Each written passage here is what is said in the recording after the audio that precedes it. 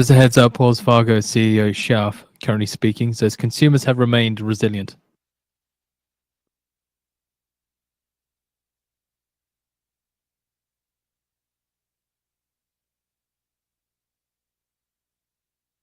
Also seeing the S&P 500 and Nasdaq 100 both turn positive again.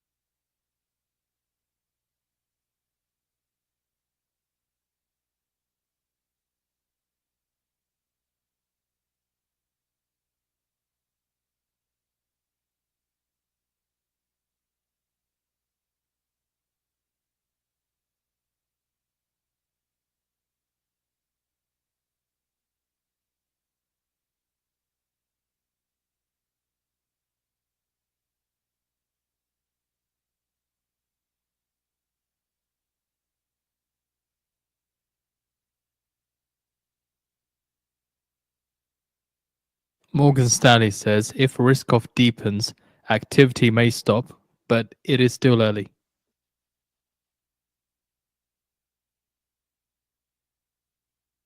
Again, just referring to financial sponsors will continue to buy and sell assets, but will have to be against the reality of uncertainty.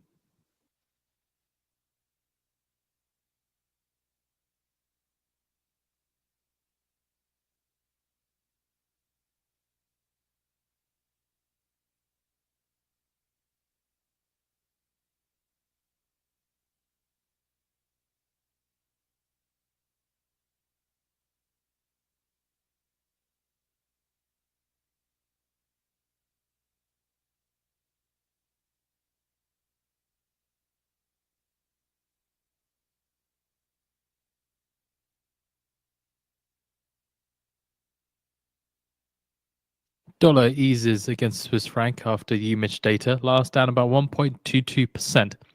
The euro edging higher after the UMIH data as well, last up at about 1.48%.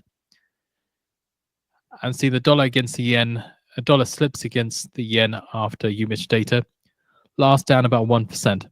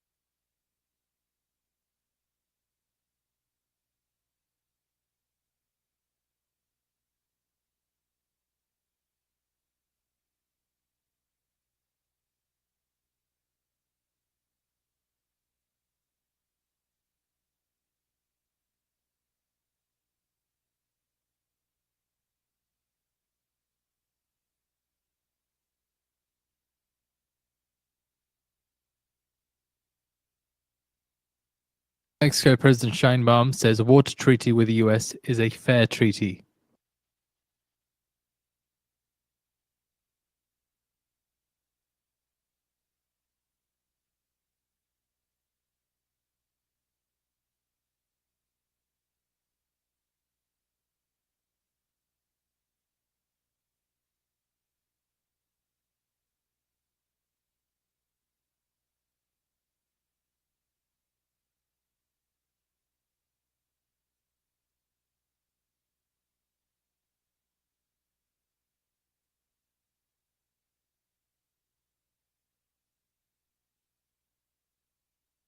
adding that we are looking for alternatives to comply with the water treaty.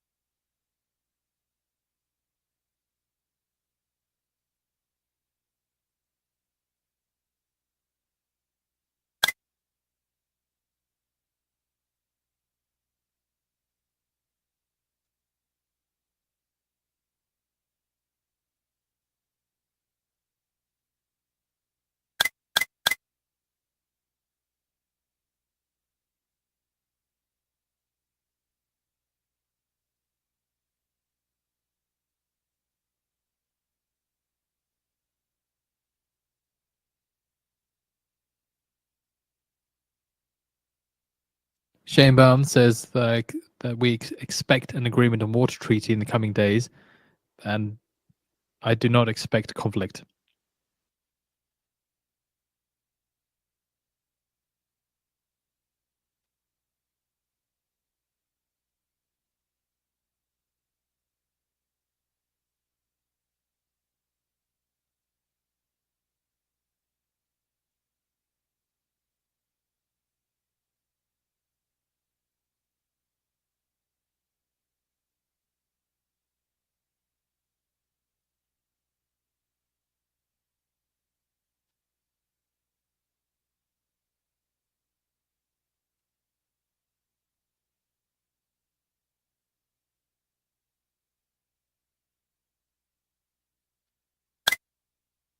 Protect your trades from macro headline risk with Financial Juice Pro.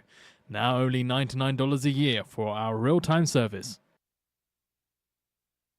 Sheinbaum says water shortages in Mexico border deal is due to drought.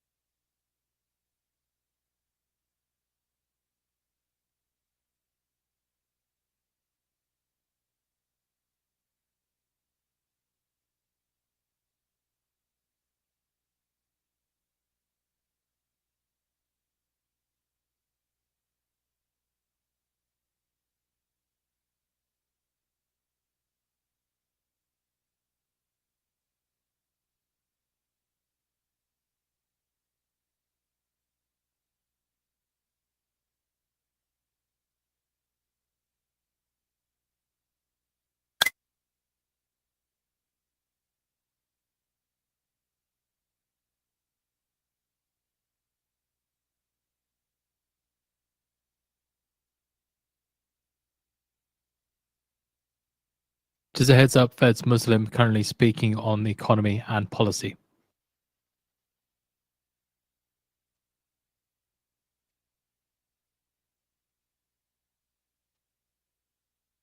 US 5 to 10-year yields rise at least 11 basis points on the day.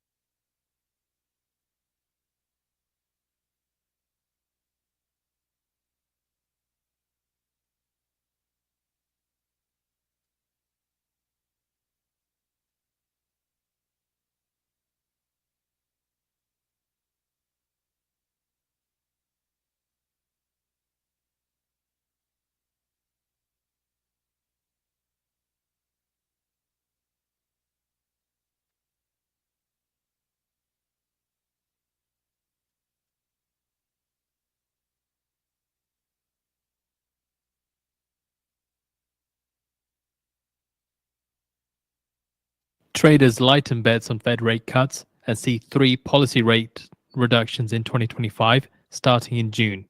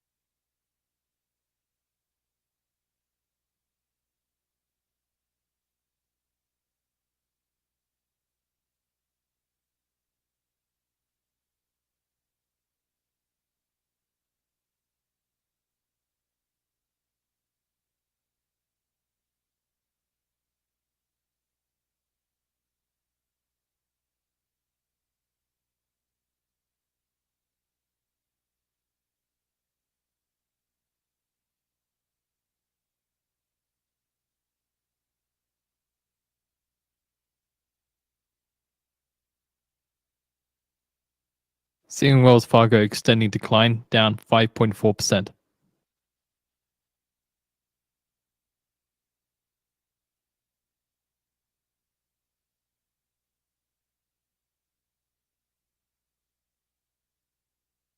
Shane Baum, Mexico's president, says about the water treaty that there are issues US has not complied with, including expansion of water treatment plant. Check 1, 2. Sorry about that. I had a. Give me just one quick second here. I had a delivery this morning I had to take in really quick.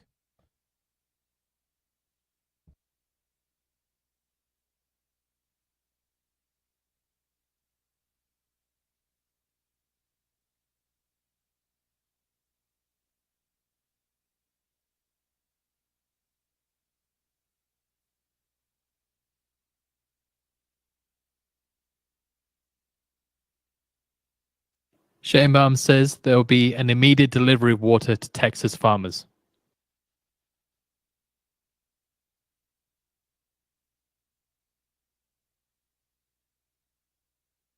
Just a few more minutes. I gotta get ready here.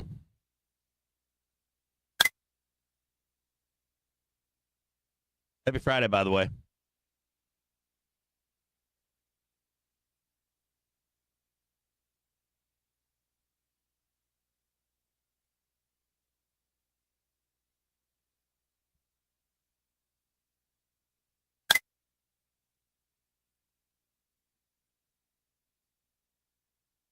By the way, I got the I got my new RAM and stuff in this morning. I popped 2 of them in for the private streams on Monday. I think I'm ready to go. The only thing that it's not done is the server rack, but I can keep hooked up to the Asus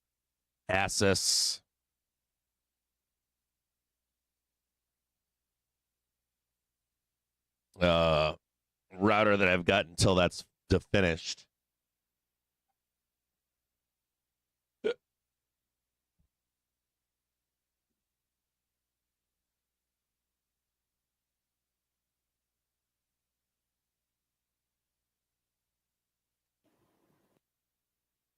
Shane Bauer says a rainy season can help Mexico send more water to the US.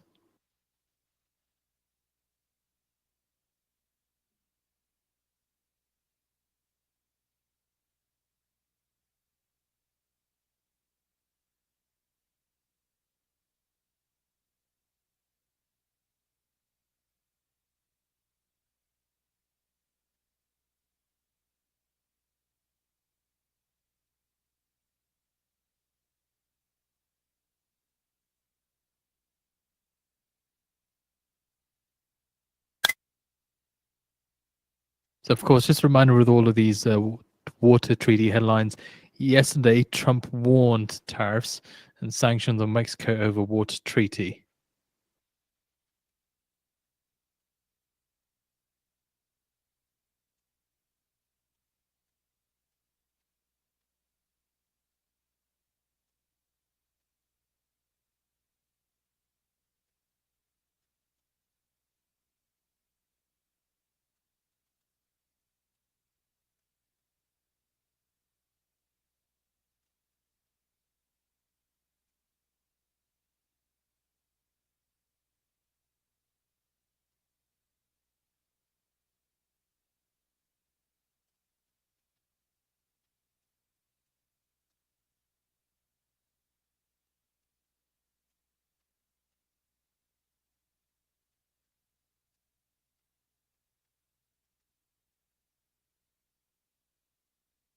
Do you want to stay up to date with the latest and be on the bleeding edge of news for non-farm payrolls?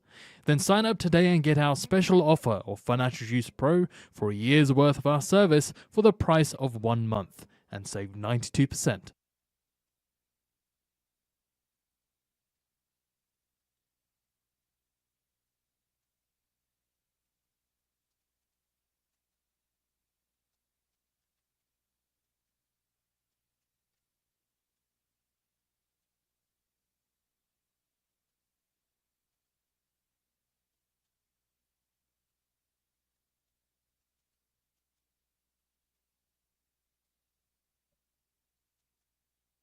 So we're still doing our island here.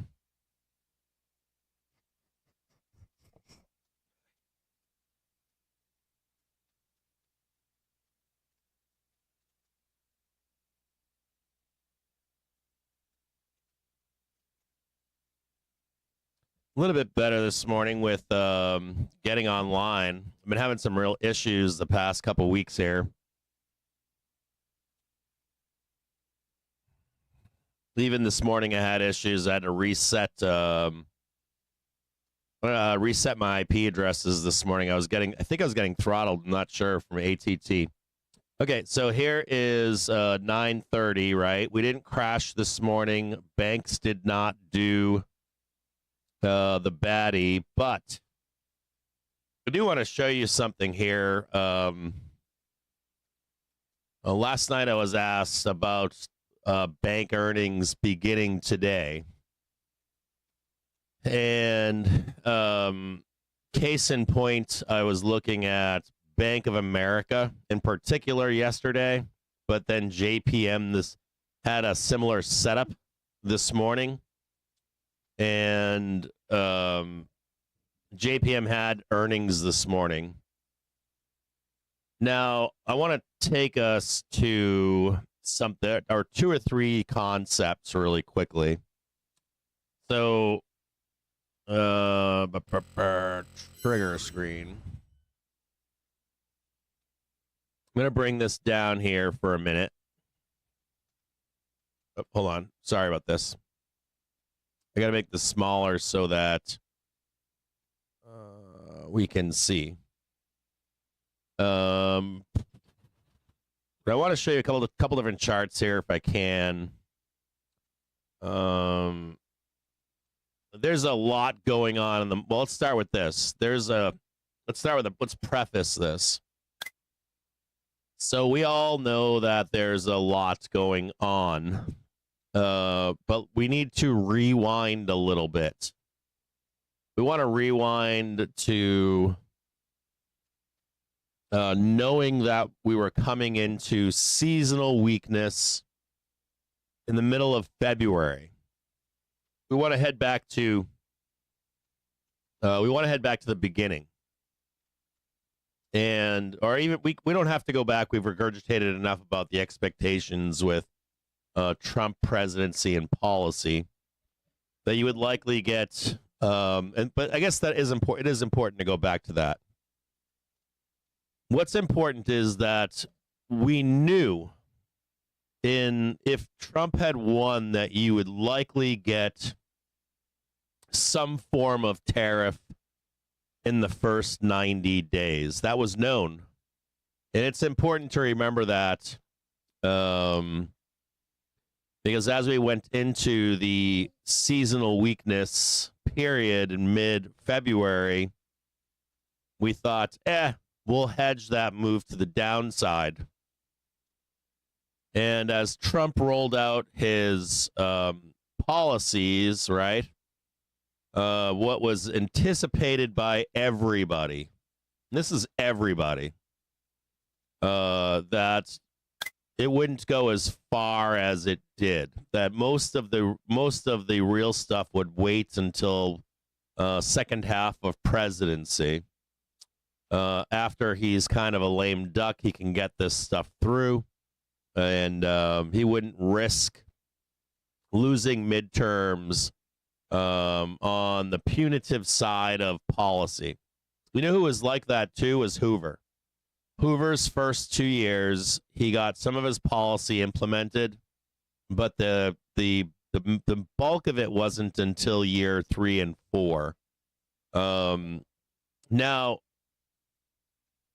structurally, the reasons why we crashed and had a depression was not due to tariffs in the 1920s, but the draconianness of his policies and tariffs amplified the depression. They didn't help in any way, shape, or form. So I want you to consider that. There's a lot of comparing Trump to Hoover, and historically trying to assign tariffs to depression. And you cannot do that. You guys know that I'm not MAGA. I'm just not here to push a narrative for my own wants and needs and likes and that kind of stuff.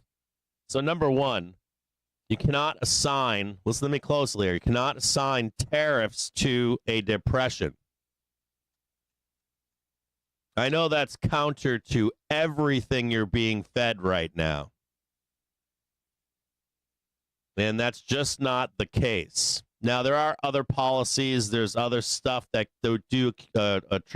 can be attributed to this depression or a depression or a possibility of it. But I want you to remember that this stuff does not correlate exactly the same. If you read any history books, any of them, I did this with you. I told you I was doing this last year, 6 months ago. I'm going down the rabbit hole. I'm reading a bunch of books about this stuff.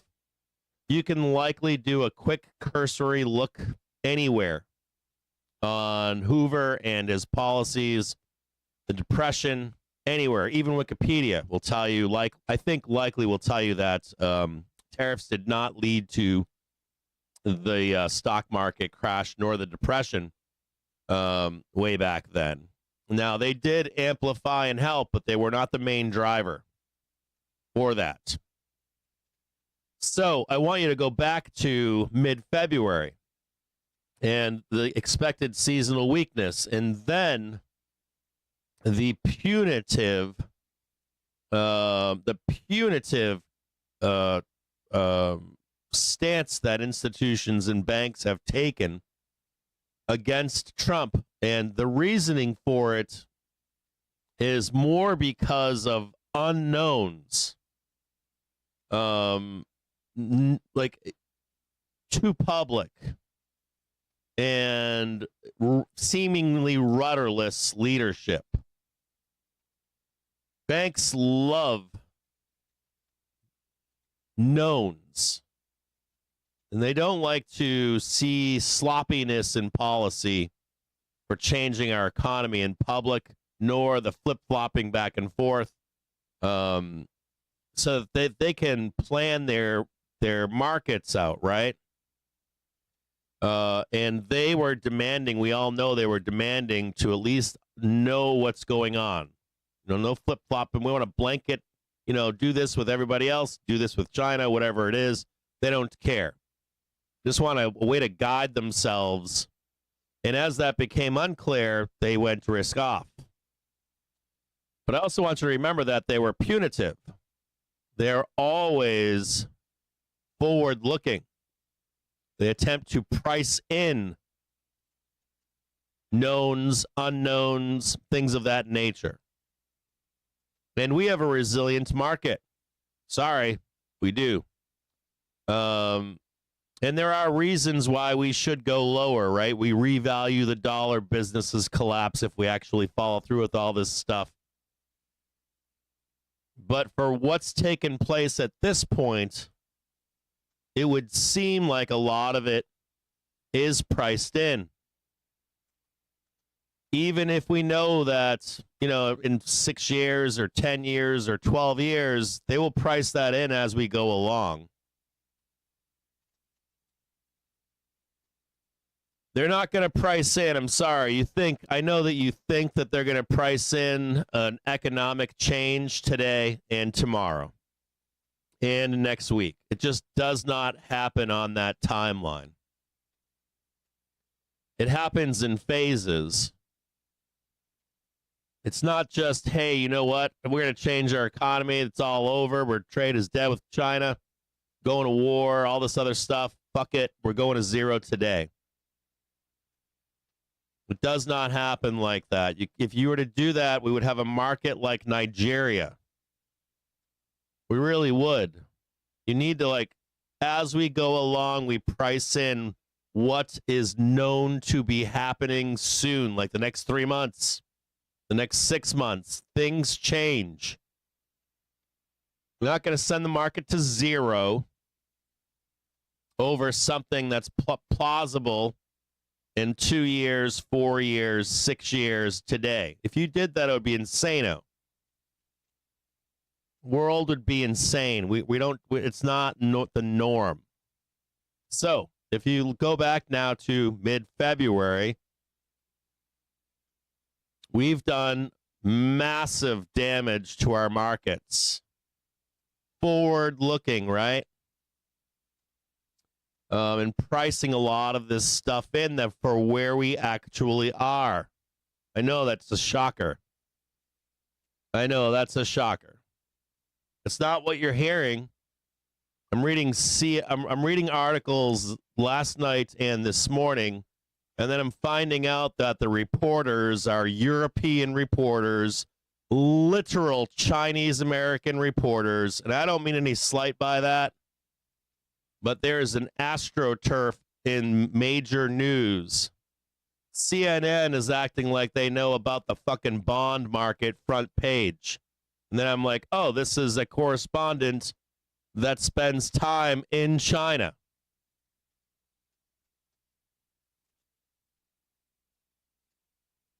That's AstroTurfing. I've had I used to be a public person in some aspects of my life. Some of you actually know that. There are people here that actually know my professional life. And reporters are the same. They get paid off. If I was China, I would be paying off or threatening even quietly reporters to run these stories. It's everywhere. Everywhere. Doom and gloom. We're all fucked.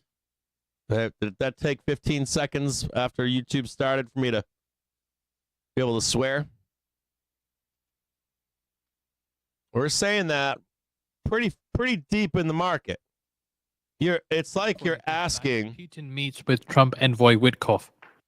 It's like it's like you're trying to tell me that we're all doomed and we're going to go to zero and start a new fresh market. What, this summer?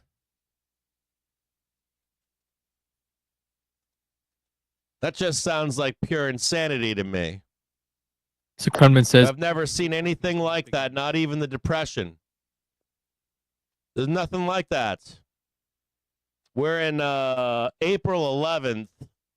This began on February 14th. You're telling me we're going to price in a Great Depression? What? protect your trades from In May? risk with Financial Juice Pro. In May. Only $99 a year for our... You're out of your skulls if you think that's the case.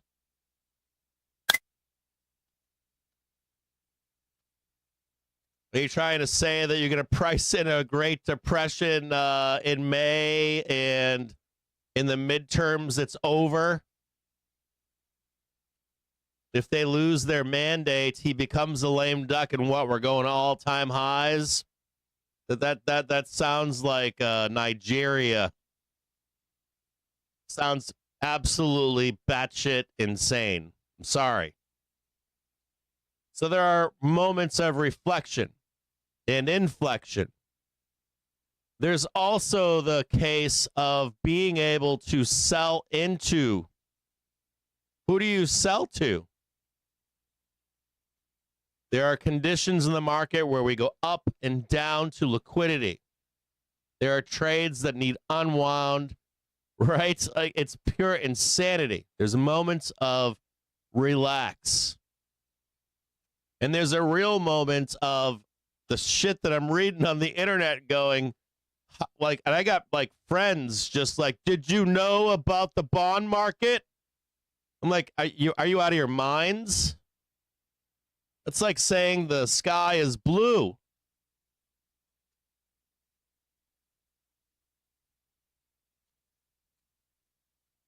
You got to be out of your mind.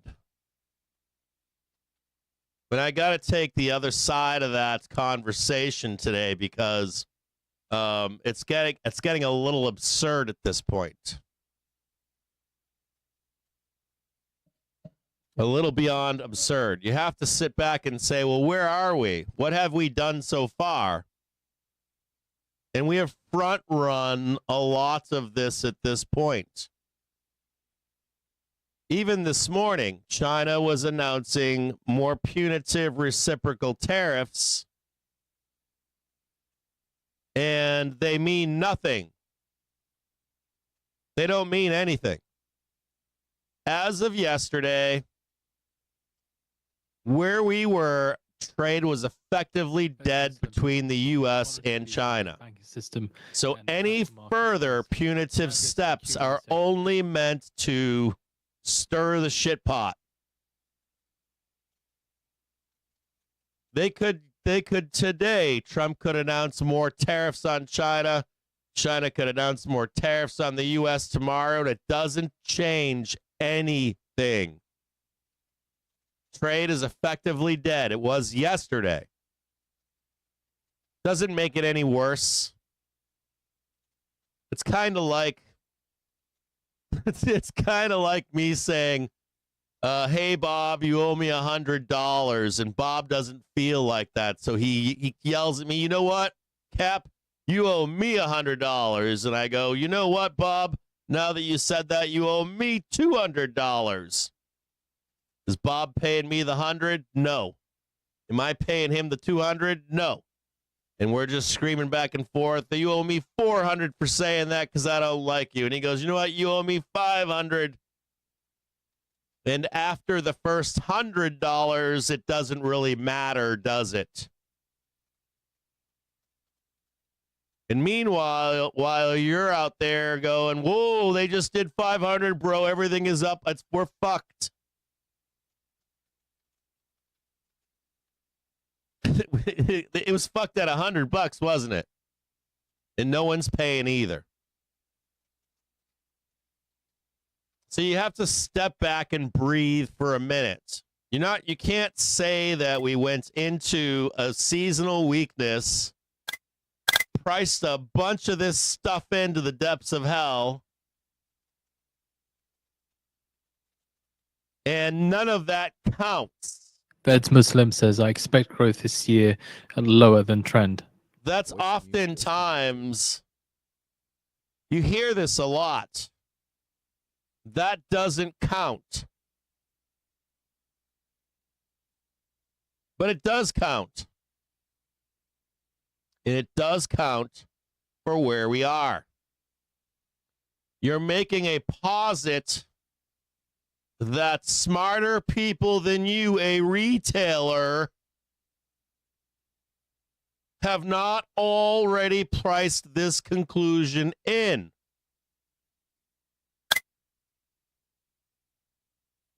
And I find that troublesome. Now, things can get worse, and we can price more doom in. But at this point, we're at inflection. And we have three things happening. We've got earnings season, we've got OPEX, and we've got Vixpiration to deal with. Some of you out there want to, like, what's the VIX 9-day yesterday was printing $76.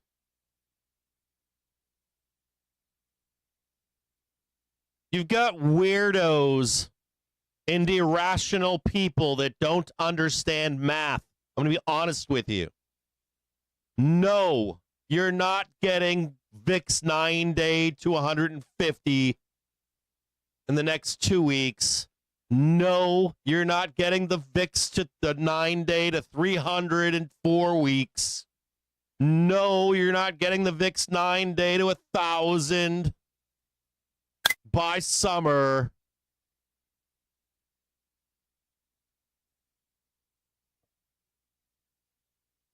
They're going to reset this stuff. And you need to understand that.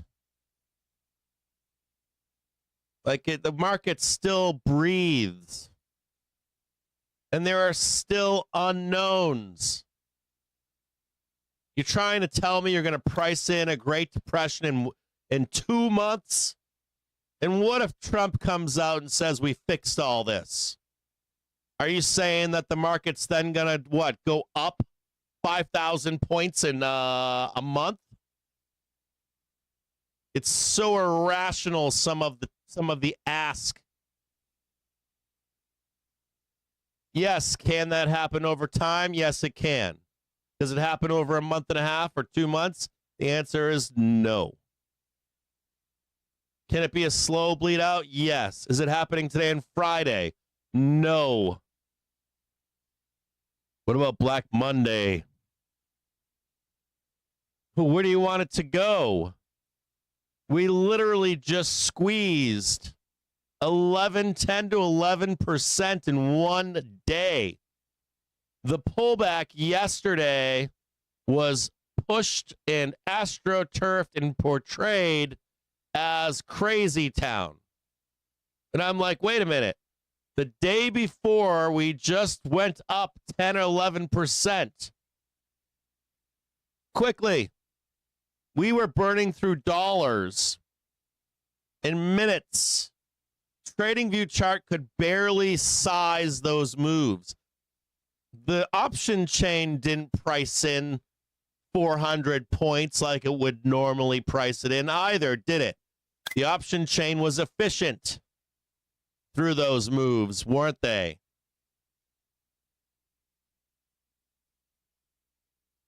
So I want you to like breathe for a minute. Like breathe, chill. You gotta chill.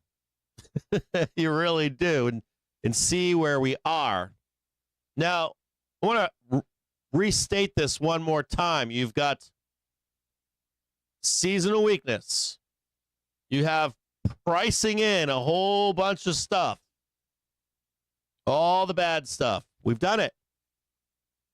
I also want you to realize that we are coming into an OPEX, end of expiration, and an earnings season that dealers have to service. Cross the T's, dot the I's.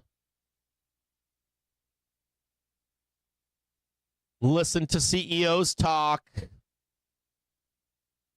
So what do they have to do, right? You've got monies coming into the markets for these individual ERs. We saw it yesterday at the close. We saw at the end of the day a bunch of money come in for NASDAQ and financials. You've got traders that are looking at, let's say, JPM. And they're like, I'm going to go long JPM ER. Now, we can assume a few things, right? We know that if they have a good ER, you're going to get a bump. And you're also going to assume that they're going to take their money and run. Not going to wait for market conditions to deteriorate. Headline, market movers, right? Headline risk. I don't know, war to break out with Iran and over the weekend or something crazy. You know, that kind of stuff, right? Everyone knows. The shoe shine boy knows. The barber knows. The auto worker knows. Your car salesman knows. Your brother knows. Your mother knows. Your sister knows. Everybody knows.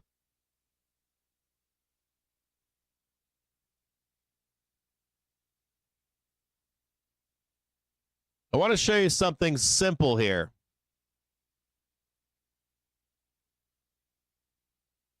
And this isn't rocket science. This is basic shit.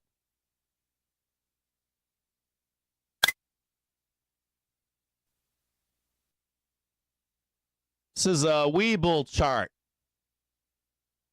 Where are we here? For the rest of the month. The Webull chart. I posted this on FinTwit yesterday. I said you're going to get bears. And they're going to say shit like, you got served. Bulls got owned. This was our move up. We just did a halfback trade. Like, oh, it was down 7%, circuit breakers. I'm like, we were up 11%.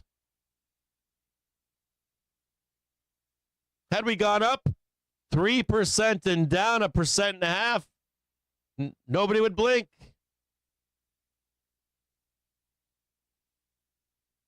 We knew this move was coming too. You hear the grift that this was a scam from Trump. That's bullshit too. We knew this was in the cards before we got there. We didn't get the new low in the overnight.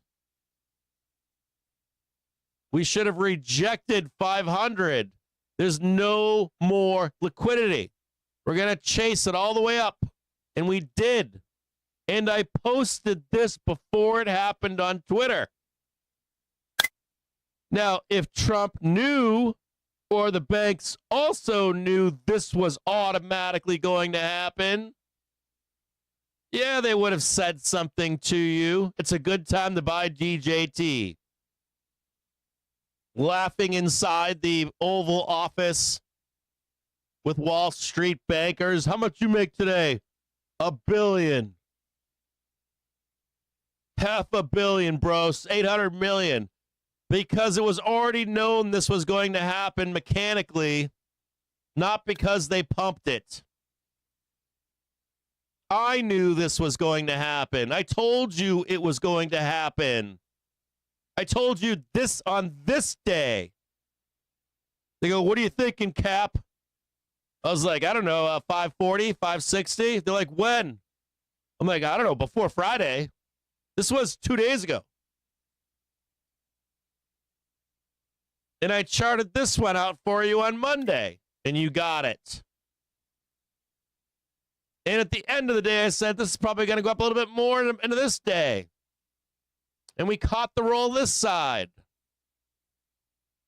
So why?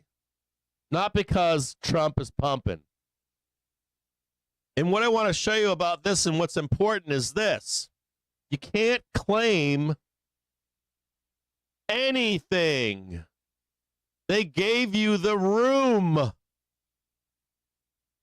If you had a limit down on Monday, you would still be in range to the upside. The dealers have covered you into end of month and quarter or OPEX and expiration. This is going up. I would need to see this and then that, and then you win. This reminds me of Tesla. Oh, bro, Tesla's down because of their policies. Elon's terrible. I don't like Elon. But where's Tesla trading? Let's look at Tesla really quick.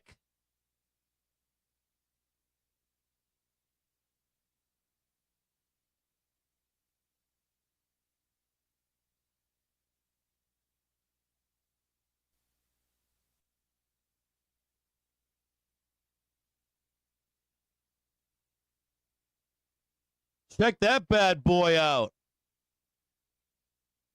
Look at that. This is a low in a what? Bull market. This is a low in a what? A bull market. We haven't even broken trend on Tesla yet.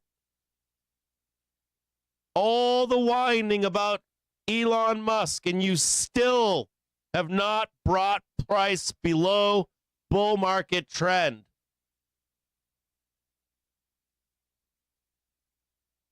Pathetic.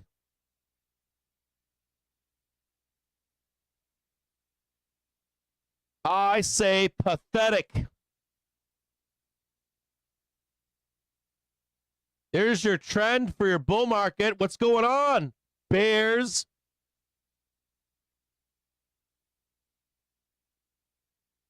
Today that price is 168. You ain't got no brag. There's no bragging. I need to see this below. I don't see it.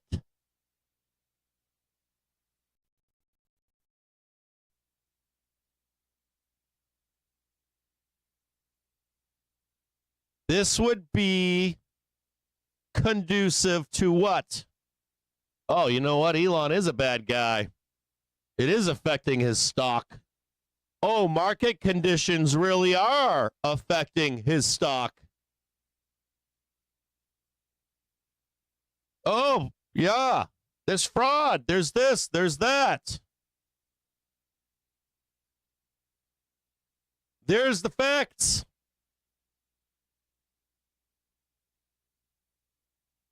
You haven't done it yet.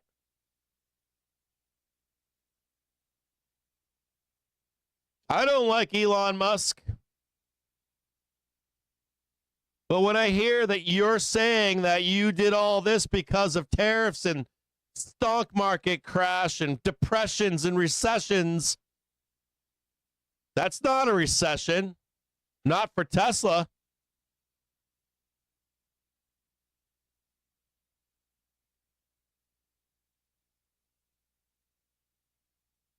And look at this. we would still be in range, wouldn't we? Shocker.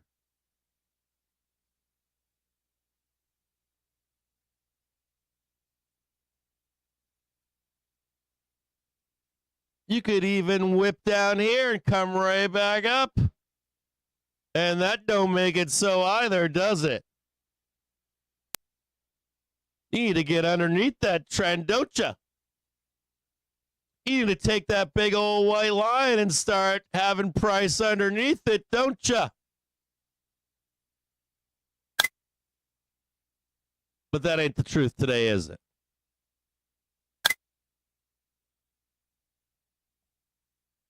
So, what do we do with this? You got to take it issue by issue. First, let's look at JPM. We got our boys JPM over here, right? Whoop.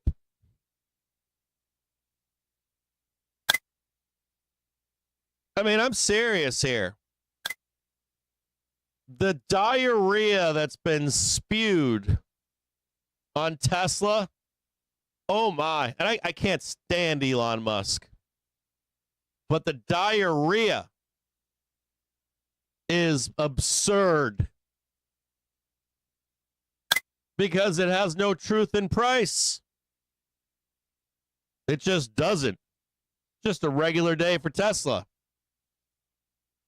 I mean, it can be, but it isn't. It isn't yet. And I want to show you something else that's important here. Here's our boy, JP Morgan.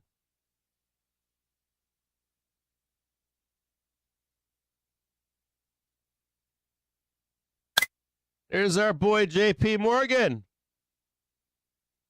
And I wanted to watch this closely. Why? Well, because I said to myself, well, JP Morgan's going to have a good report. All these companies are. They've been making bank. And they went up there. They took the money and ran. Expected this. But what's happening right now? Oh, it's recovering. We're trying to do what? Trying to break out. That's not expected.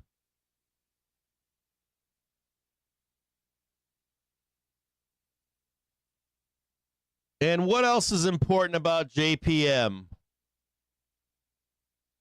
We have the daily trigger crossing the weekly trigger. Look at that.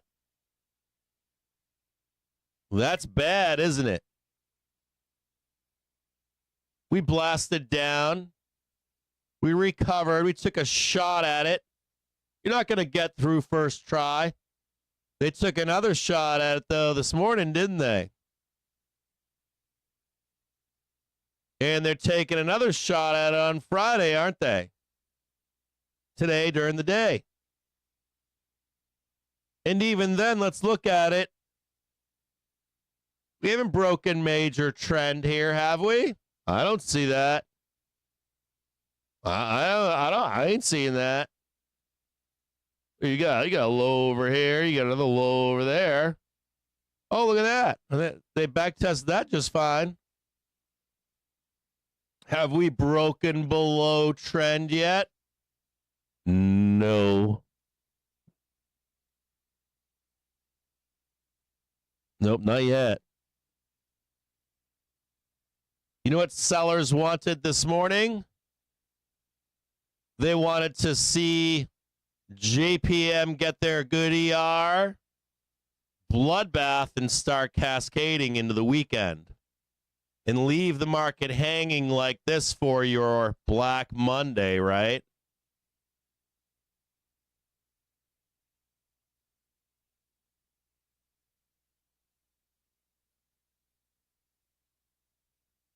That hasn't happened yet.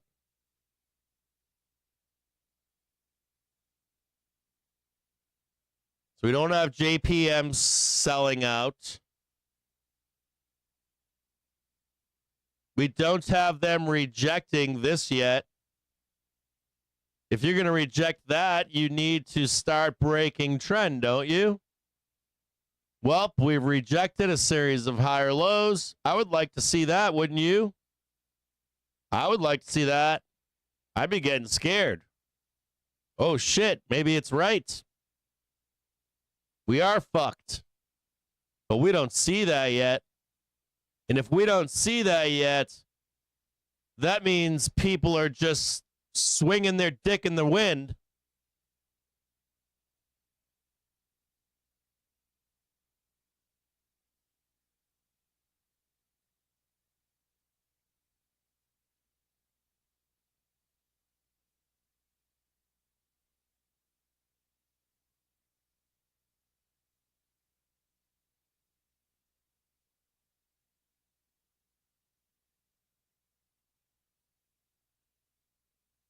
They're just like talking shit.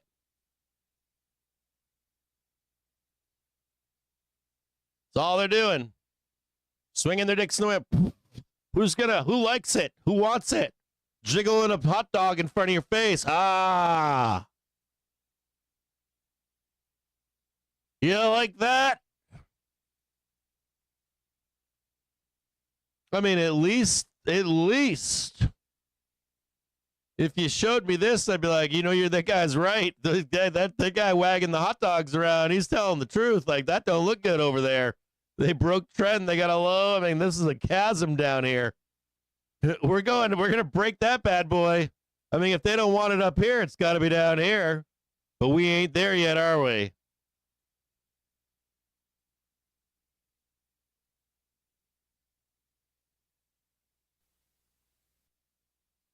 And here we are with SPY. What are you gonna do? Are you gonna come back and we break down into Monday, but we bounce again? And what are you gonna tell me? Oh, it crashed, bro. That doesn't work for me. I want to see a break a trend. I want to see the break a trend so we can get down there, get a new low, and then I want to get scared. I'll get scared with you. Oh man, we're done. We're doomed. We're in deep shit. I don't mind trading this down with you. I don't mind trading this down with you. I don't mind trading this down with you. What I don't want to do is be out there shaking hot dogs at you and saying, we're going way down here, bro. Today and Monday. Just can't do it. We're not there yet. You trade what's in front of you. That's what you got to do. You got to trade price action. You have to be aware that Elliott wave, gamma, I don't know. You can name it, whatever you want. ICT, it doesn't really matter. You're kind of left right now.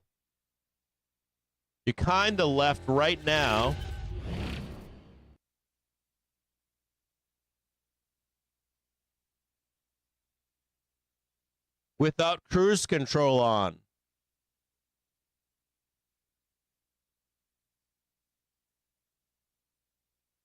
You're kind of left right now being a what?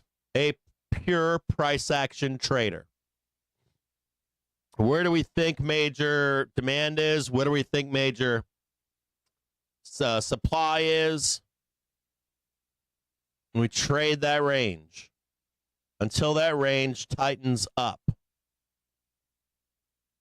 But it's really hard right now for anyone out there to be claiming we're going to do this and we're going to do that and we're going to do this and we're going to do that, especially after we've done so much since mid-February. We have priced in a lot of doom. A lot. The ask for pricing in more of that doom is a big ask at this moment. Especially when we have what? Earnings season, OPEX, of expiration. The range in front of us into the end of this month is wide.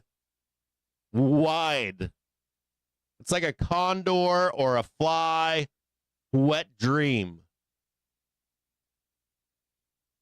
We are able to range quite large and not crash to new lows. We have a wide palette here of where we can go. So when you're listening to the news, when you're listening to social media, especially right now, I'm hard pressed to believe that whatever they're saying matters at this point. Not today. It can matter, but we need to get under 500. They should be running those stories then. We're under 500. We're making a new low. Looks like the market's going to price in a bunch of bad stuff. As of right now, it doesn't look like that to me. I would need to see that price action. So anyone regurgitating that information to me, we all know. We all know the 10 years going crazy. We all see it. TNX cranking at 5.5 or 4.57 right here. We know. We all know. But we could literally limit down on Monday and still be in range, still be in trend.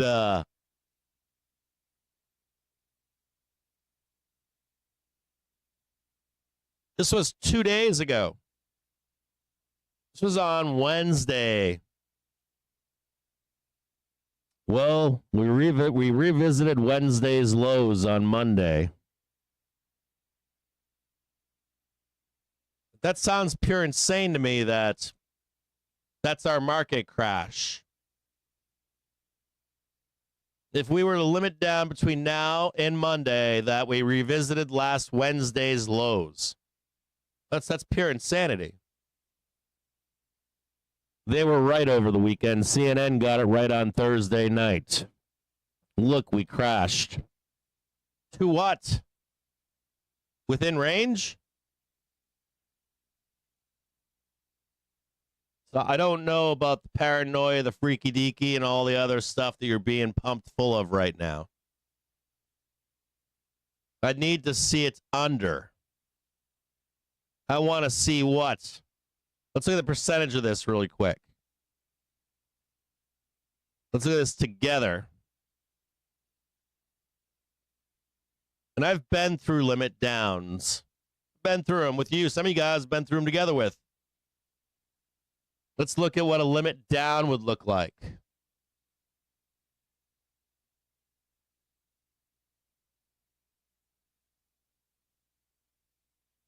Okay, so you wake up Monday morning. That's 5% down. Are you telling me we wake up Monday morning 10% down? I want to know. You telling me that I'm going to be in this market on Monday morning and we're going to be down 10%? 20 in one day? 12? 15? Or is it just the 5? You mean Wednesday's lows, right? Still in trend?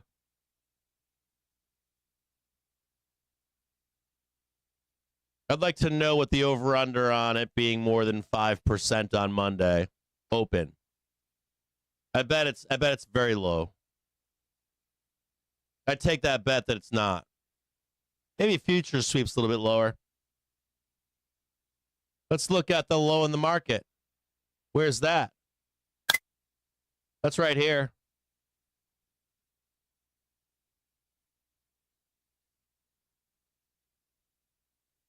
Current price, our opening price today. That's 8.5%. 8.5%.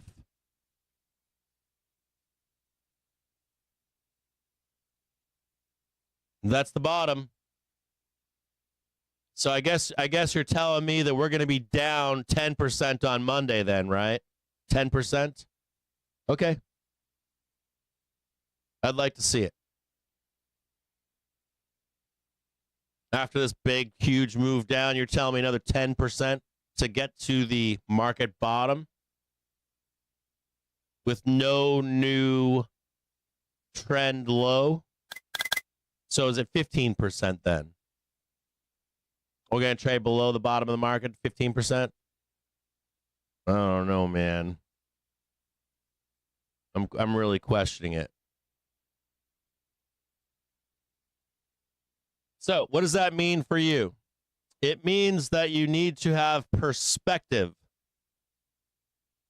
Look, we're still sitting here. We haven't moved at all. Please come on down, baby. Come on down. Look at this. We haven't moved at all. We're going to go risk off cap in the weekend. I know you are. We all know. We're going to crash, Cappy. I know. I get it. I want you to think in terms of perspective. We just shut the door on China. Shouldn't we be down 30% today? Like you and I, some retailer, where all of a sudden we're 10-year yield and bond and Chinese experts on 500 billion, and they can rug pull us and the market will implode. Currencies will implode. You guys forget something. You guys forget something. When you are a nation state, you can do whatever you want. You do anything you want.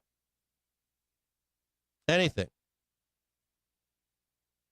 You tell me, well, sorry, we just took the $100 from you, Cap. And I go, guess what I just did? I printed another 100.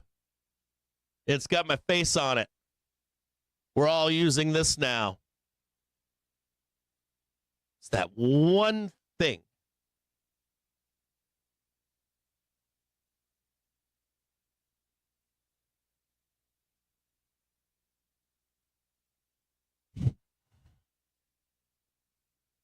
That one thing. You can't print another $100 bill. Yes, I can. Backed by the full faith of the United States or the United States of Captain Jim James. Not backed by the full faith of China.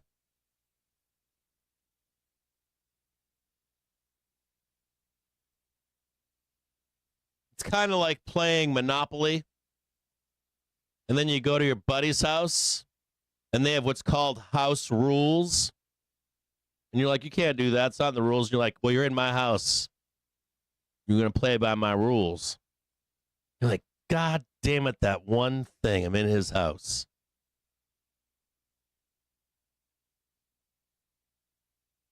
So, can we get out into Monday? Yes. Can we go down and have a Black Monday? It'll be spun like that. Will it be more than 5%? I give it a very low probability. Will it be more than the low in the market?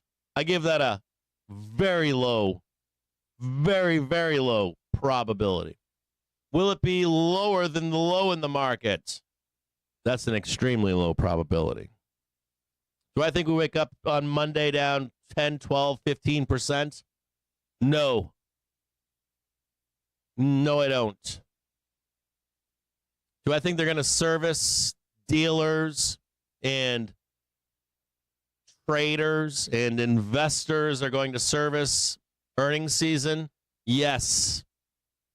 They're going to step in and want to trade these earnings across our market. Do I think we go to all-time highs? No. Do I think, though, they step in, hey, we're going to trade JPM, we're going to trade, I don't know, Tesla, we're going to trade, I don't know, whatever your favorite ticker is? Yes. Do I think that SPOOs will be used as a market hedge? Yes.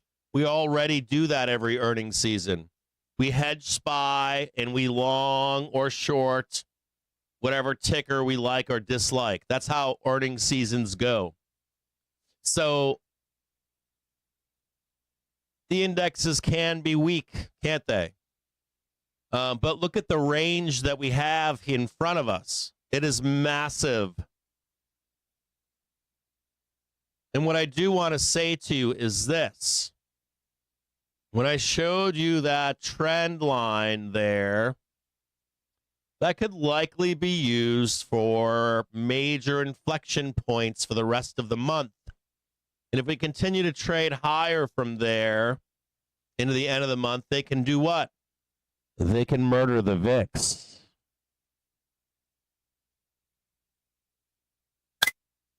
And they can reset it so that if you want more doom in May or June, that's a song. If you want more doom in May and June, the dealers are going to do some funny business. They'll set it up for you. They're giving you room to roam. Does that make sense? I hope it does. We're basically through most of the doom. Think about that. Most of it for now. Now, that precludes, craziness with the Houthis, craziness with Iran, craziness with China, Taiwan, Russia, Ukraine, USMCA, illegal immigrants, I don't know, voting rights for women. I don't know. You throw the whole basket in there. Kids protesting all summer. You name it. Can't get this, can't get that. Run to the store and stock up on toilet paper. But it's going to take some time. And no, you're not getting your Great Depression Monday morning. It's going to be a process that's going to at least take time. 1, 2, 3, 4 years. Takes time. And I know you guys hate time. You guys want shit like today. Cap, I want my depression by Monday morning. I'm positioned for it. Guess who knows that? Right here. They know that. You can see it right here. They know exactly what it is. Oh, they're positioned for doom.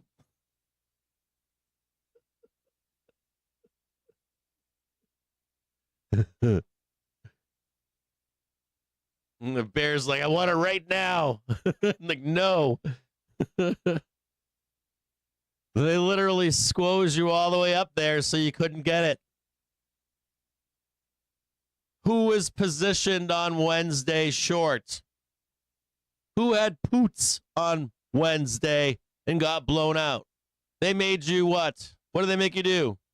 Reposition for it, Cap. And now look at the ground you have to make up. Insane. You need to go down 8%. No, was it 8.5% just to get to the market low? You got some work to do. You better pour on that AstroTurf if you want another 15% by Monday morning. I find that humorous, by the way.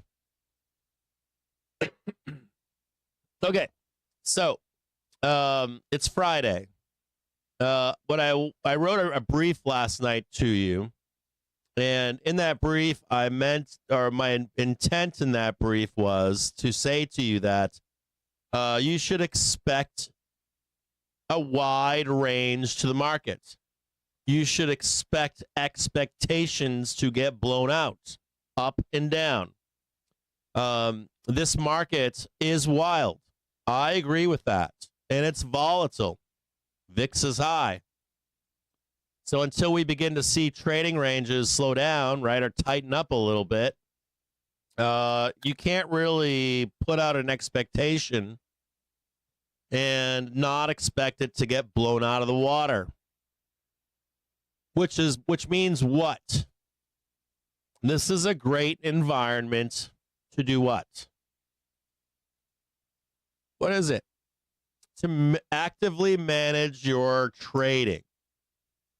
This is the wrong environment for anyone to be making a call and thinking that's going to stick. GS 2 days ago came out and said we're all fucked. 4 hours later, reversed that statement. This is Goldman Sachs. It's good. Your thesis right now is good for you monitoring your trading actively. You have to be hands-on managing your trading right now. That includes an ER, an index. You have to be able to wake up at 4 a.m., 2 a.m., counter trade your trading if you're in something longer than the day that you're in the market. There are trade plans for that. Ratio spreads work, don't they? I think we're going this way, Cap. I think we're going to crash. But if the market goes up, I'll break even. That's a way to monitor your positions without being awake 24 hours a day. Or Cap, I'm long Apple for ER, but I have a prop firm account. And if Apple starts cratering down to the depths of hell, I can wake up at 2 a.m. and start slamming the sell button.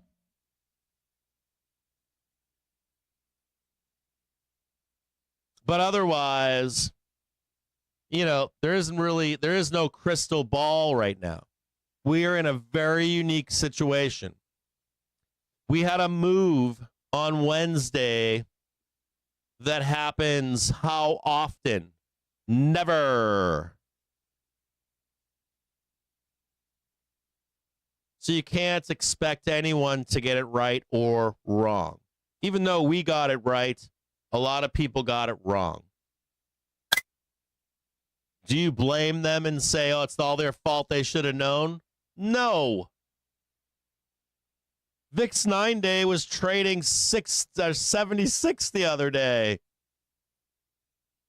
The outcomes are insano. I could write you a book every day.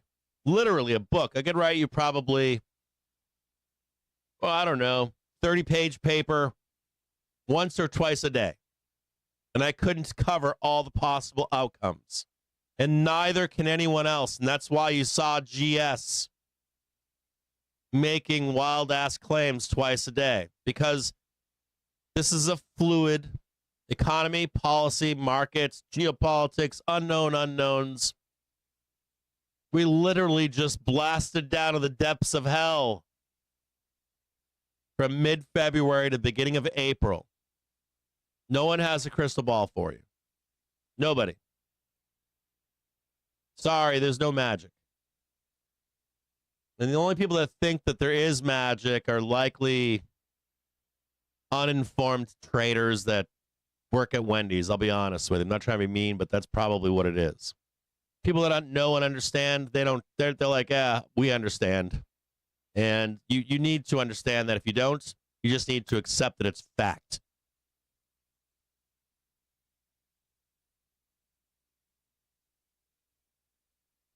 So what does that mean?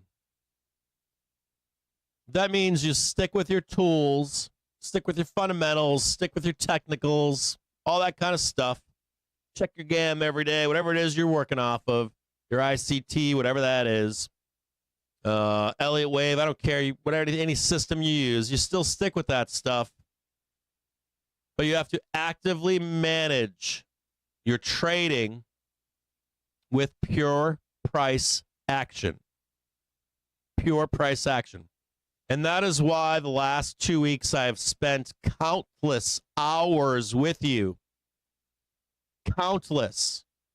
Saying, hey, let me show you what happens, how we can find out if we're going to break higher, if we're going to break lower, if we're going to continue to the downside, if we're going to continue to the upside, where we think major demand is, where we think major supply is. How many days in the last 2 weeks, last 14 days, how many days have we spent in this stream where I stop it and go, hey, I want to show you what I think the tools that I use might help you are, right? Hey, look at this. We got a prior high up here. Got a prior low down here. We're staying inside the island. Hey, if we get a low, start to make new lows, we'll chase this all the way down. Hey, if we go up here and make a new high, right? We'll start chasing this all the way up. Hey, we'll trade inside of this range. Make sense?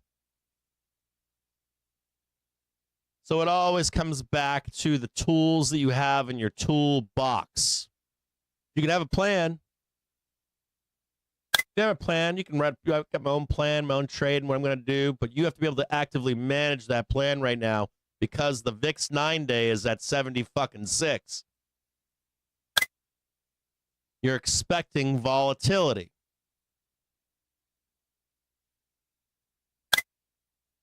All outcomes are on the table, except for your crazy ass. We're going to be down 15% on Monday. That's a low probability. I apologize. It is. Now, that's where the crazy comes in. You cannot trade crazy. You have to trade what's in front of you. If you wake up on Monday and we're up 5%, you're going to have a bad time, aren't you? Right? You're going to have a bad time. It's not going to be any fun. If you're a trader and you're thinking, well, Cap, I want to make life-changing decisions today in the stock market, I think that's insane too. I think that's pure insanity.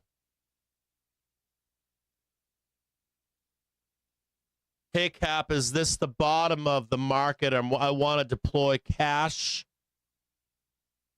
I think that's pure insanity too. There's a discussion going on about fundamentally changing our economy. They could reprice options. In the devaluation of the dollar, companies and people will get destroyed. If they revalue the dollar, that could take years, a decade. If you're looking to make this like life-changing, unless maybe you think, unless you don't believe this, then I could say, yeah, maybe. Yeah, sure, if that's your thesis. But we don't have any proof of that yet, right? We don't have a regime change. We haven't tied up Trump in the midterms. Democrats seem like they're on board with this tacitly. Oh, look at the bad guy. They ain't doing nothing. They might want a little bit of this too. Every modern president has put tariffs on China. None have rescinded them. They've modified them, but none.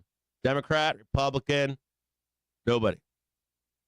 I hear complaints about the way this is being done, but I don't hear complaints about the thesis of it. So let's say we don't tie them up. They're not there yet. Or even if we tie him up, they stay the course with what he's done so far. Or maybe the Democrats come out and say, we don't like how he was doing this, but we're going to continue down that road in a better way. We're going to do it better than Trump. Uh-oh. You could still then see the devaluation of our stock market, couldn't you? It might take 5-10 years. That's what happened in the 30s. That happened in the 30s. We went to war. And then we had a time period in the 50s and 60s where we had limited returns. The bond market ruled. you would have done better to get better returns by taking your money in that crash in the 30s and buying real estate. You would have had better returns. Not the stock market. Not even when the stock market returned in the 50s and 60s. You would have had better returns renting to what? A renter. And having them give you what? Cash every month. Why? Because goods and services stay in line with cash, don't they? So if you're like, oh, I want to make a life-changing decision right now, Cap, why can't you just call that the bottom? I can't. I can't because the herd money knows this. They're not here. We know that they're not here. They likely are building what? Factories, scooping up homes, building new homes, or they've already done it. And they can survive off that income, can't they? Yep. Largest factory building in history, right? I showed you that yesterday.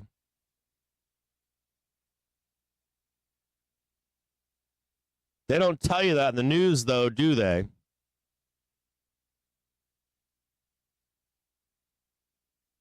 So, if we are in that trade still, if you had two rules, what is it? What are they? You're like, well, Cap, I want to stay in the stock market. I don't have the money to buy a rental. I don't have the money to buy a factory. I want to stay in the stock market. Cap, I actually believe Trump. I'm a MAGA. I voted for him. And I really think we're going to change our economy and our business cycle permanently. How do I stay in? I would say to you that you need to invest in single issues, like company XYZ that has a sand pit in Oklahoma, that makes a real product, that has year-over-year growth expectations, has great EPS, has something real that they don't have to make again and again and again in another place. You know, a sand pit in Oklahoma. So single issues. And the second thing that I would say to you would be, you likely cannot buy an index. You can trade the index. You can trade it up and down, up and down, up and down, but you can't buy it. Now, if you disagree with me in that statement, you're like, you know what, Cap? I think this is temporary. I think that Trump is bullshit. They're going to unwind all of this in the midterms. Then, yeah, you could probably buy the indexes. We're going to undo all this stuff with China. We're going to go back to the way things were. Then, yes, you could probably buy these major dips, and we'll go back to devaluing the dollar.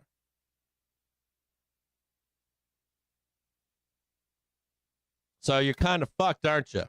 So am I. Thought we were crashing today. I was told we were crashing this morning. That didn't happen. We ain't moved nowhere. We ain't gone nowhere. Kind of like putting around in here.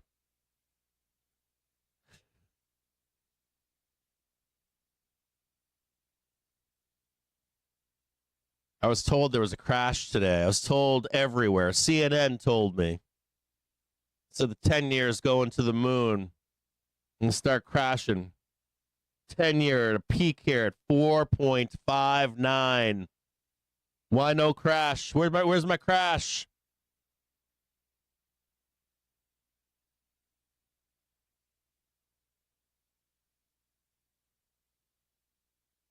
I was told crash today. 10-year coming down right now. Yield coming down.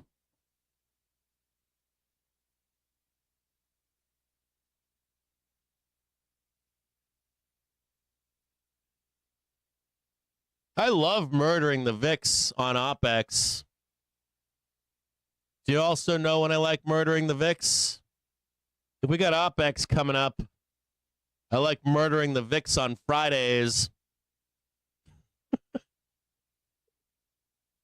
I like murdering on Fridays. I like murdering on OPEX and VIXpiration. That VIX looking mighty, mighty high right now. That VIX ain't trading 9, is it? Trading 56 right now. We ain't got a lot of time to murder that VIX, are we, if we're going to crash?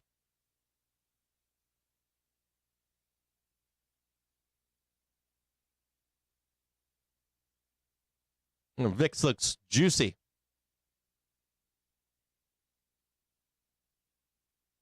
Williams coming out and saying the economy is not having stagflation, but new government policies are having a big impact. I agree with that.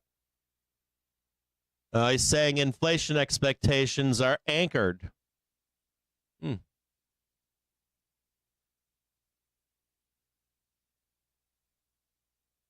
Well, bears don't want to hear that.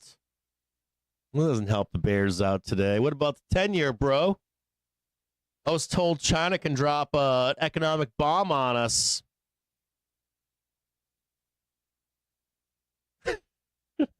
$500 billion, bro. I fucking love it. I'd love it if like Jerome just came out and said, "I just printed 500 billion." Fuck off.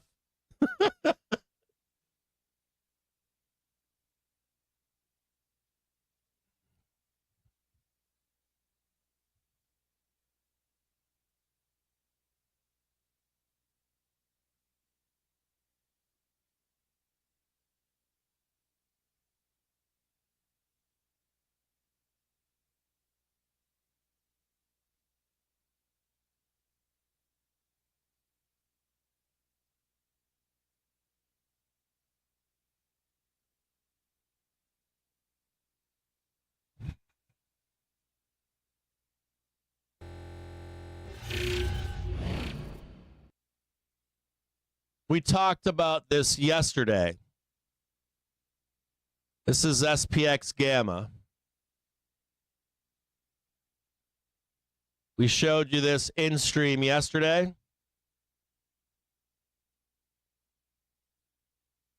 If you were in the Discord, I said to you that I was looking for a swing low.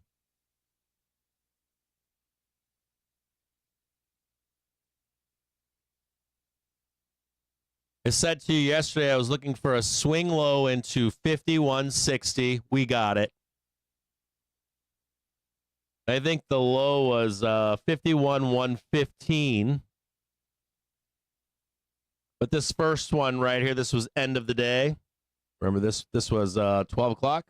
I was like, I want to see that 51 or 51.60 and then close. We plunged into a little bit more, back up again, right? We're back in here, back in here. Target, though, was 5,200, right?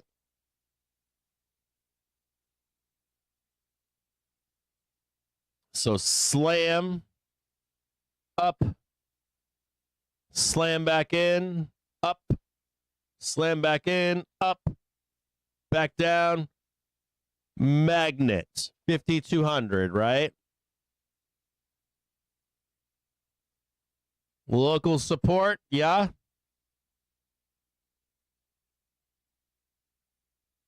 I also told you that traders are looking to close gaps higher.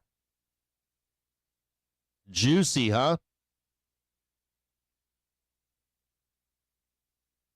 I also told you when we made this squeeze, I said they're going to fake you out for the last gap.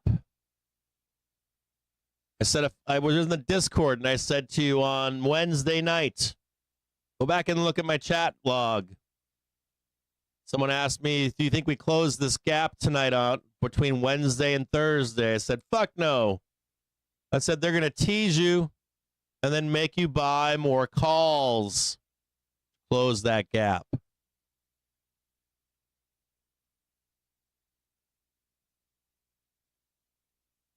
You have been buying those calls. You've actually been buying the market, and you've been placing calls to close that gap above. As long as we hold this, we're good. I want to express something to you that's very important. Break out your notepads. This is important. Most of you know this, but a lot of you don't. It's very simple.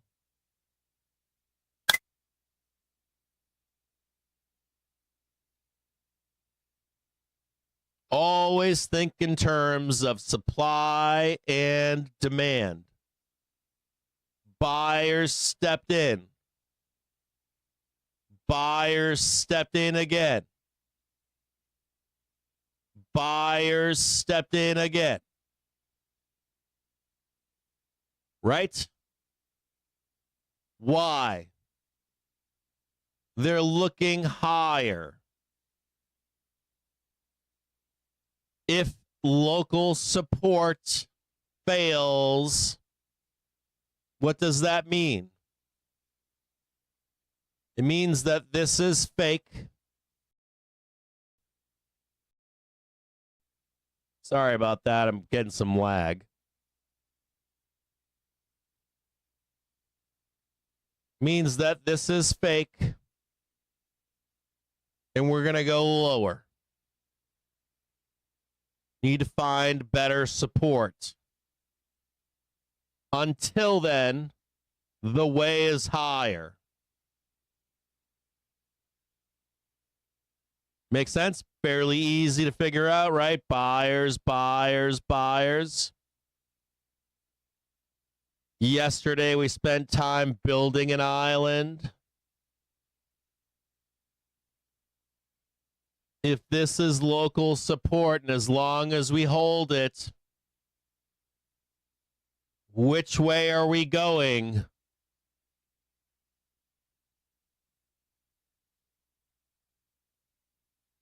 Up.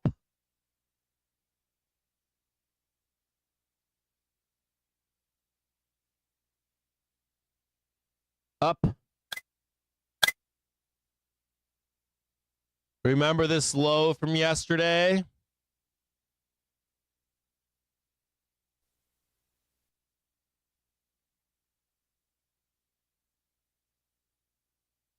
That's right here. And we whipsawed to right about here. Let's call it like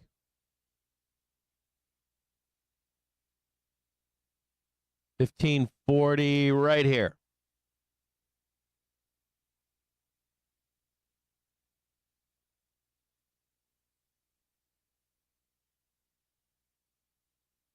That's 2,000.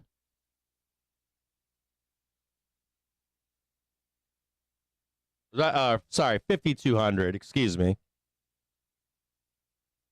Sorry, we do this live. I can't edit it for you later. This is 5,200.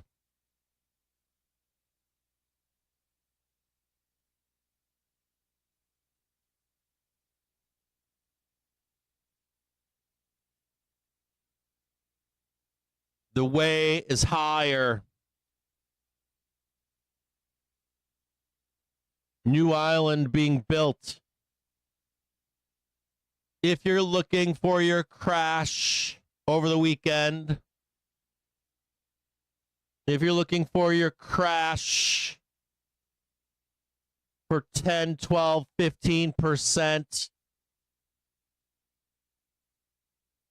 what do your rules tell you?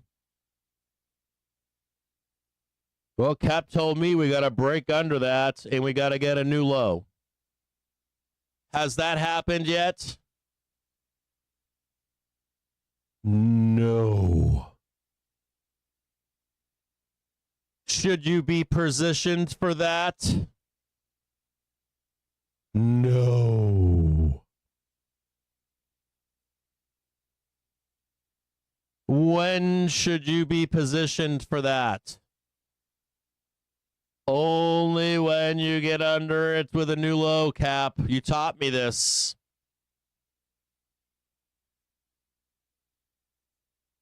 It is assumed that the way is higher right now, not lower.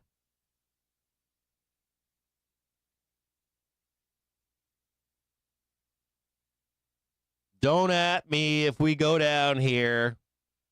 Oh, look, Cap, you were wrong. I ain't wrong. You're likely a losing trader. You just make shit up, and if it works, you claim it. If it doesn't work, you disappear. We already know this. Probability and statistics tells the story, not you making comments on FinTwit. When it works.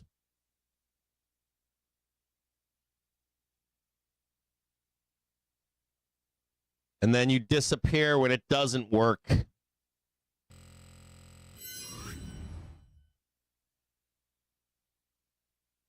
Let's leave that up today. 5,200.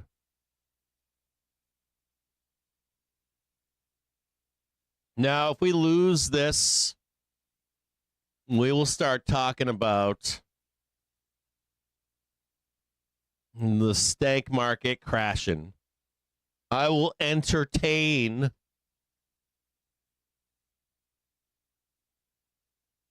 your depression trade for Monday or Tuesday or Wednesday or Thursday or Friday. You can keep coming up with it. Come up with it every day for me. Every night I want to read it in the newspaper until the price action shows us the way. And then I'll be like, okay, let's do it. But until then, the answer is no.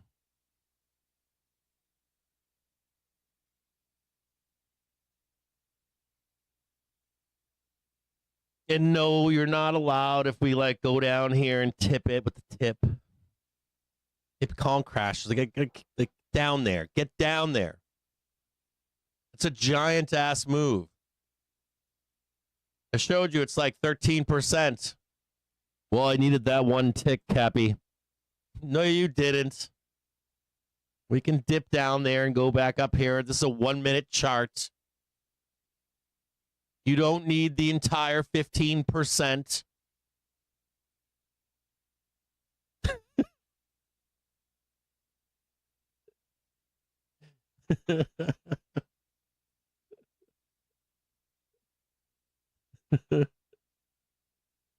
That's simple.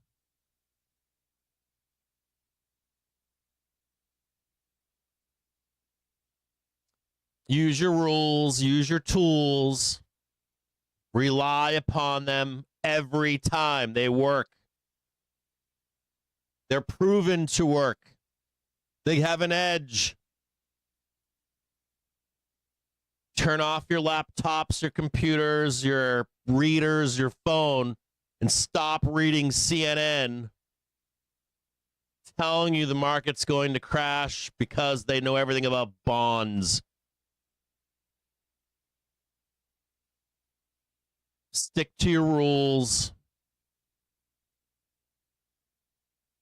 and focus on price action in a market with high volatility.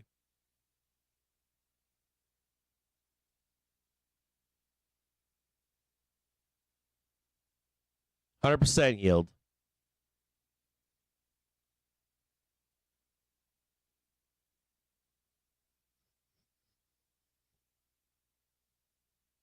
It's going up.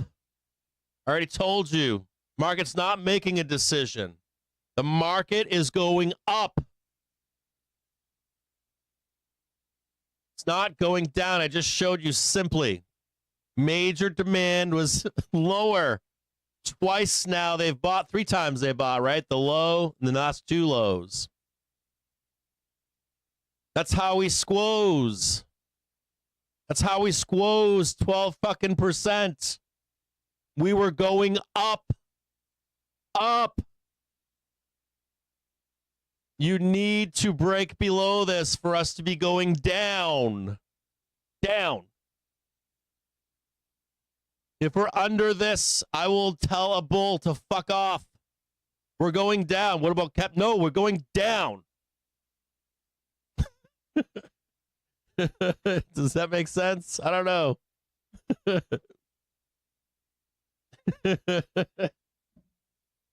We're going up. Until proven otherwise, we're going up.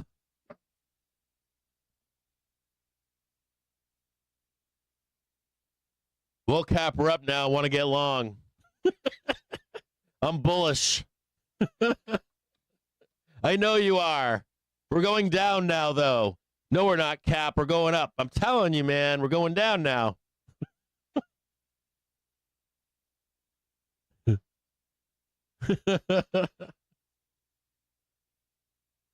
I don't believe you. I know. You didn't believe me when I told you we were going up, too. We're going up.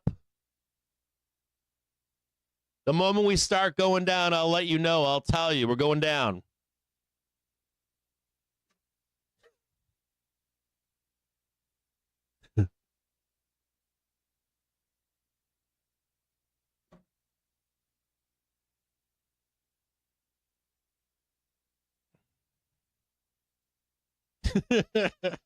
Not hard. It's easy. It's too easy. We start going down. I'll jump on the down train. I'll go over there and I'll grab that bear costume I got over there and I'll just fucking go full bear with you. We're not there yet. They trapped you in yesterday. I watched it happen live with you. I was like, oh shit, we're going down. And then they roped you right in at the last of the day, and I'm like, oh, fuck. They just trapped all these fucking bears in. They fucked you yesterday at like 3:45. We watched it live. I'm like, oh, shit, here we go. They fucked them. God damn, you almost had it. I'll give it to you. You almost had it yesterday. I'm like, oh, shit, we're going to close the door here. It's party time.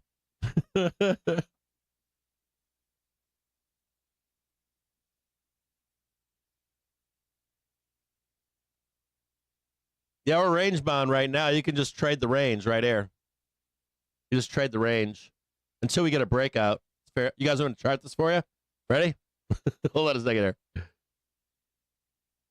Happy Friday, by the way. It was a busy-ass week, wasn't it? Guess what? I got a bunch of deliveries this morning. I plugged in what I needed to stream a second stream. It worked. It worked. Well, it's on. I should say it's on. So, in the brief last night, I also said that due to unforeseen outcomes, we could wake up and what? Market could be blasting up.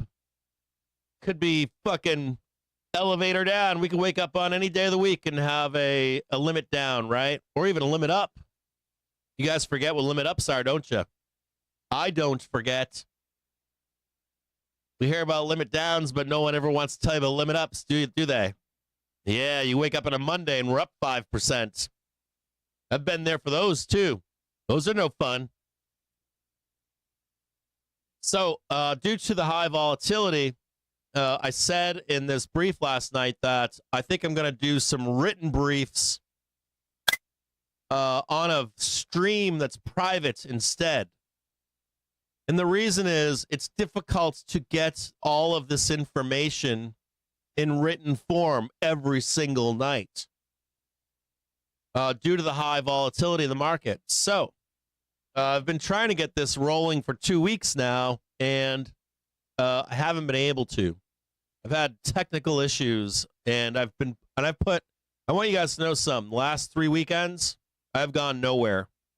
I've worked on this every weekend, probably 20 hours each weekend.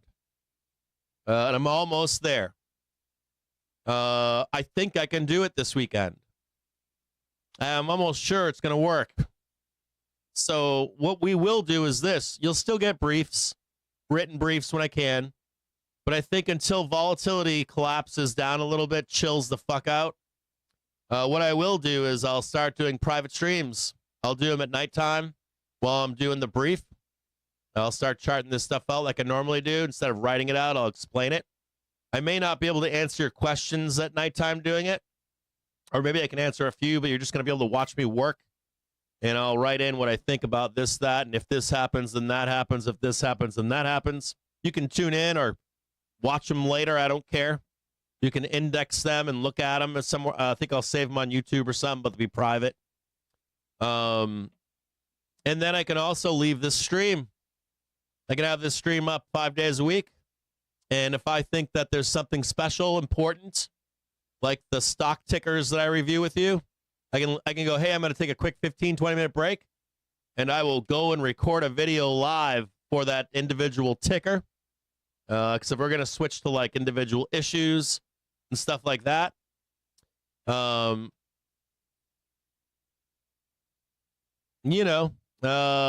be really cool. It's private, and it's for our membership and our community, and the free viewers still get what they get. So everybody's happy, I think. I can do my preliminary expectations on a separate computer. It's really cool. Like I can do a bunch of cool shit with you guys. So I'm really looking forward to that. It being Friday. I just want you to know how much closer we are. The first week I tried to do it with what shit I had, and it didn't work. And then the second week I had a bunch of shit come in that really wasn't working. How about that ASPI from yesterday? That mooned up into this morning's open, huh? Traded $5.60. We talked about it yesterday when it was trading $5.10. Went up 50 cents yesterday. It's a pretty good day.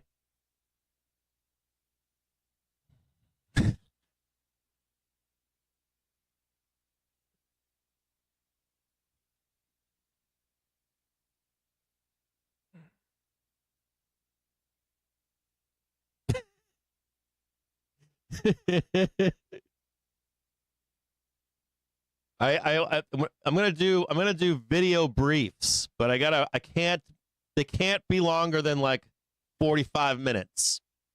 You can spam me. I'll see it. I just may not respond. I got to get them done. But I need to be able to get information to you along the way. There's so much garbage right now. Like when I'm reading stuff throughout the day, and it's like a dump truck of information. And I'm like, none of this matters right now. Everyone's fucking pontificating. It's pure garbage. I mean, people are pontificating all kinds of crazy ass shit. And you guys are demanding it. You're like, give me more information. Give me more doom. I want full strength Kool-Aid. Well, I only put one scoop in. I want 5. I want 24-hour a day doom. And I'm like, dude, I can't write that for you every night. I can't. Like some of the stuff that people are writing, I'm like, no, I can't write this. I can't write this. I can't write this when we go up fucking 12% in one day. You're basically you're Luke Skywalker and Han Solo. That's what you are right now. You're fly by the seat. You're a badass. You're in a Mustang P-51. That's what you're doing. If you're a trader right now, you got to be a badass. When times are slow and the market moves slow, that's time for you to learn, practice. When the market gets like this, it becomes time. It's big boy time. Pull your pants up. We're going to trade it together. And use all the stuff that we've been learning for years now together. And when I say we're going this way and we're going that way, you listen to me. And we'll do it together. Think of it like a squadron of P-51s, man. And we're flying together on a mission. And if we ain't flying, we ain't got a trade on. You know what I'm saying?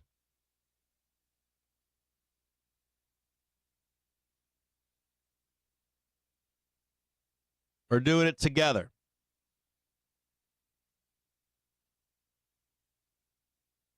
100%. That's right. Join our cult. Exactly, Yield Maximus. I was thinking about this. I called Bork yesterday, and I was talking to Bork, and I'm like, he's like, why are we not doing briefs? And I'm like, I have to slow down on him because I'm unwilling to take the responsibility for someone blowing themselves up. I want to hold their fucking hands through this. So trade with me every day. If we start to see something ugly or bad, I want to take it down with you. Not fucking write you a brief the second night and say, oopsie, I didn't see that.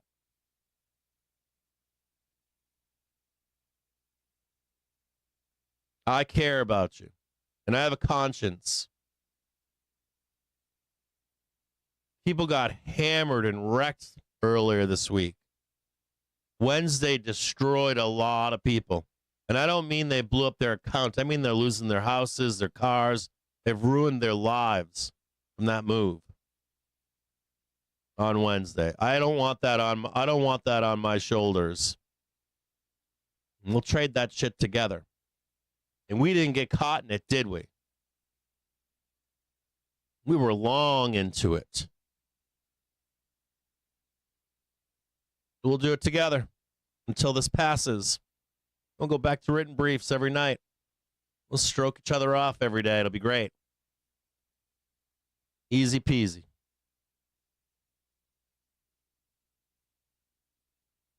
Just like the Army.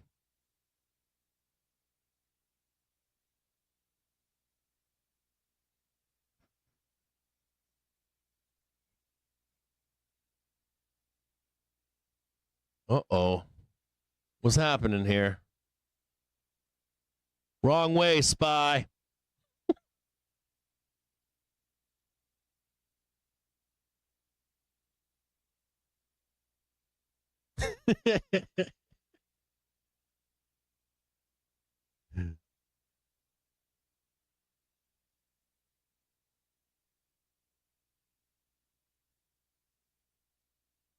There are those that fall back, those that hold, and those that move forward.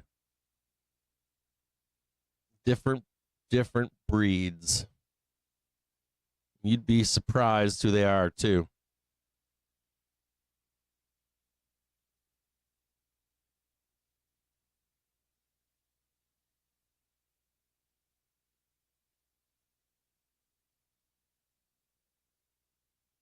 That table also grows smaller over time. One day you find you're the only one at the table anymore. It's time to go.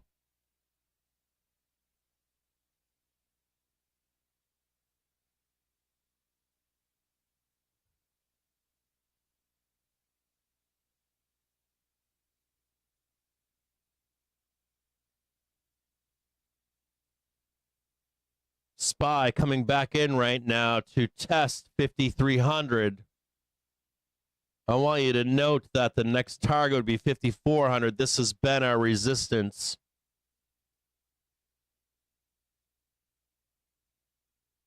There's SPX down below. We know about this. 5,300 has been a challenge to break out from. This is the place to get out of your calls and wait for the break higher and a new high. You're looking for the breakout and a new high to get long. You're not long up here. You're just trading range. Only FOMOers do this here. You already know that. I've told you that.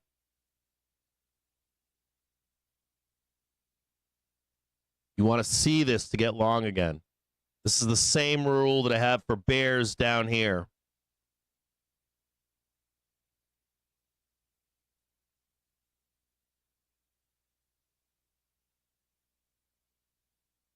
We'll mark it right now.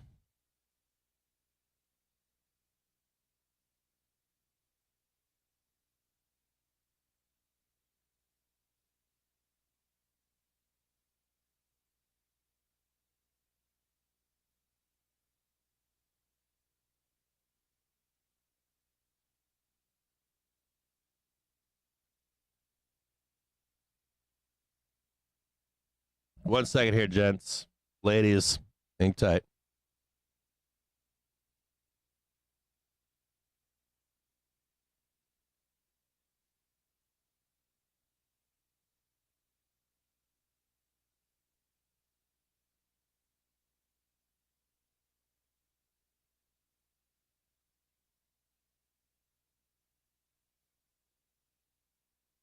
For trigger bull cluster.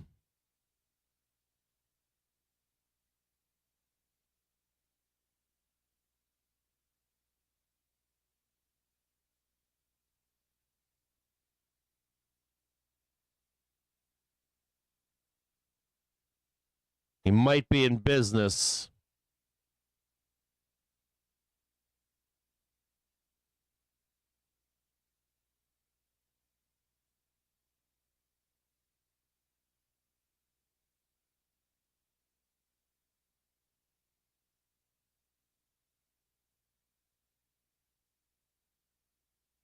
Old one.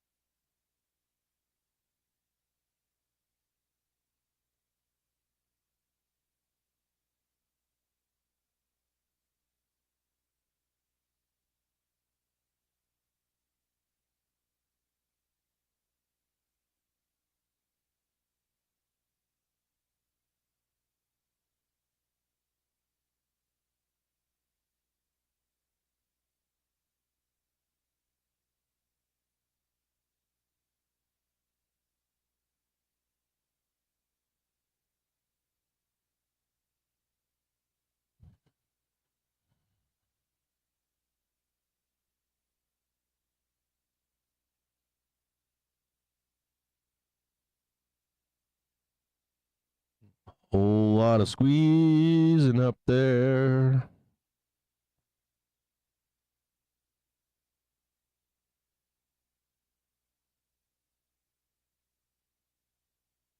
Whole lot of squeezing up there.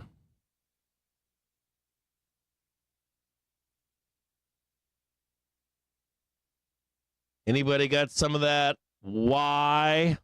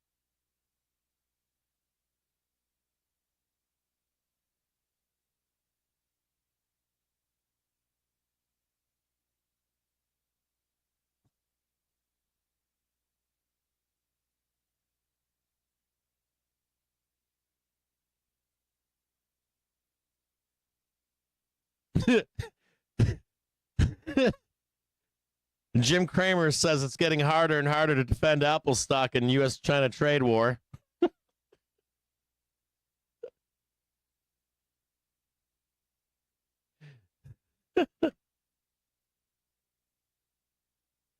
Meanwhile, Apple is ripping faces off right now.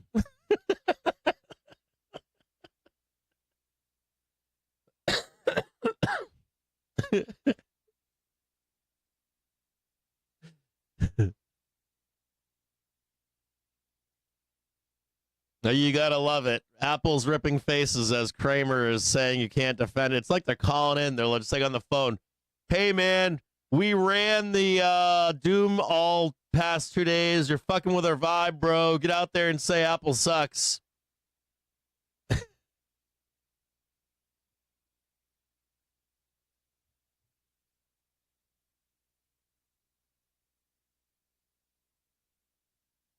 I don't want to do that. You're Jim Cramer, bro.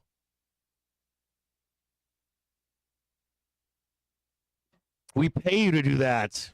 Get on CNBC and say right now you can't defend Apple.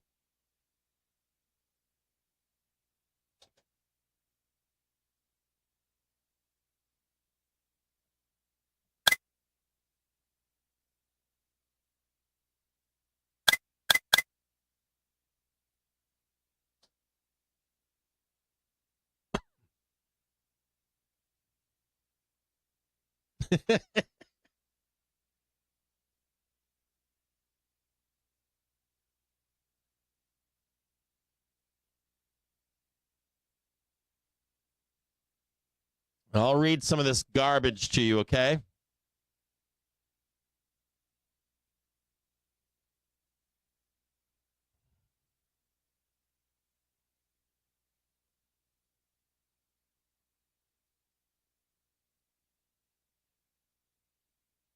Now, I want you to think about what I spent my morning talking to you about, okay?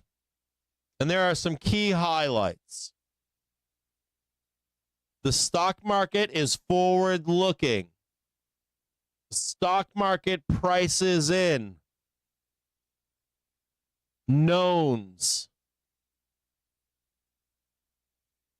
Stock market has been blasting to the depths of hell since mid-February. I want you to take that into consideration when I read things to you.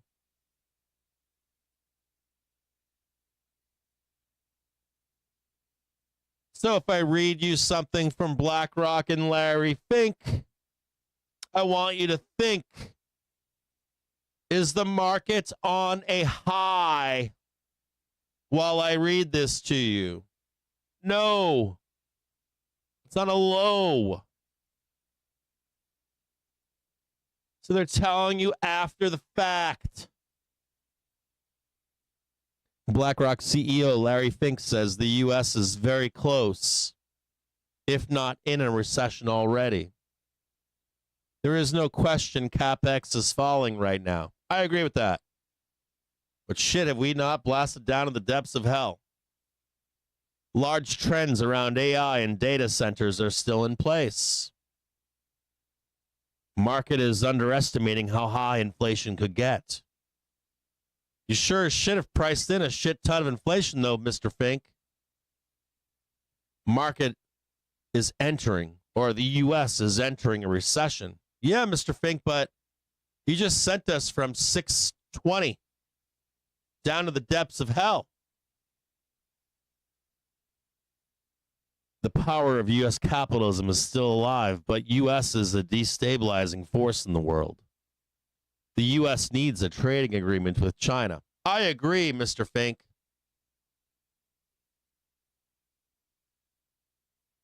But we're in the middle of that, aren't we?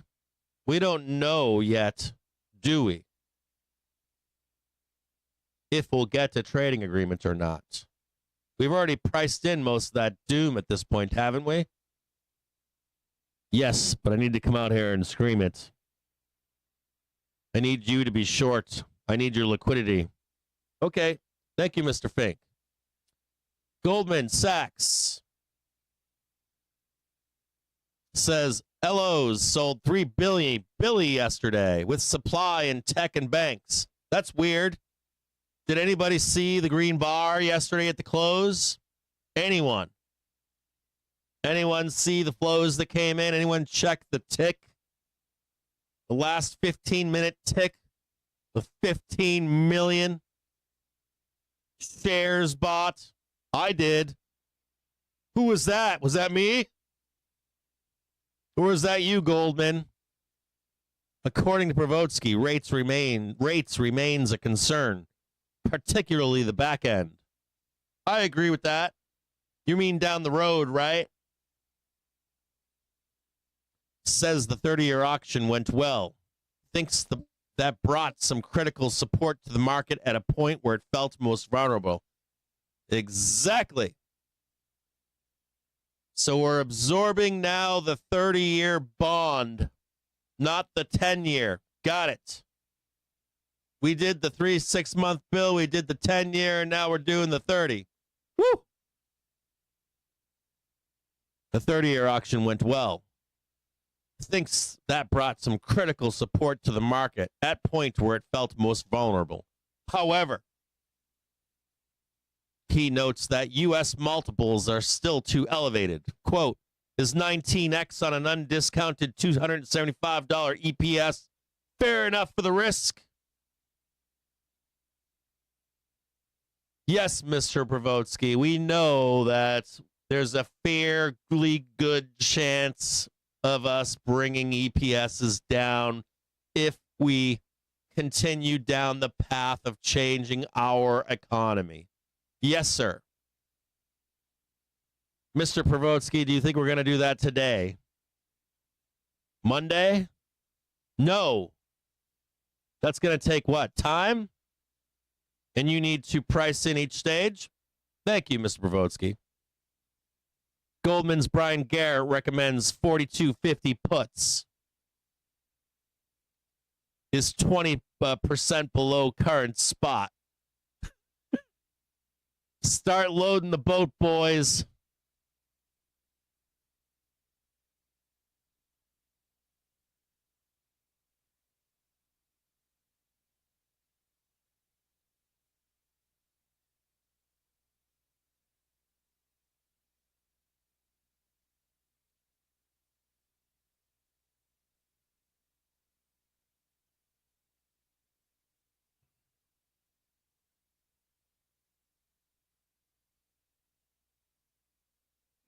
The SPX 30 June 4250 put costs $73. How much does it cost right now? Let's check. Is it cheaper?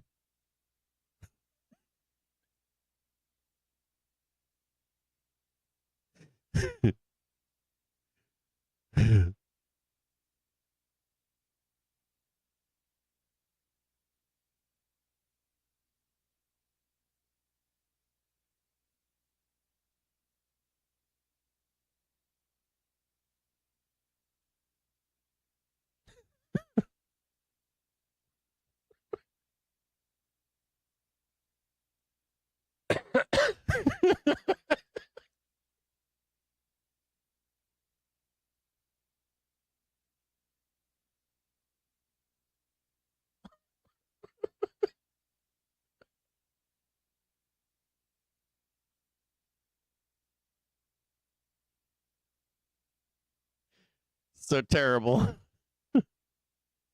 JP Morgan's desk points out that tariff tensions remain with the effective rate continuing to increase. Key focus will be on tariff headlines in today's unmissed inflation expectations. This was at 9:46 a.m., by the way.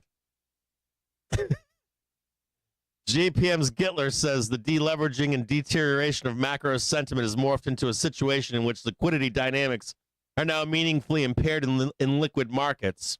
The lack of liquidity could result in price moves that are outsized. I agree. Relative to the amount of flow that is actually going through. I talked about this last night in the brief. I talked about this on Wednesday. I talked about this on Tuesday. I talked about this on Monday. There ain't no liquidity. Dealers are amplifying moves up and down. Got it. The lack of liquidity could result in price moves that are outsized relative to the amount of flow that is actually going through. So if you're using something and you're saying, yeah, we're going to reject this number and head lower, we're going to go all the way up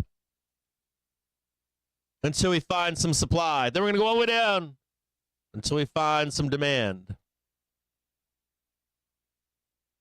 This is in both directions. I agree, Gittler.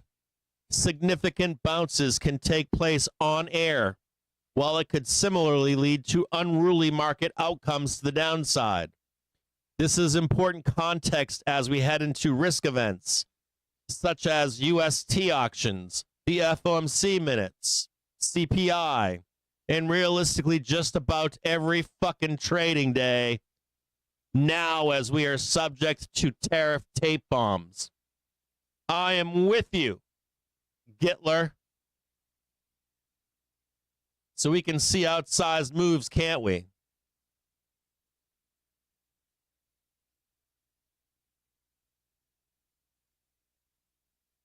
Hard to predict, isn't it, Gitler?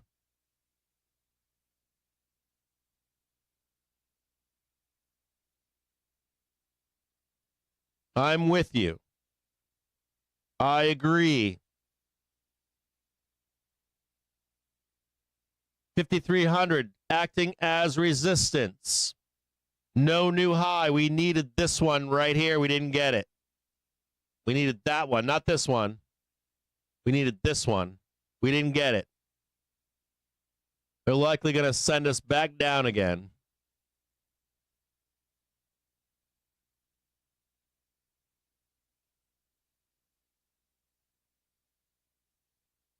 I'm with Gitler here.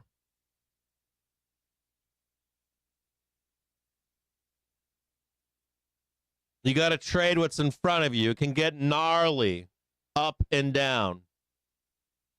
You want to see 15% down?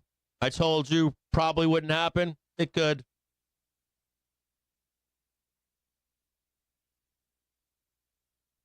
But not yet. We're going higher until we're told no. Told no is below 5,200.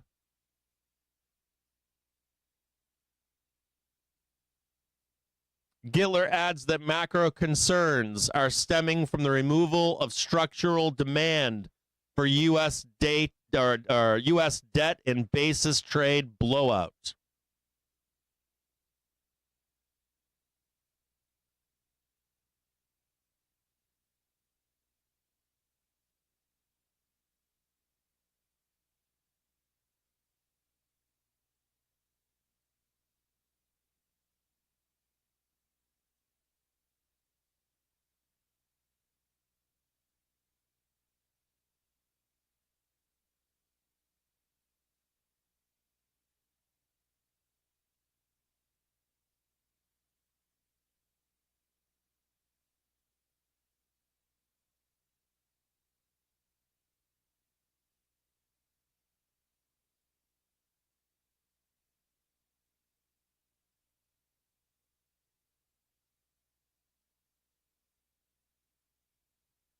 You guys are all true blue Americans, right? China is mulling opening its ETF market to Western market makers. Interesting.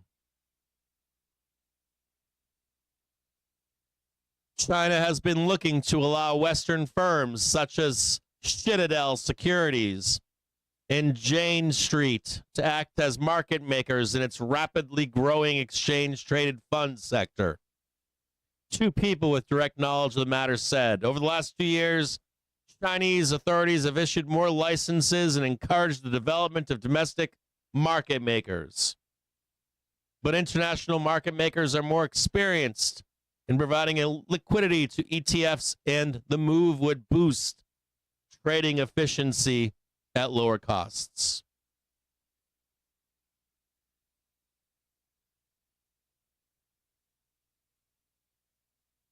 Is Citadel a trader now?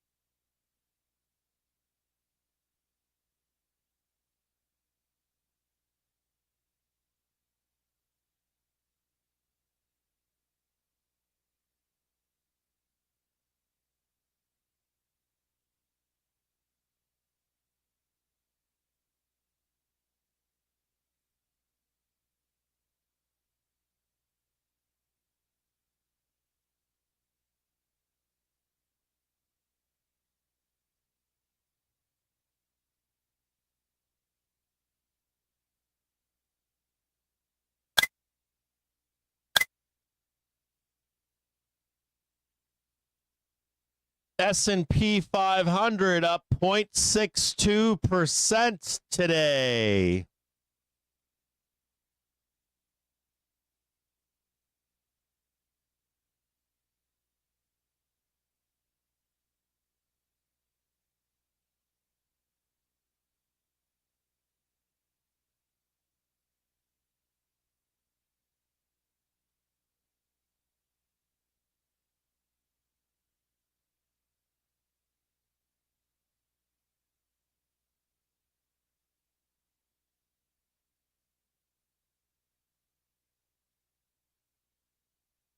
SPOOs tracking a trade to 53.13.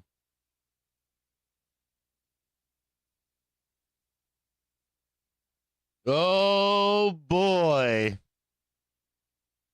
Be a lot of crow eating. There are a lot of bears watching right now. Whole lot of bears watching right now.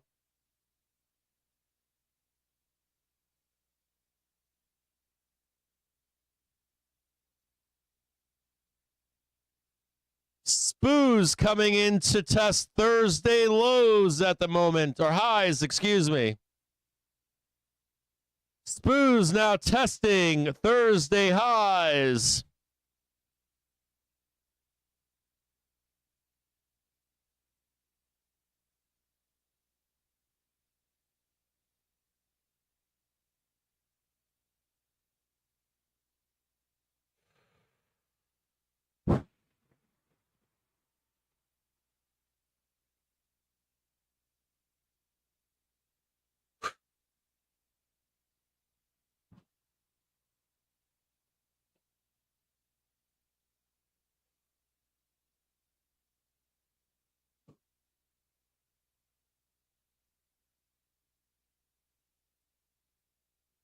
SPY target 532.64.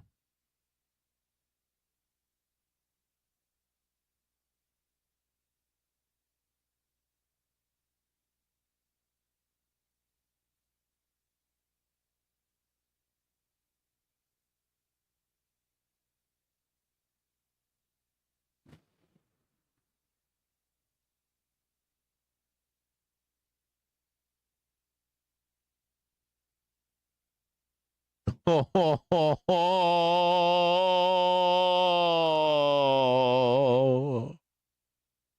Whoa. Whoa. Reach for the sky. Waiting for a pullback. And I'm wondering what the fuck is happening. I watched all the news that said we crashed. I told my friends all night long we were going down. And yet we're trading higher right now. I'm feeling the pain in my boots. Trading 530.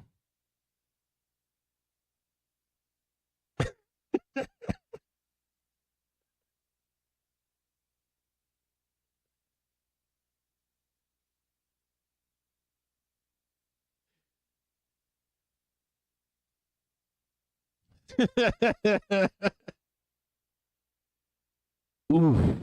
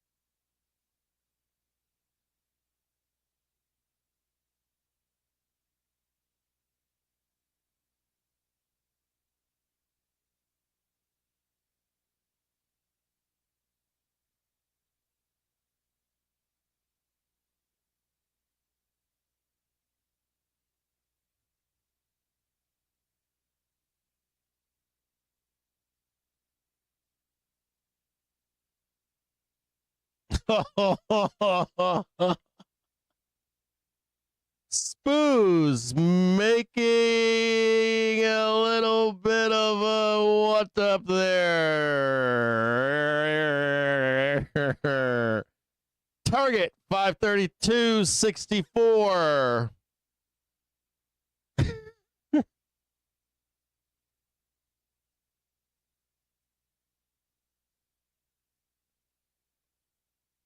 We have a pre-market high you forgot about. There's a pre-market high. We have yesterday's high and a pre-market high. Or this was when? 2 o'clock in the morning or something like that?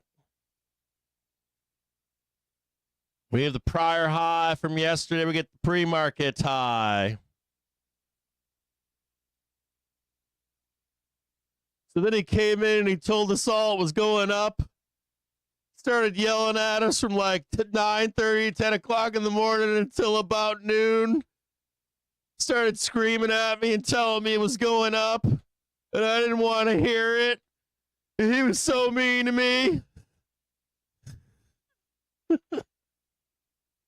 What up, Basra?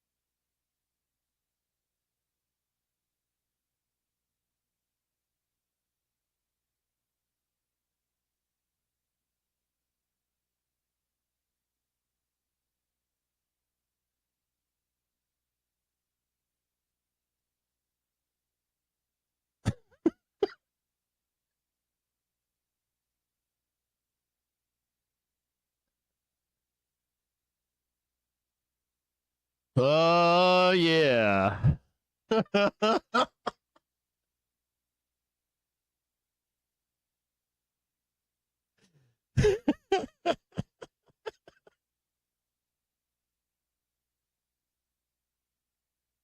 Oh, yeah. Whoa, whoa. Bunch of gaps over here. Look at all those gaps. Oh, yeah. Look at that fucking gap right there. Look at that fucking big red mess right there.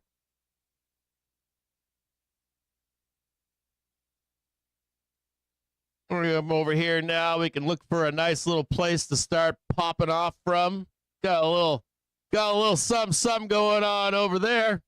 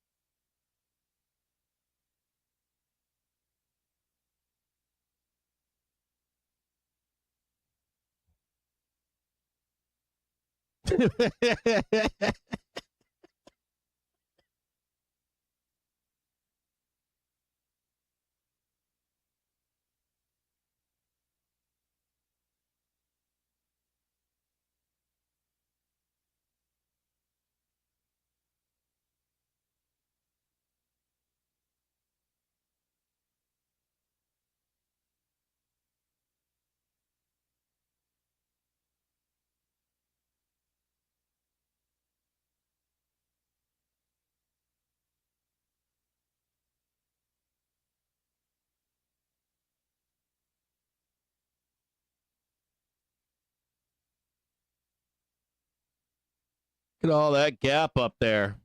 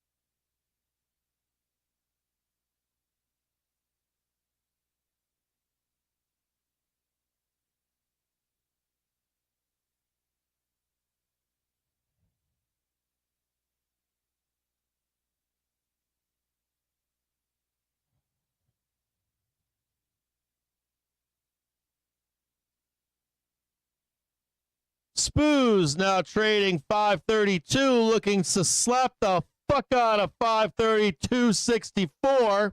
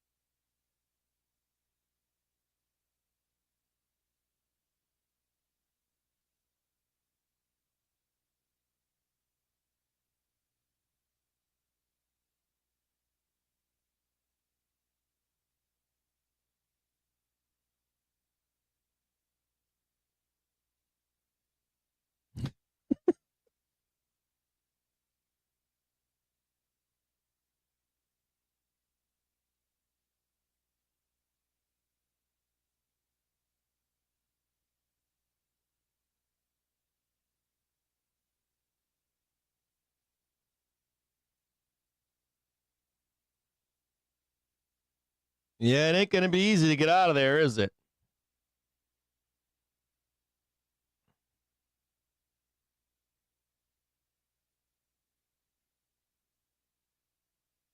Next target.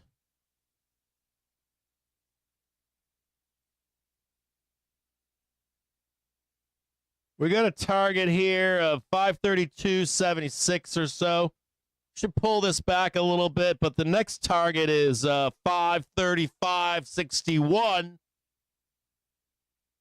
535.61. That's right here. Another target right here. Oh, yeah. Oh, yeah. I like that one right there. Eh.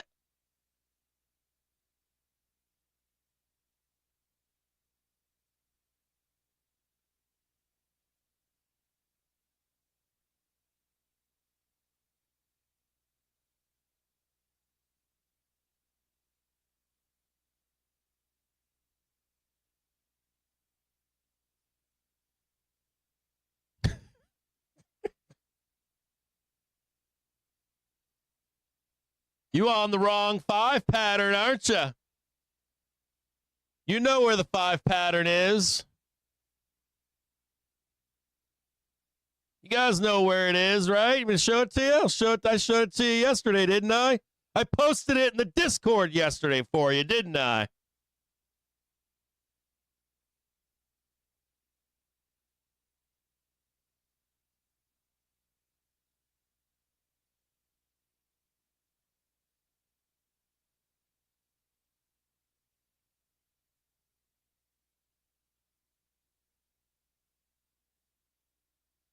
You got it.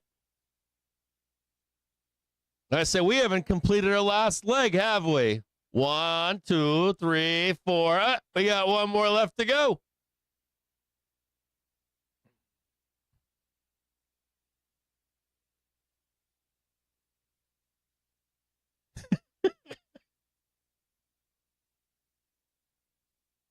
Oh, you make me blush, Kathy. If you do TA, I need someone to help me with TA. My plate is giant full right now. I'm burning the candle.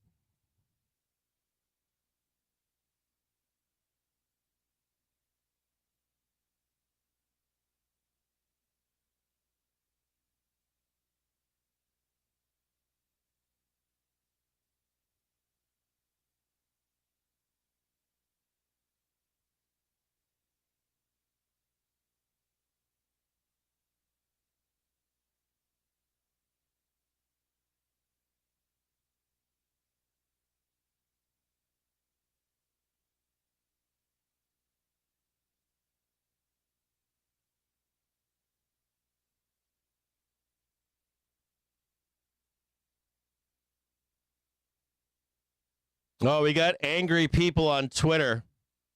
One guy said that we didn't know the market was rolling in mid-February. Oh man, I love FinTwit. He goes, reports are that Captain's Discord has lost all their money the whole way down. He wishes. This has been some of the most profitable trading we've had, but I do like it. What's this guy's name? Chasing Convexity? I love it. I sound smart.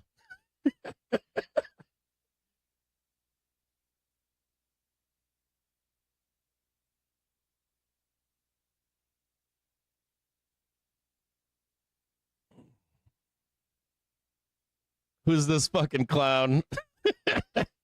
Yes, I sound smart.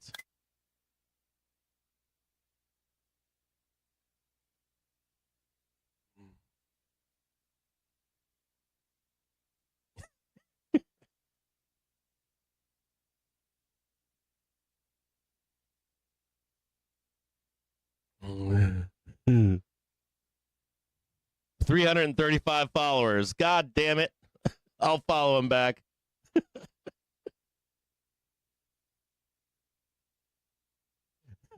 I always like following the trolls back. I followed him back. Like 300 followers.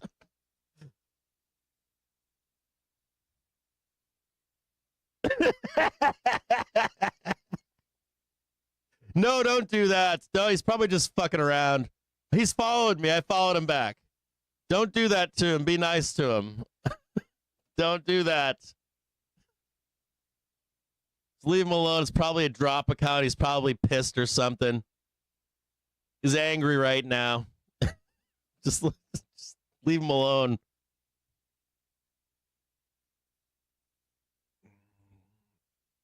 He's probably watches the show all day long. That's one of my favorite things. I hate that guy. Do you watch a show all day long? Okay. Oh, yeah, I have to chase convexity.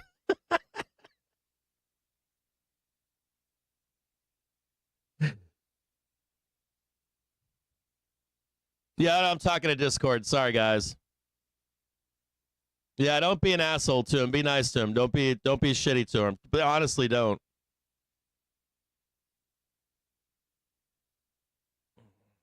I know.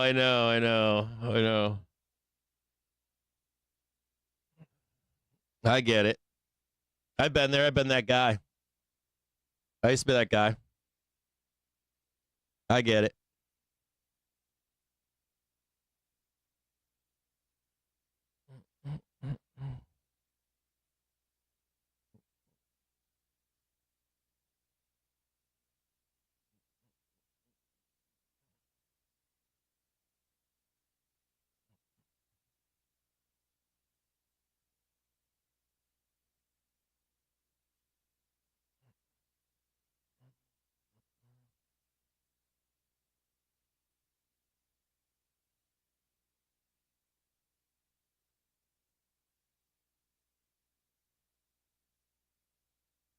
Right, Grubster? Yeah.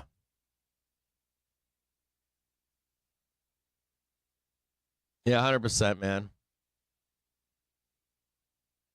Happy Friday, by the way. All right, so we got our first target here. Look for a pullback. Try to close the door if we can over here. Just a note here. This pull here. We fucking draw it up for people.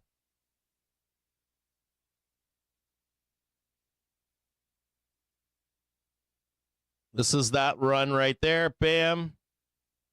And bam, we can go all the way down here. Just a warning there. Also note, too, that this door is closing, though, right in here. We have to confirm it, though, but we'll make it green for now. We got another target right up here. Look for a pullback. Try to hit that bad boy next.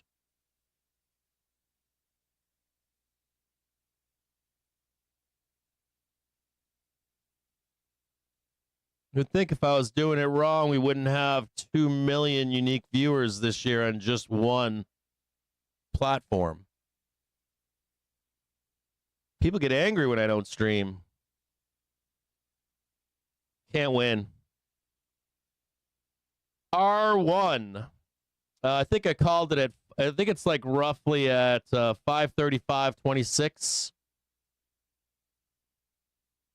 Little bit lower, right about there, somewhere in there.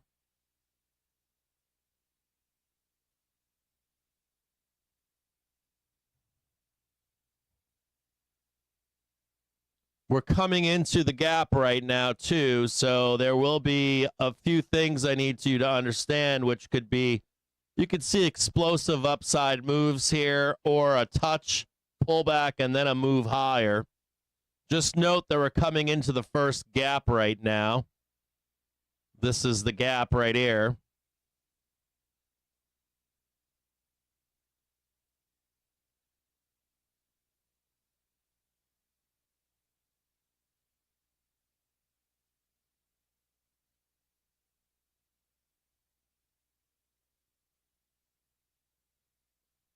Thanks, Richard. I think my bank looks good. My community's bank looks good. I was on the phone last night with another friend, and he was like, I've made more money than I have in years. And I'm like, I know, it's been very good. It's been a very good, like, down move since Feb. The only thing that sucked for me is that I own a bunch of SPY. I haven't sold any options against it. I'm down on the trade right now, but I was fine with it when I did the trade. I knew that we could go lower. But that's why I bought SPY too. I was like, it's the only thing I'm willing to buy. But other than that, I've made way more than I've lost, or I haven't even lost because just spoos. I just want to own it. But other than that, it's been great trading.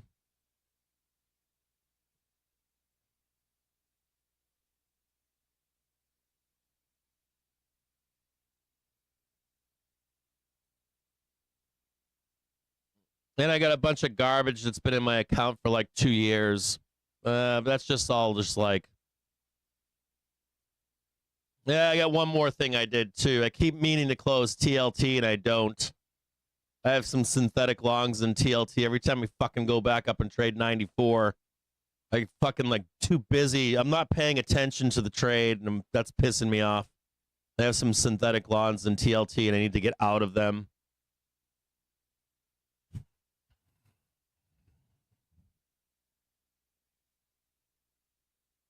I can't listen to her right now. I can't do it on a Friday. I can't have that vibe. I can't have Alabama Karen in my ear today. I can't do it. Yeah, they did. They let the AP back in too, which is great. I can't listen to her. How about this? I'll turn on the news squawker so we can get the finer points. I just can't do the batshit crazy on this Friday. I can't, like, my brain can't handle it over the weekend. I mean, I got to get out. Last week, last weekend, wife and kids were away at this big science thing. And then I went out like Friday night alone. I was so tired, I just collapsed. To get the Baker Hughes data. Also, shortly expecting the White House press briefing to begin. I went home. I was cracked out. I'm going to sleep. Week was brutal. And then Saturday, I worked all day long on the new stream setup thing. So, and then Sunday, I did the same thing. Matter of fact, I was awake. So Sunday night, I was awake until I couldn't get this stream up. I was awake until 4 a.m. doing that. That's real. And then the weekend before, I did the same thing. So I haven't really decompressed at all. And I really need to decompress. Like, I need to get out and touch grass. Like, I'm due. I really need to. And I have to go to a doctor this week, too. I have, I don't know what I have. I think I'm very sick, but I don't know exactly what it is. And I got a doctor's appointment on Monday for that. That's been weighing on me, too. It's been weighing on me for like 6 months. So it hasn't started yet. We've got the squawker on. Please be nice, Karen, today. Has she not been combative once yet?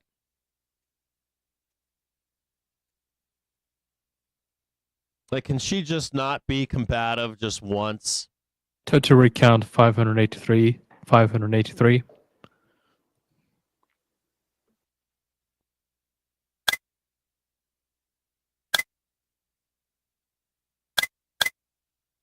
Also seeing used crude prices rising $1 a barrel on trade war with China. Just note here, this is a SPX right here.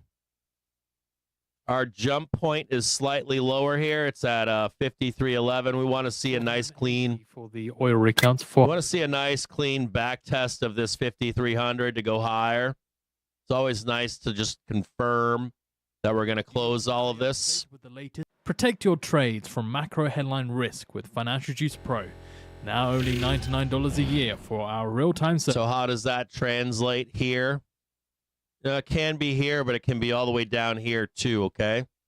So like make sure we confirm that we're going higher here.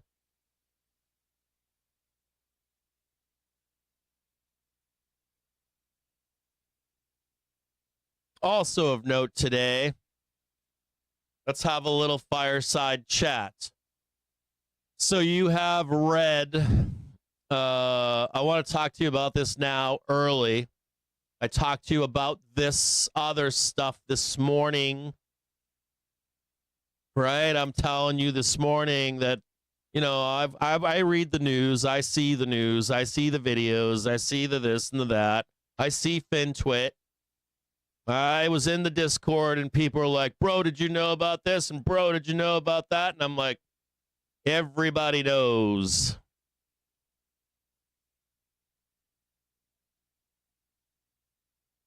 I want to talk to you about the weekend now, okay? And I want to show you guys something here, right?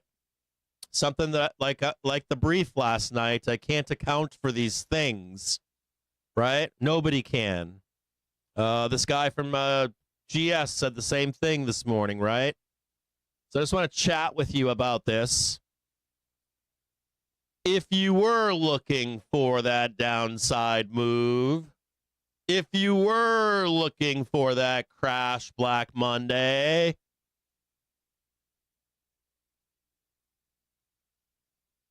if you really wanted to talk about it,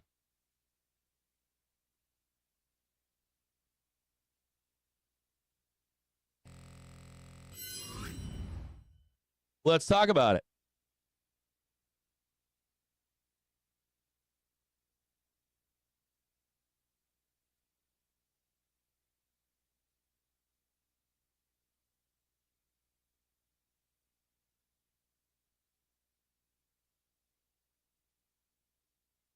Now that I have your attention,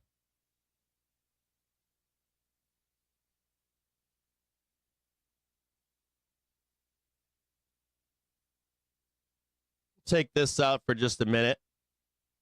Try to clean this up. Now, there's a lot of talk about crashing. There's a lot of talk about a limit down on Monday and yields and all this other funky shit. We'll draw this again later. We have a sequence here.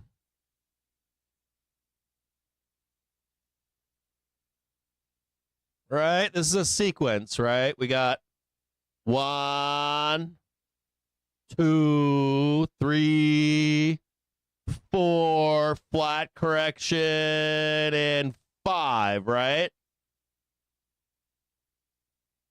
If this is 5 count, right? 1, 2, impulse move. Big move is your second, or your 1, 2, 3 is usually your biggest move. Correction, flat, last move. We want to be paying attention to a few things. We want to see if we fail this high right here, right? That's what we're trying to close right now, right? Do we fail?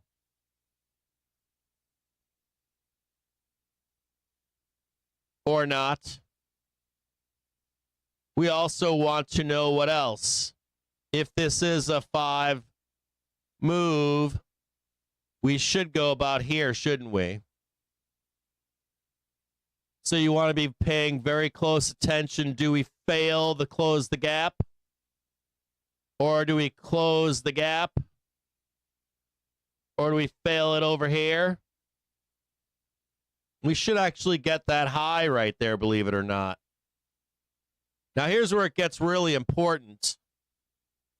You see the peak right here. You see the peak right here.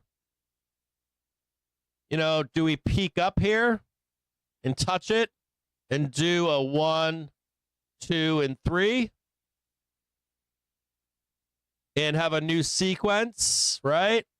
That would actually be higher up there. But you get the gist, right? 1, 2, 3, 4, 5, right? 1, 2, 3.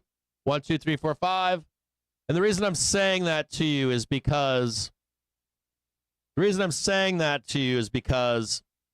of a few things. First, we got these guys over here. See them?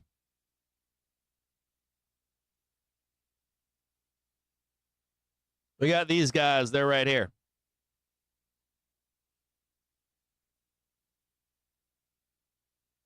This is the 15th. 15th. If these guys are real, that ain't gonna be 3, is it? It could be 5 waves down, right? 1, breakthrough. 2, 3, and there's your crash. 4, 5, 6, or 4, 5 all the way down. So you don't want to be like, hey, bro, I'm getting long right here. I'm bullish now, Cap. We're going to go higher, bro. You know they're going to step in right here no matter what.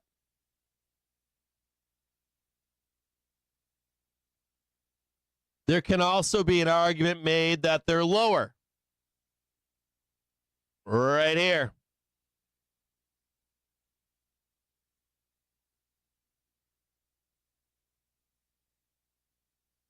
So you want to see if they're, bye-bye, see you later. So you don't want to be long in here either, do you? You don't want to be long up here, do you? And you want to be watching for the gap close over here, right? And the peak above too, right? For that continuation, that hold above 540. Trade 560. Close the gap.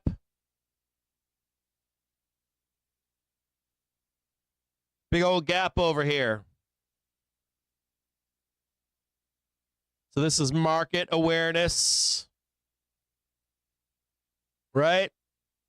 So I can draw all this out for you all I want. Hey, I'm going to draw this out. Captain Jim James told me we were going here, here, here, here, here, here. No, he didn't. Captain Jim James is showing you where the inflection points are. Where the inflection points are. Where the inflection points are.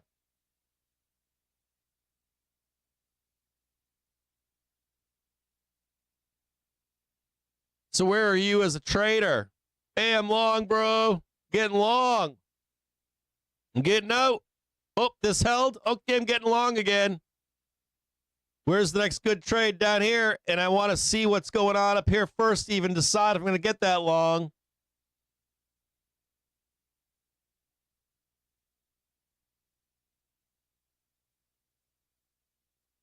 Yeah, no, yeah.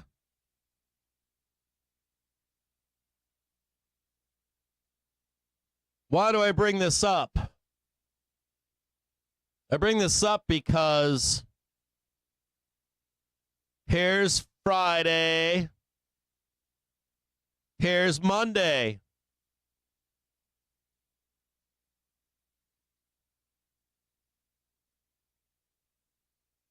So are we able to squeeze up into Friday and do this all today? I don't know. If we did, I would say sell the fucking news. If they gap us up over the weekend, on Monday, I would be like, yeah, we're selling that down too.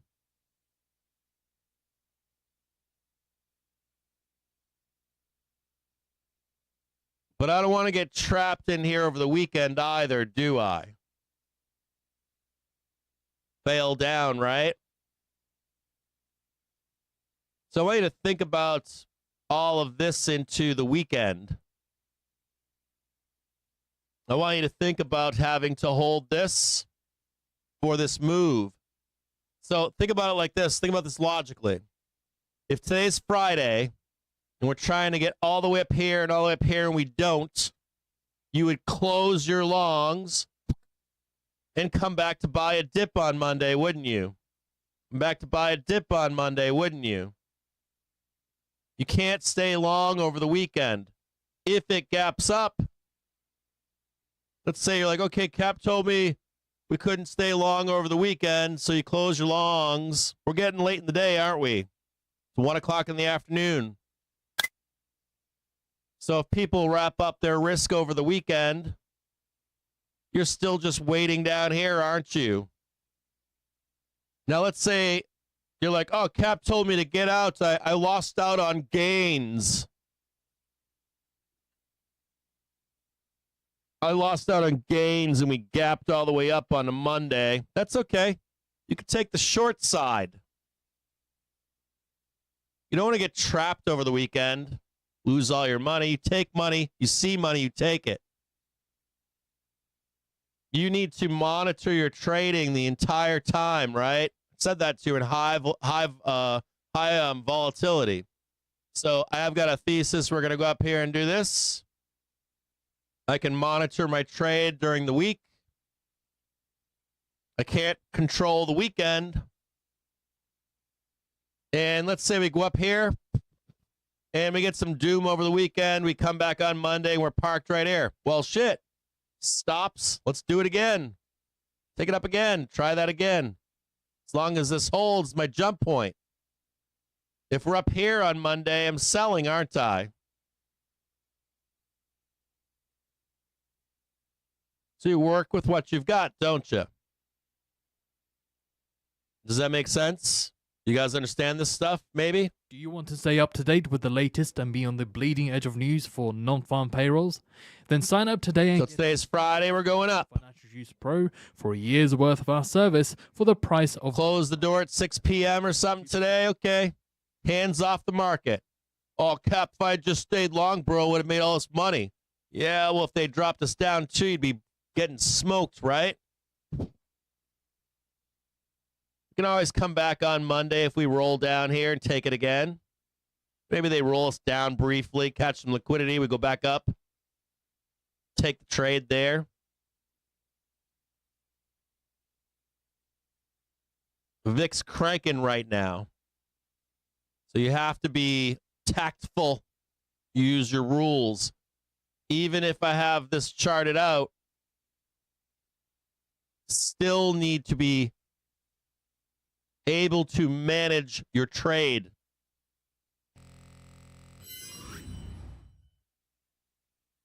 You need to be able to manage it. And you need to be aware.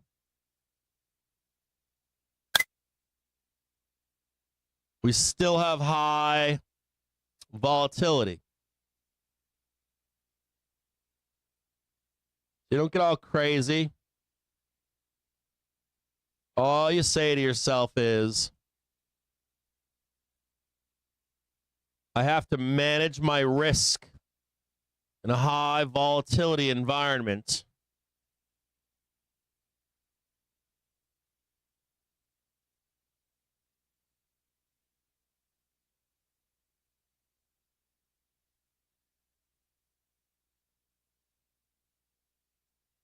Where's that 5,200? Right here.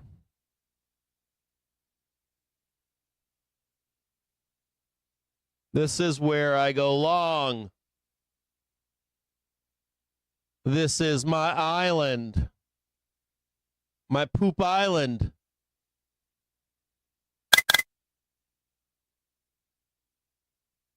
I have an intraday poop island right here. Intraday poop island. Major trend poop island.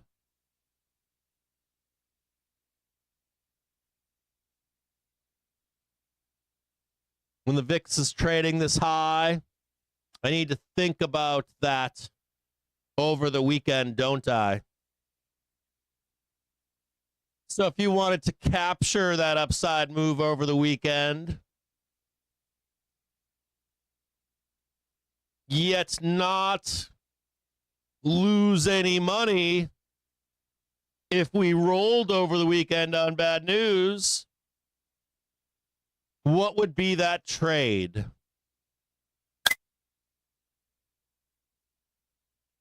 Maybe a ratio spread? Bull ratio spread? Yeah. Got yourself a little bull ratio spread. We wake up gapping up on Monday. Woo, making money. Bears wind up being right on Monday, or Bears end up being right on Monday, and it's lights out. What do they call it? Black Monday, stock market crash. Cap said no 5%, Cap said no 8%, Cap said no 15%, and it was true. He was wrong. But he told you to get a ratio spread, man. I didn't lose any money. I was actually flat. I actually made 5%. I paid the trade, and I made a little bit of money.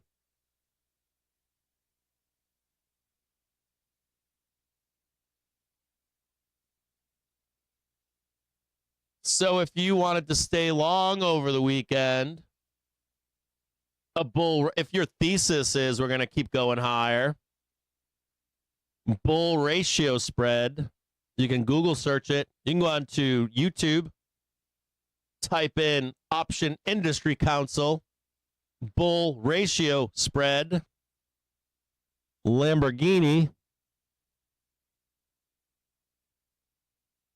or if you're like, Cap's out of his fucking mind, they're just reaching for liquidity to smoke this shit. We're crashing this shit. Look at those yields. Everybody's told me market's going to blow up on the weekend. We ain't gapping shit up. It's going to crash. And your flavor is different than mine. I bet you could put on a bear ratio spread. And a bear ratio spread would do what for you here? If we moon, you don't make any money. You might make 5%, but guess what? You don't happen. You don't get blown out. If your thesis is right, you're going to be rich. You're going to make a bunch of money on Monday and come back and be like, woo, Cap, I listened to you. I didn't care if it was going to be bullish or bearish, bro. I won. I won no matter what. I win. Hey, Cap, it mooned. I'm a bear. I didn't lose my ass. Hey, Cap, it crashed. I got rich.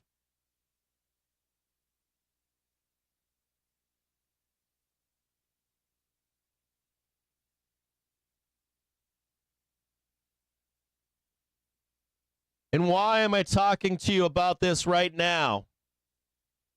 Why? I already said it. Because it's Friday. It's 1:20 in the afternoon. Traders are going to walk away. They're going to say, no more risk. Made enough money. I want to go touch grass. Ooh, I didn't make enough money, man. Yeah, but most of the market did. Your experience is not everyone else's experience.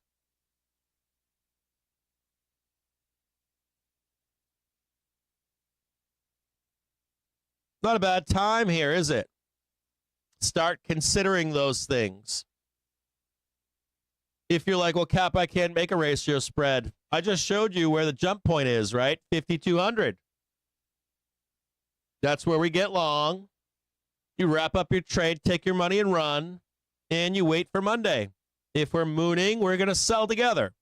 If we're back testing 5,200, we're going to take a long. If they swing us slower to grab some liquidity at like Monday and Tuesday to get long for Friday, fuck yeah. do it together again next week. Today's Friday.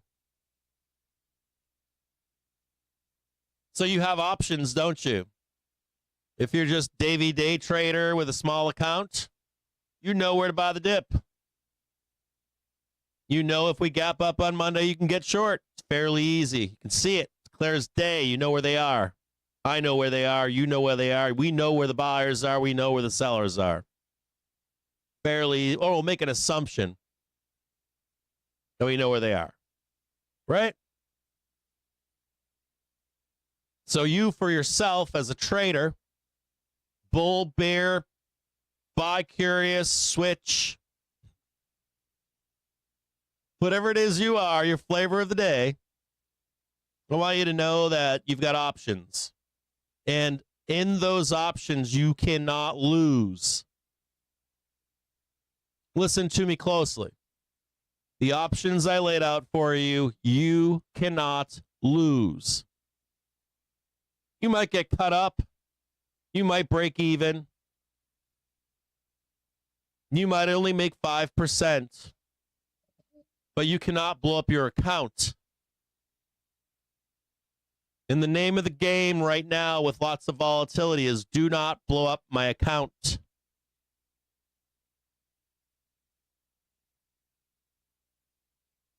Wealth preservation at all times.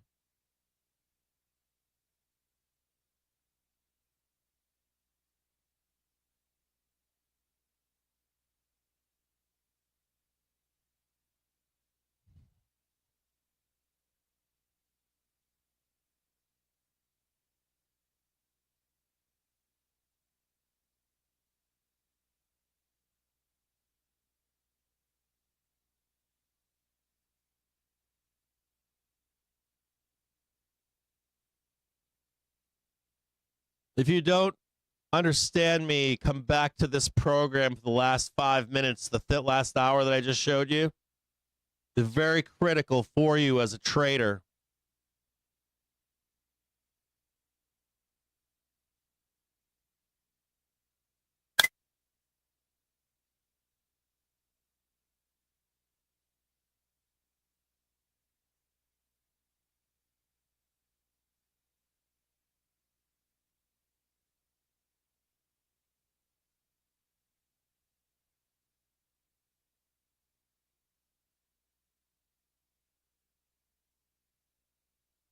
Just now, what I just talked about, what I just showed you across that whole chart.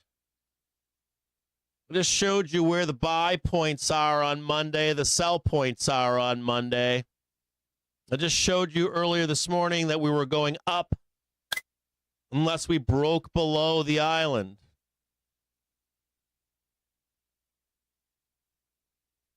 You don't need to be making guesses for Monday. You don't need to be consuming the diarrhea on CNN or CNBS or Fox Business, Fox News. You don't need any of that shit. You don't need FinTwit. You don't need any of it. You don't. You just sit here and you're like, okay, we came in Friday. We're holding 5,200. The way is higher. I already know that. Unless we break below it, we're going long. End of the day rolls around. I have to make a decision. I'm all stressed out and sweating. Are we gapping up on Monday? Are we crashing on Monday? I don't know. Fairly easy. Ratio spread. Bear, bull, doesn't matter. Don't have margin. Don't have a large account. Okay. You know we're teeing off 5,200. We wake up Monday and we gap up, you're a seller. Wake up Monday and we're down, you're a buyer. Easy, Stevie. Can't miss it. No stress over the weekend. Anyone here? I know people in our Discord trade ratios. I trade ratios. It's beautiful. You get done on Friday, Start barbecuing with your bear friends. Start barbecuing your bull friends, your buy friends. From macro headline risk with They're like, dude, what do you think's gonna happen over the weekend? You're like, I don't care, man. a year for our real-time. I win either way. How so? I mean, I'm flat. Made a bunch of money on Friday. I'll come back on Monday and sell this shit down, or I'll buy the fucking dip. Hell, if it's sideways, I'll wait for a dip, right? Easy. Or, hey, I'm in a ratio. I don't really care if they want to if they're going to shank this market and stab it to death, bleeds out on a Monday, I've got a fucking bull ratio spread on. I didn't make any money, but I didn't blow my account up. My wife is happy, still having sex with me. Dog lets me pet him still. I get to buy him dog bones.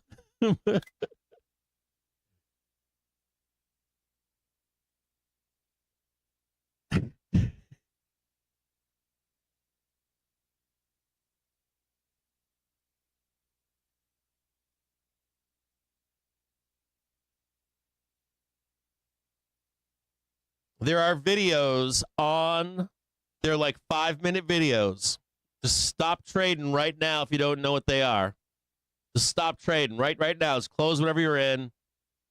Take 5 minutes. Watch the videos. There's one from Options Industry Council. It's very clear and concise. And you know what the best part is? You can put like 3 months on them. You can put like a week if you want, but you can do like 3 months, a week, 2 weeks. Like, oh, Cappy told me we're going to grind sideways until OpEx. Yes. That's the highest probable outcome trade. But Cappy also told me that we might revisit that low at 500 the first week of May. Why? That's where the trend originated, right? We always return to the scene of the crime, right? Eventually, maybe you put a little bit more time on it. You could do like a mid-May, but you could put 3 months on it. Hell, this guy from GS this morning, what did he say? I posted this in the Discord. But this guy from GS say this morning.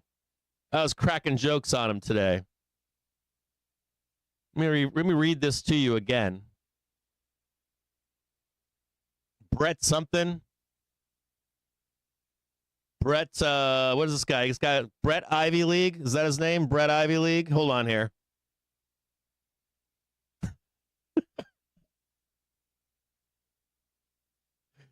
Brett, Mr. Smarty Pants. Brian Garrett. I bet he went to a fancy school like I did. I didn't go to school for finance. I went for school for business. But I bet he went to one of the fancy schools in the same place I went to school. Probably went to a school in Boston. Coming back down now, we have a bear plane forming. Remember this red line right here? I'm going to show you this. Whoop. 30 or 5,300. Top of the key up here. We're still good to go right now. We're not bad. We're still good. We want to hammer this out if we can. Bulls want to see this.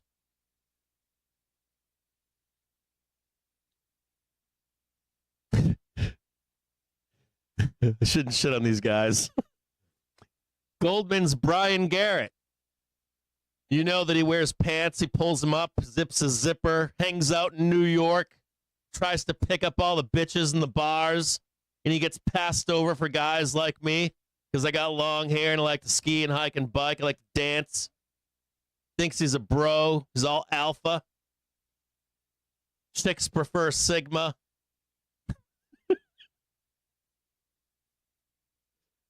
If you guys have never been in New York City, right, you can pick up women all day long. They get all these finance bros, can't get a date to say they'll save their lives. They just brag all night long.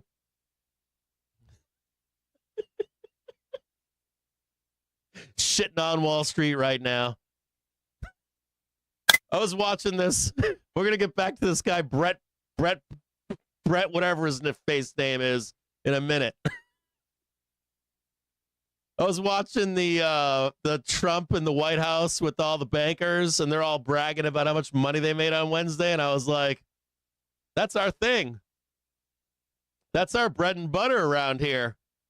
We see guys like you, fat, old, rich, fat finance guys, and we try to slip our hands in your pockets without you seeing.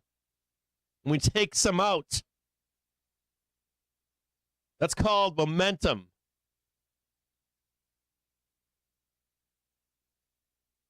If we're chasing momentum, that's what those guys are chasing, aren't they?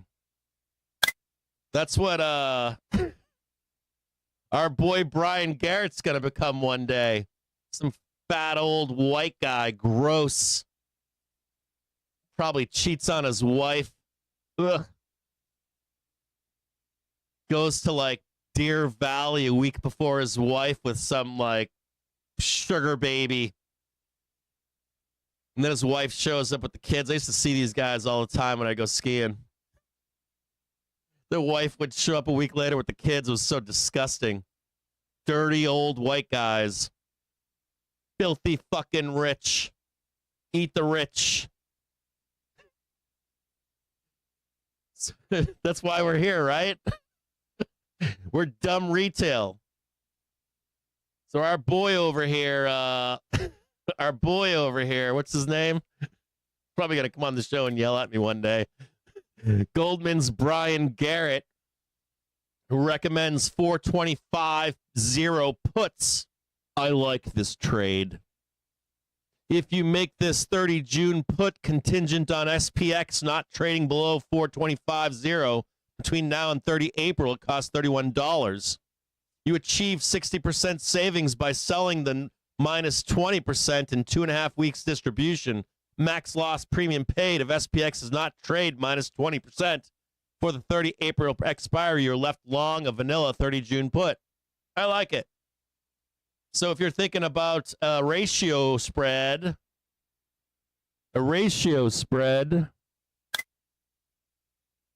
I'll post this again inside the Discord.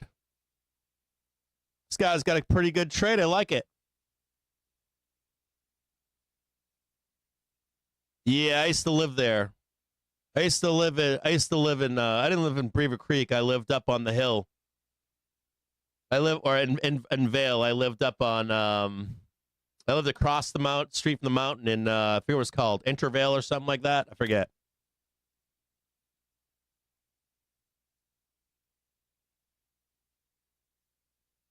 So this could probably help you shape a trade, or at least for dates. This guy's talking about what? Doom and gloom by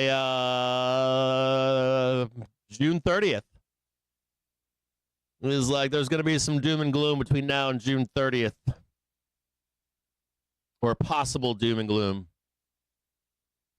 So if you're on the doom and gloom trade or you're on the bull trade over the weekend, you could set that trade up with some June 30s.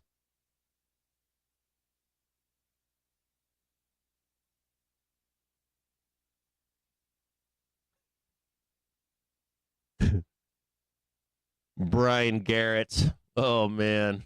Oh, boy. These guys have all the names, don't they? It's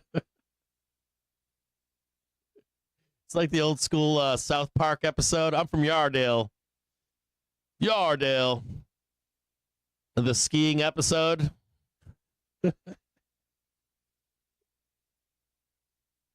Shitting on Wall Street on Friday.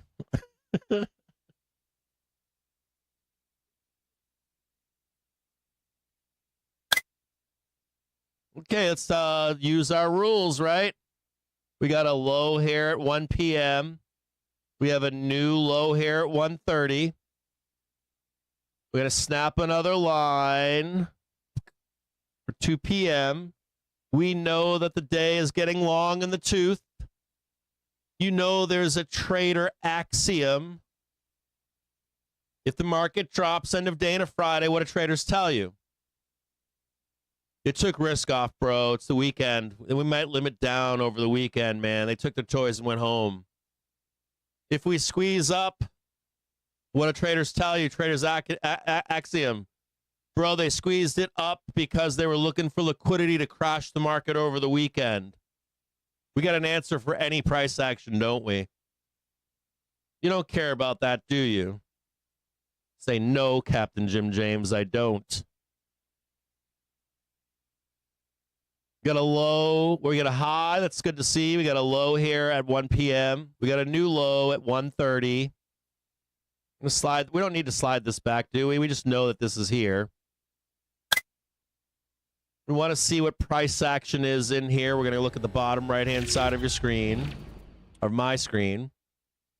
Here's 5,300, right? Then he yells at me in the morning. Then he yells at me in the afternoon. Then he tells me I don't have to worry over the weekend. Tells me he loves me. Tells me he doesn't want me worrying over the weekend. Got this giant gap up here. Do you want to stay up to date with the latest and be on the bleeding edge of... Dude, I turned you off earlier for a reason. I'm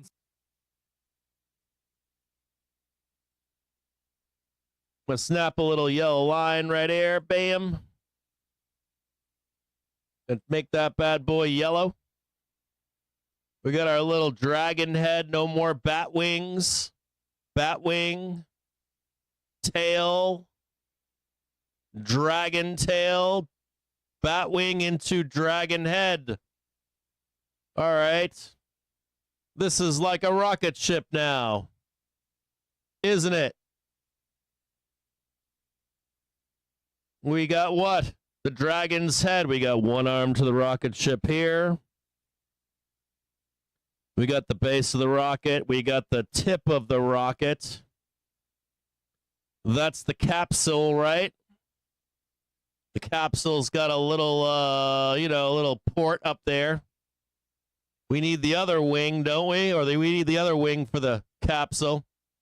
We're going to need a little bit of a truck over here with some guys in it or some girls in it or whatever. Some he's, she, they, them, whatever. And they're going to drive over here and they're going to put some gas in it, right? So it can launch into space, right?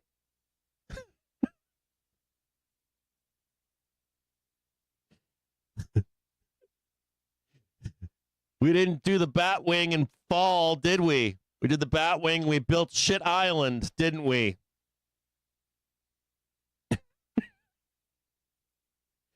If we're looking for a new jump point to confirm that we're going to go higher off of 5,300, we're going to snap a little a green box right here. Bam.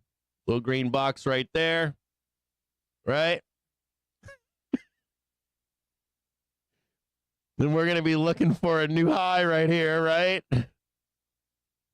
Right? And then we're going to start closing some gaps, aren't we? Woo! Whoa! We're going to also look for 5s and 0s. There's a 0 right there, 5,400. Start with that one. Start with that one right there.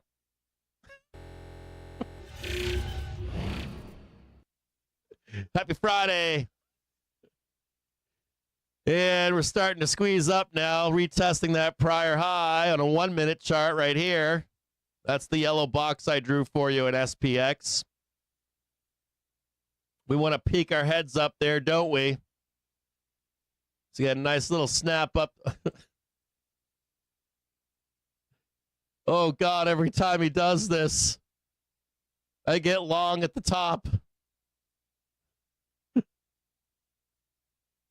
He draws it out for me every day, and then one day he doesn't draw anything for me, and I get really mad at him, so I tell him I'm not going to watch the show tomorrow, but then I show up. I should just join the Discord.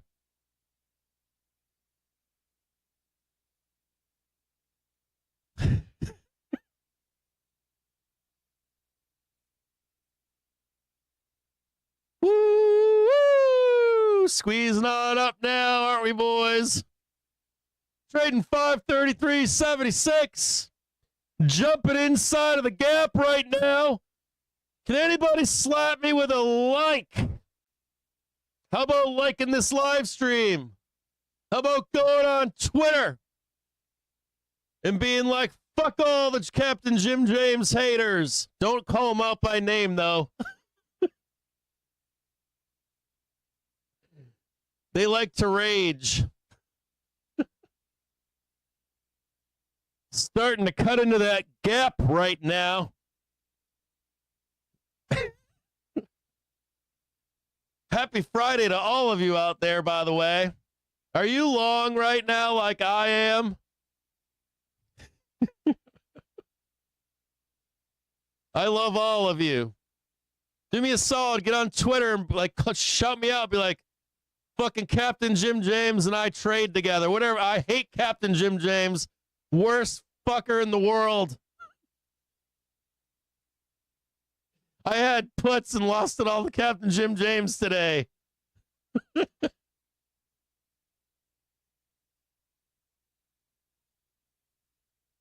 Spoos. Spy trading 535 on a Friday when you were told it was going to crash.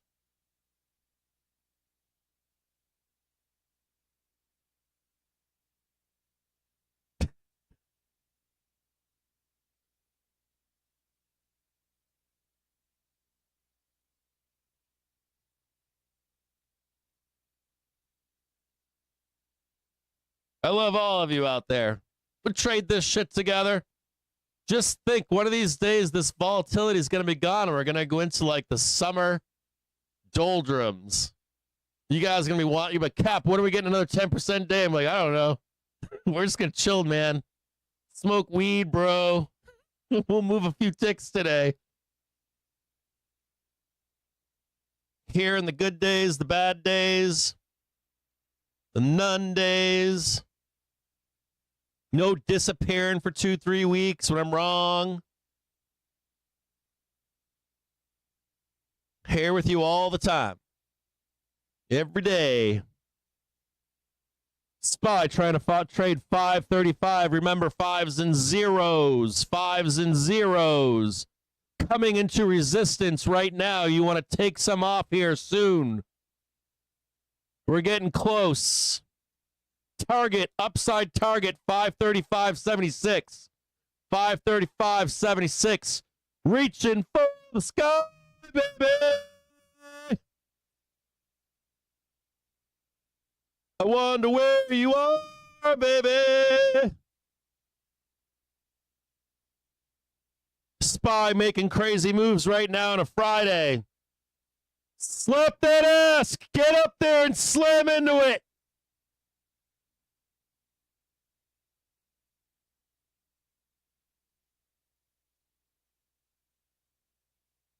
Spy hitting R1 right now, trading 535.83. Take the money. Take the money. FOMO here. It's okay if we climb up here. Oh, geez, what's that? Let the FOMOers do this shit. This could easily reverse. If you trade this 100 times, let the FOMOers carry it up.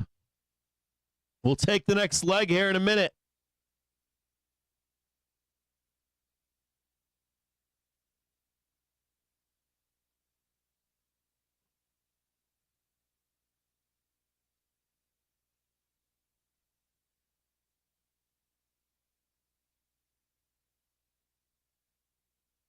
Booyah, baby!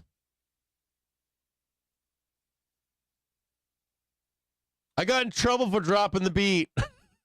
I got yelled at. YouTube was like, you can't do that. No more, you're done. I got some beats though. Hold on, let me switch out some stuff here.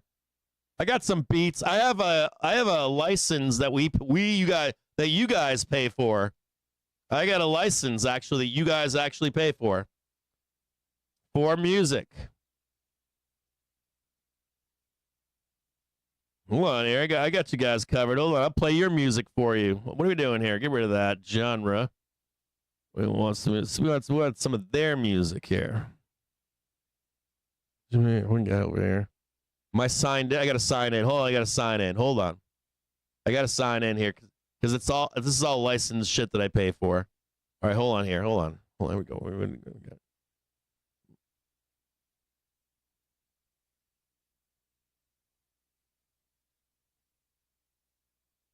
Oh, man. Hold on here. We just start at the top. We'll cycle through this stuff. Whoa.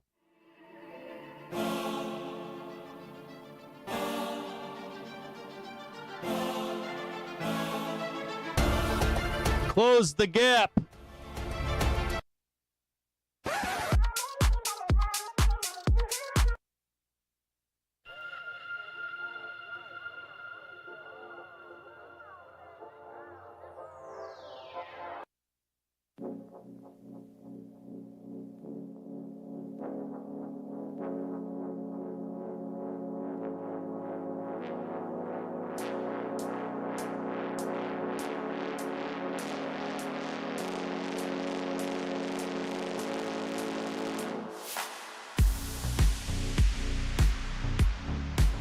Happy Friday right now.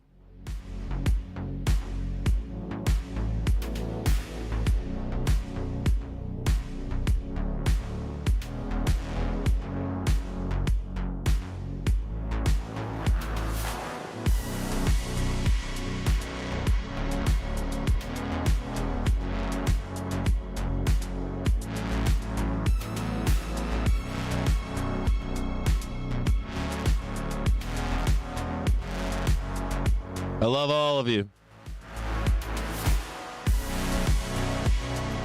Congratulations. Congratulations.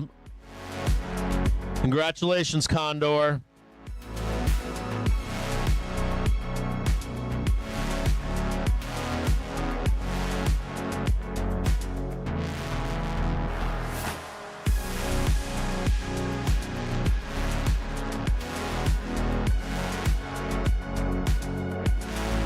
Congratulations to all of you right now. I can see you guys posting all your wins right now. I love all of you too. Fuck yeah, baby. Love seeing it. Slipping our hands inside those old man's pockets, aren't we? Whoop. Just take a little bit of those. How much did you make? That guy over there made $2 billion, and that guy over there made $900 million. Thank you very much. You didn't even see what we took.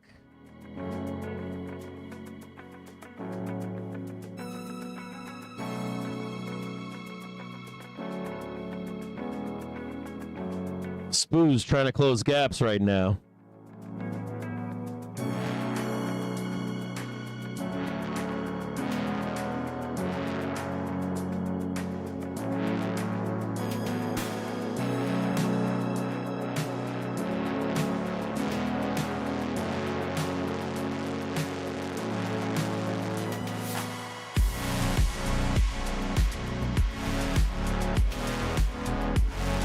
We really need to break over this in a bad way right now. We need to get above this, make a new high, because we'll blast up there.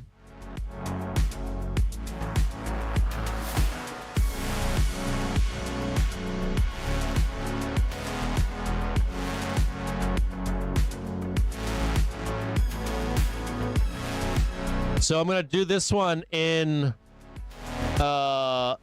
like a dotted line. You don't want to trade this. You just want to watch the price action.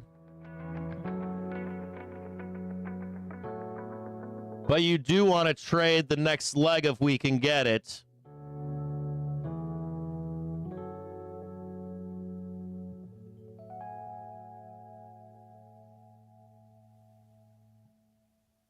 We're at resistance right now, so you want to watch just price action. If we can get up here, get that new high, we can jump in and grab a move to up here. What we don't want to happen is not get the new high and get rolled down. So just be patient. Have your trade set up. Bam, bam, bam.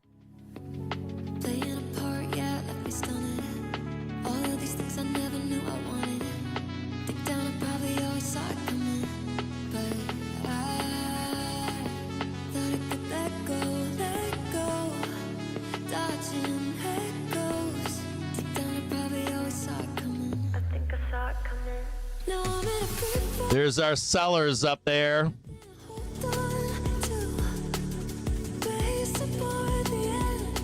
Let me just check this real quick, okay, guys? Hold on.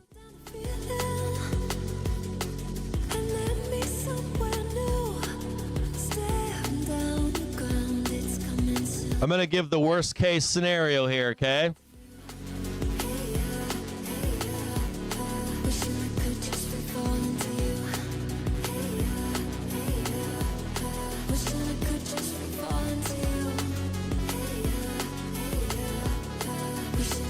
So you see this white line right here? This is where they could possibly be. They're possibly right up in here. This worst case scenario.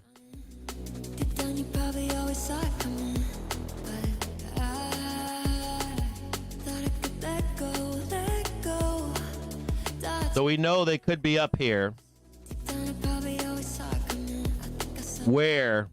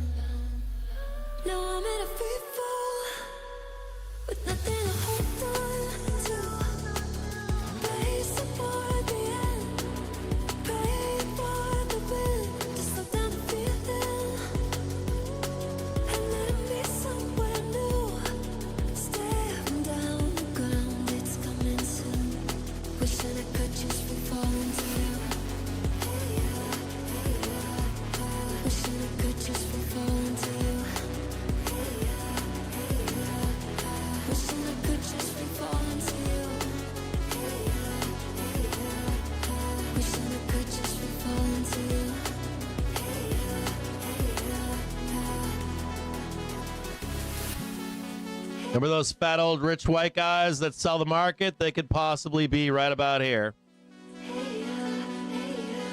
In this zone up here.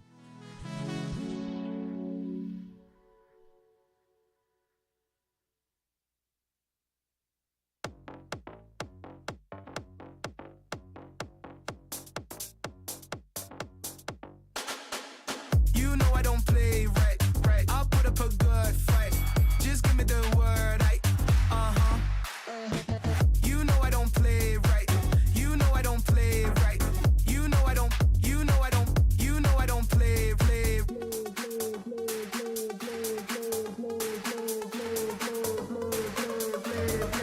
You know I don't play. You know I don't play. You know I don't play right. I'll put up a good fight. You know I don't play. You know I don't play. You know I don't play right. That's what you get. EP shy. Don't give me this. Don't give me lip. That's what you get when you act the fool. Just one of these days, you're gonna get paid. Better watch your back. It's gonna get personal. I don't.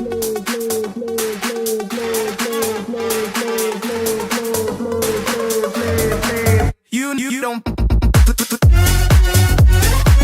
You know I don't play. You know I don't. I'll put a good fight. It's gonna get. It's personal. Better watch your back. It's gonna get. It's gonna get personal. 5-minute trigger coming up right now. Hold on a second, I gotta turn this shit down here. Hold on. I feel energy. Every time you touch me, I feel energy. I feel energy. I gotta take this, hold on. Every time you touch me, I feel energy. I feel energy. I feel energy. Every time you touch me, I feel energy. I feel energy.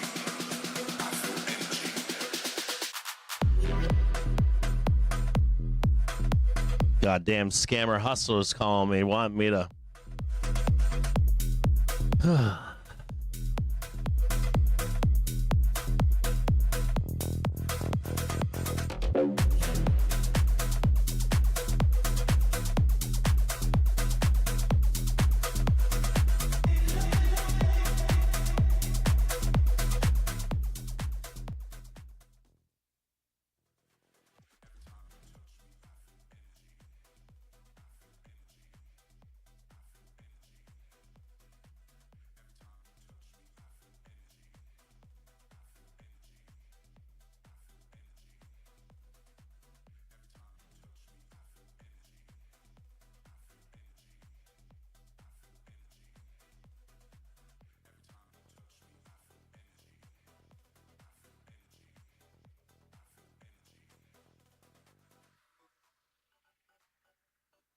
Clean this up a little bit.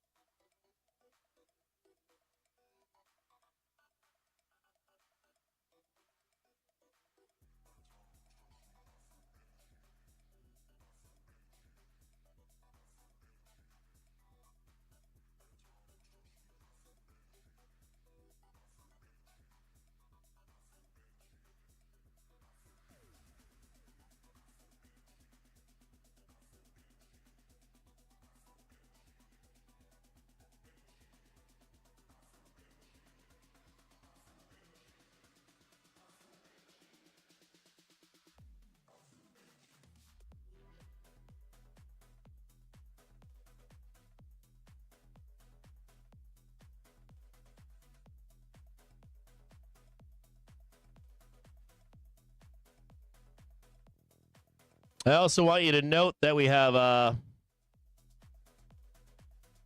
we hit 5,400 or just below it on SPX. So we got some consolidativeness going on SPX. So we got 540 above on SPY, but 5,400 is right here. So we're gonna hesitate.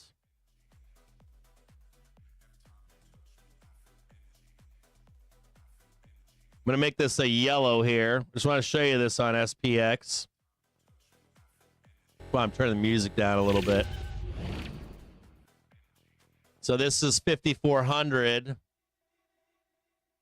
So we're coming up, right? Rejecting it.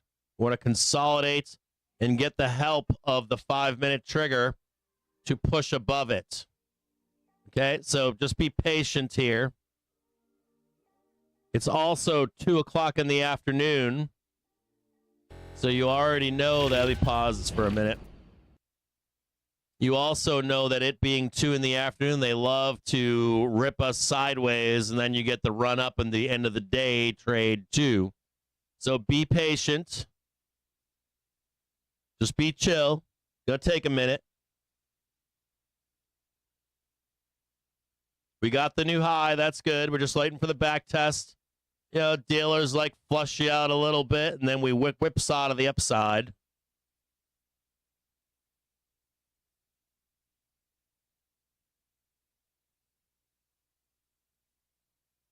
Nice new high right here. That was good to see. Have your finger on the buy trigger here. As long as we own this, you start to see us go up. So we hit that one just fine. You want to watch this one right here. No calls yet. No calls just yet.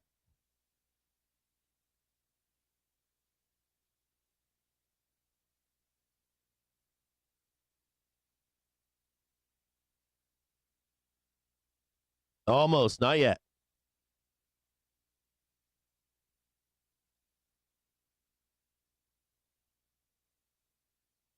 VIX 9-day also on some support here. We're likely going to do a flush here in a minute, so be careful.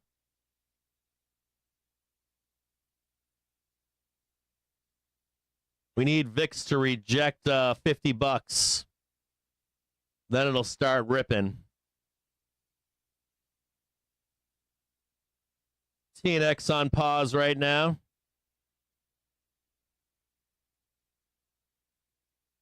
Or we trade sideways and grind. We can do that too, like up, down, up, down, up, down, up, down, up, down. Kill your calls and then ram it up. Just be patient here.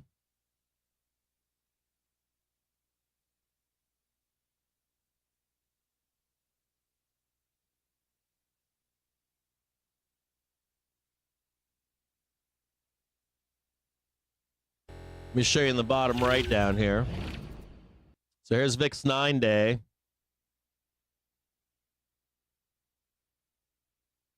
You know, a little bit of fuckery, right? Like fuckery, fuckery, fuckery, and then we get the move. It's all this here could be just a bunch of fuckery going on in the market. You're looking for the drop on VIX 9-day. So if you're looking for the explosive move to the upside on SPOOs, see this little gap down here? You need to get below that. You need to see below and then the death, right? See, you see VIX down here getting hammered? Not happening right now, right?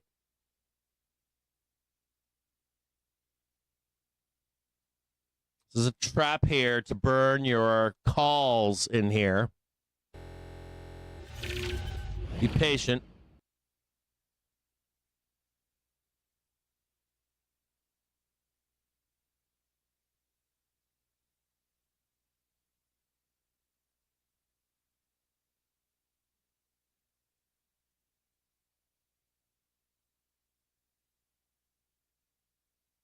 Finger on the buy button. We're still above the 1 minute trigger right now.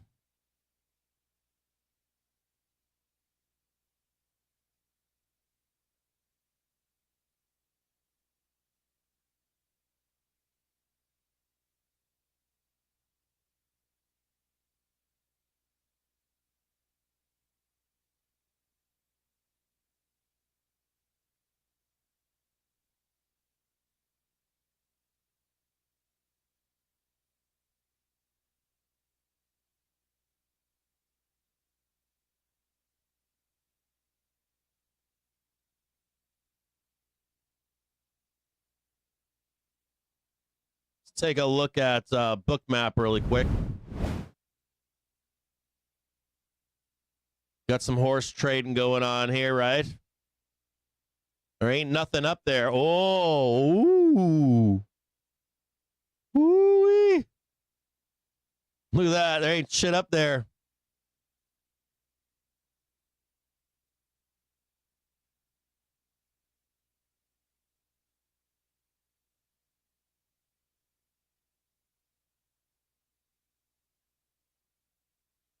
That red line is what we need to get above. See that red line? We need to get above that red line to start taking the trade.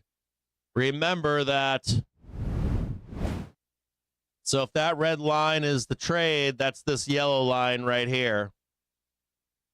So we did get the new high, but you want to like have fingers on, but not execute the trade until this portion of it. Slam, market order. But they can tease us in here for a long time, can't they?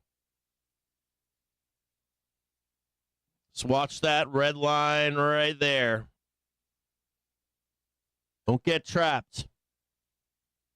Tail as old as time.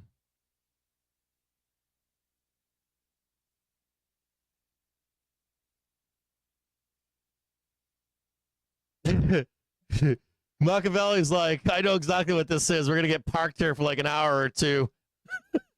Drain all these calls out and then make the move.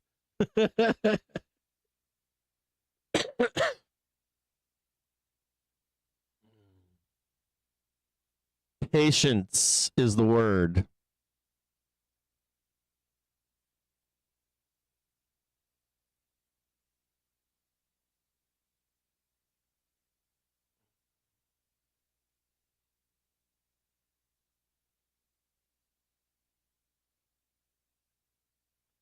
You got it. Oh, and by the way, here's another one for you. Rocket Surgeon just made a great point. He just said this is usually the time of day where I give it all back. If you are green today, you should leave. You should literally close your laptop, close your phone, your app, and say, I had a great fucking day. Don't worry about if we gap up. Don't worry if we blood. Don't worry about anything. You had a good day. Come back on Monday. Whole nother day. Market's always here.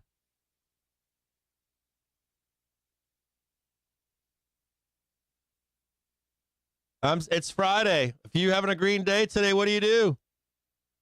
Take off, man. Crack a bottle of Champers.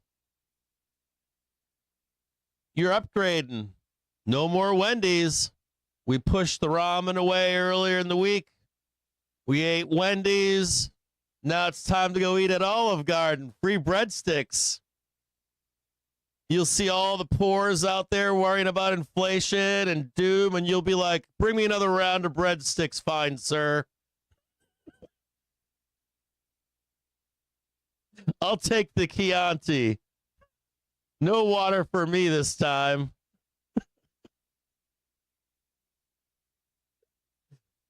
Went ramen, Wendy's, and now we're doing Olive Garden.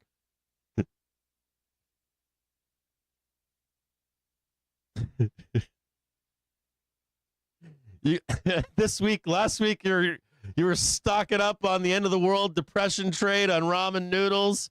This week you hit the Aldi and you're like, I'll take I'll take a frozen pizza, kind sir. You just walk through that. You just walk through that grocery aisle, and you got your pizza. You don't give a fuck.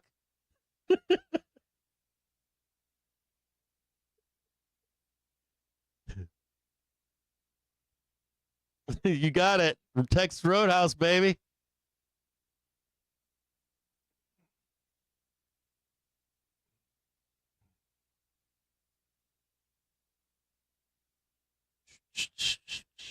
Yeah, we're in range. We're at the top of the range right now. So intraday range, we're at the top of it right now.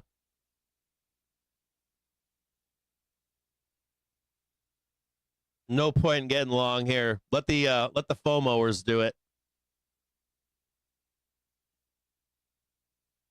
On like an intraday basis from yesterday to today, we're at the top of the keys. So we just wait until they push us above, and then we'll get long. Otherwise, we don't do shit. Bears kind of try to swing this down.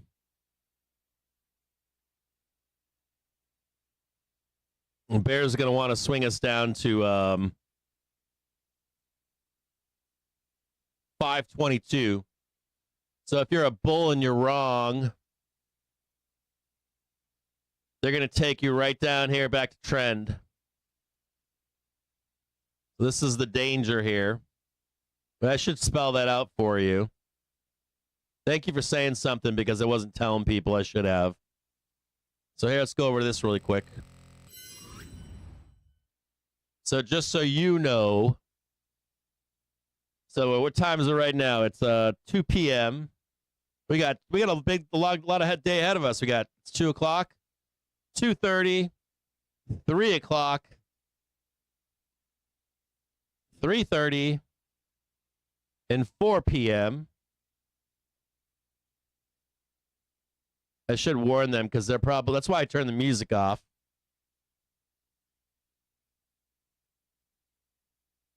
On an intraday basis,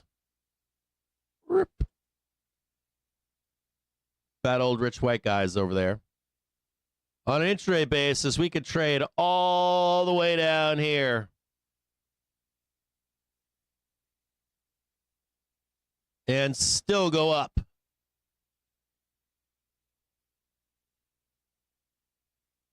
So if you wanted to catch this up here, this part of the move, you want the FOMOers to get us up there to do it. You take that part of the move, and no, you don't get long here. That's more FOMO. That's FOMO. This is FOMO. You let them do that for you. We could also just grind around in here. We don't do shit. Just like this right here, right? Whoop. Just grind around. But if we get up, we'll take the trade together from here to here. But the other outcome is that we trade all the way down here. You know, just start blooding it down here. Fading it. Boom. Liquidity grab back up. Half-hour hourly trigger. Real trade right here. Meanwhile, dealers are erasing all of your money, sucking it from your bank account. We just wait, relax, no trade. No trade. Just watching. Just hanging out. Patience is a virtue. How's going on over here? I turned off financial juice.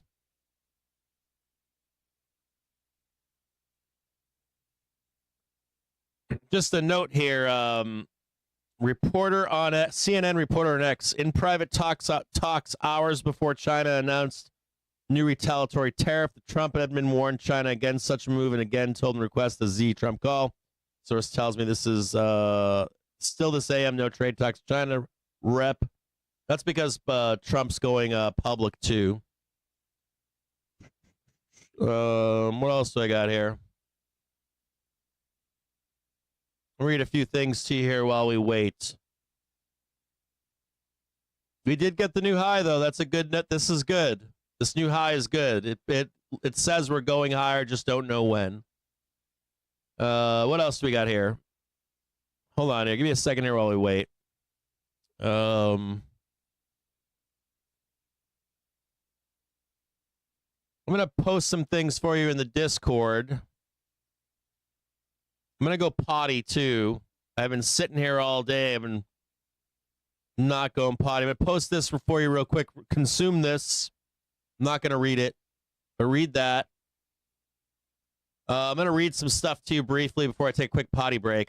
White House Press Secretary Caroline Leavitt asked about higher China tariff rate, said China tariff rate remains at 145.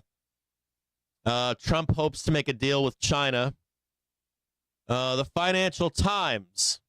The Federal Reserve would absolutely be prepared to deploy its firepower to stabilize financial markets. What did I tell you earlier this morning? We fucking print the money. So when China says, oh, we're going to dump $500 billion in bonds, I'm going to print new dollar bills with Captain Jim James' face on it, with the full faith backing of the U.S. So when you hear a bear out there telling you, oh, we're doomed, it's not true.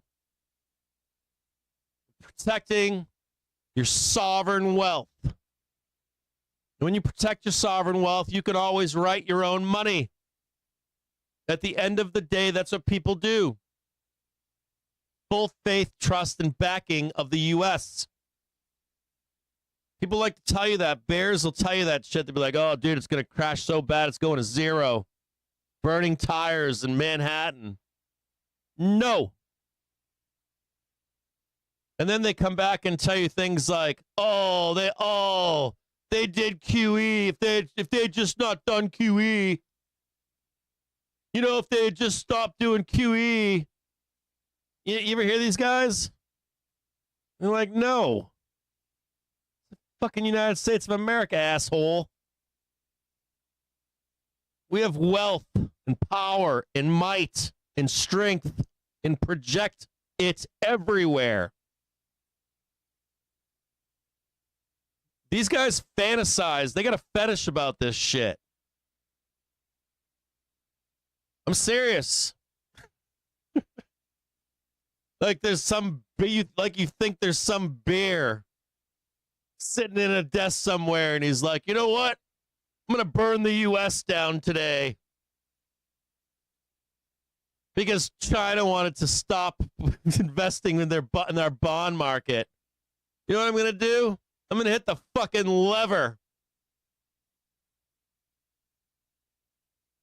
You don't have a bear doing that. That's like fetish Shit. Financial Times. I said this to you this morning. This just came out. The Federal Reserve would absolutely be prepared to deploy its firepower to stabilize financial markets should conditions become disorderly, according to one of the central bank's top officials. Susan Collins, head of the Boston Fed, said, quote, markets are continuing to function well and that we're not seeing liquidity concerns overall. But she said the central bank does have tools to address concerns about markets functioning or liquidity should they arise. Do you know what those tools are? Do you know what those tools are? 60 Minutes on Sunday. Fuck you. Damn it, I swore. We print it digitally. Quote, we have to deploy quite quickly various tools, end quote, she told the Times, referring to past interventions to address chaotic conditions in markets. Quote, ready? We would absolutely be prepared to do that as needed.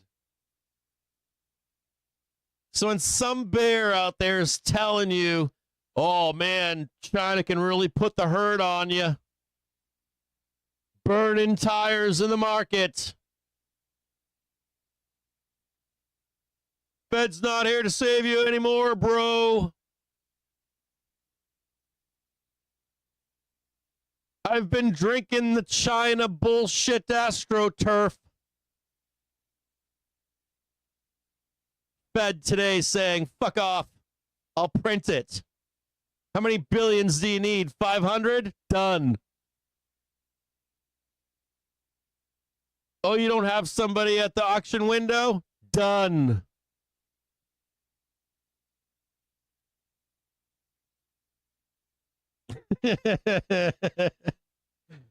I know there's one of those crispy old bears out there going, ah!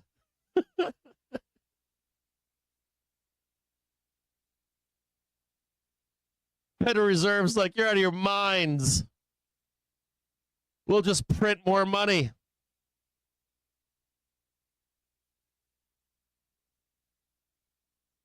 Well, CNN told me last night, the reporter for the China reporter told me that they could do, China could hurt you and me. Did you guys know that?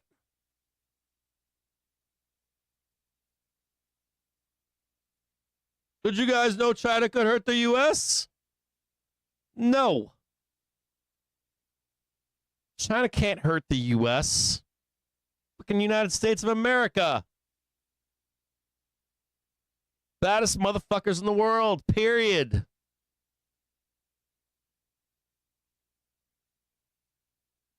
We rule the sky, we rule the ocean, we rule the sea. Until we get knocked off the block, number one. Remember that. Last time someone didn't believe that, they were the fourth largest army in the world. We ended them in 3 days. 3 days.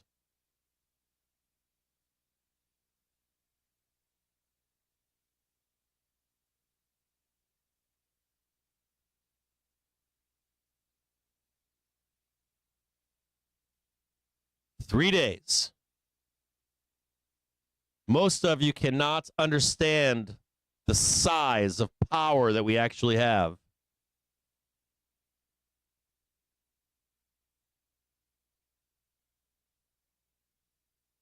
I love that quote from the Fed today. They just started printing bills out with Captain Jim James' name on it. Were you guys? I watched that 60 Minutes. I watched it live.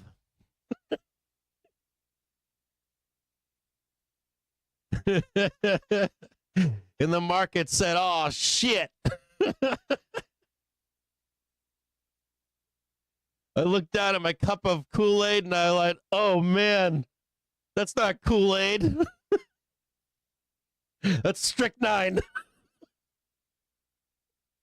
My poots are fucked. We print it digitally. You don't want to wake up this Sunday, do you, with that? Did you hear China just said that they're going to remove all the money from the bond market? That's like Saturday. Sunday. Breaking news, Jerome Powell on 60 Minutes.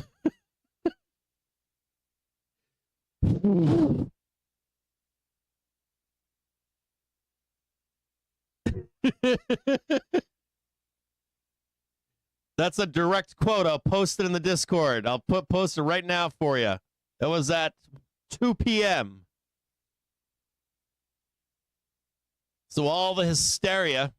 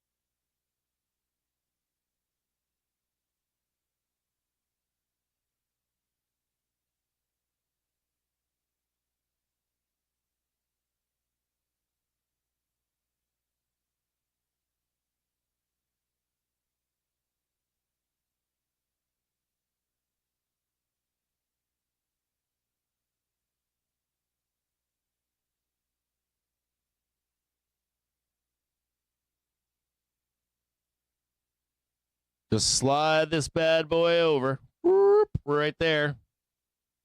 Remember that yellow box. Remember the target that I showed you down here. We'll make this worst case scenario. We'll write this bear target.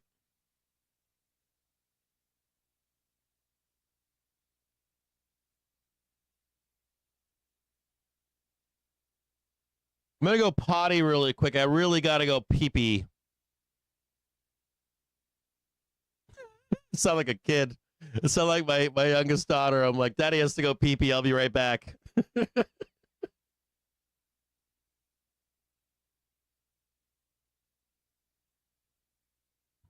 Daddy, where do you have to go? I have to go to the bathroom. Why? I got to go pee-pee. I got to go potty. Okay.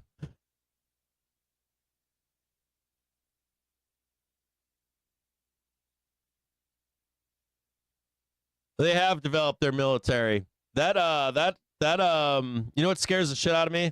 They got that aircraft carrier for just drones. That's like stuff of nightmare fuel. Did you guys see that they got a new Netflix is finally renewing that show, the one that does like the animation that's like Black Mirror. It's like sci-fi. And they're renewing Black Mirror too. I don't know if it'll be on the nose like it was before, but that sci-fi show, I forget what it's called, but it's called they do like the anime and stuff like that. They got a new one of those coming out. I'm just excited for both of those.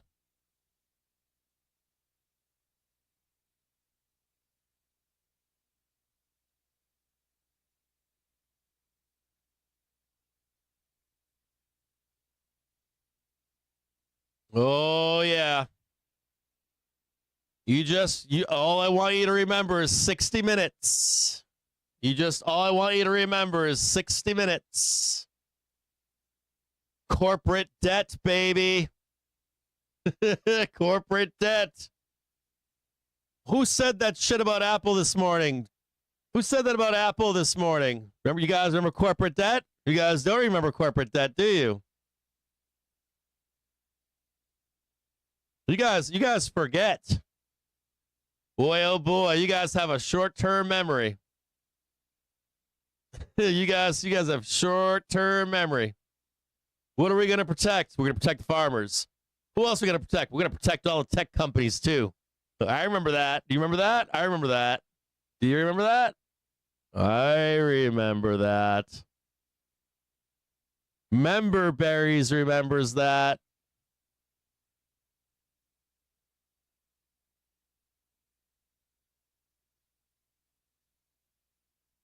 If we begin to lose this level right here, you can take the trade to the downside.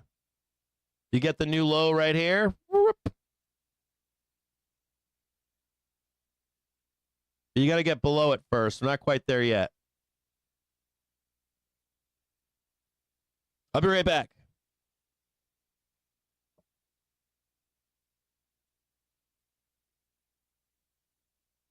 Put the news squawker back on for you, too.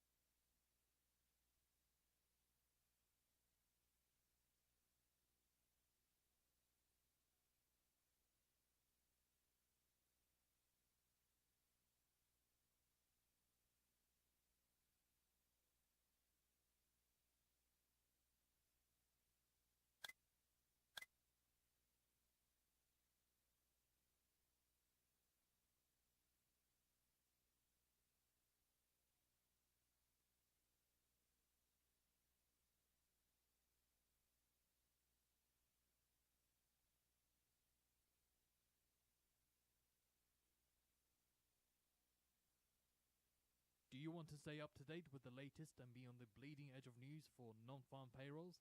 Then sign up today and get our special offer of Financial Juice Pro for a year's worth of our service for the price of 1 month and save 92%.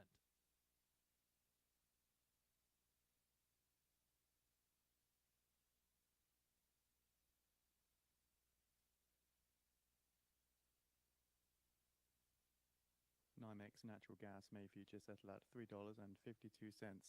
Gasoline May futures at $1.99 and diesel May futures at $2.06.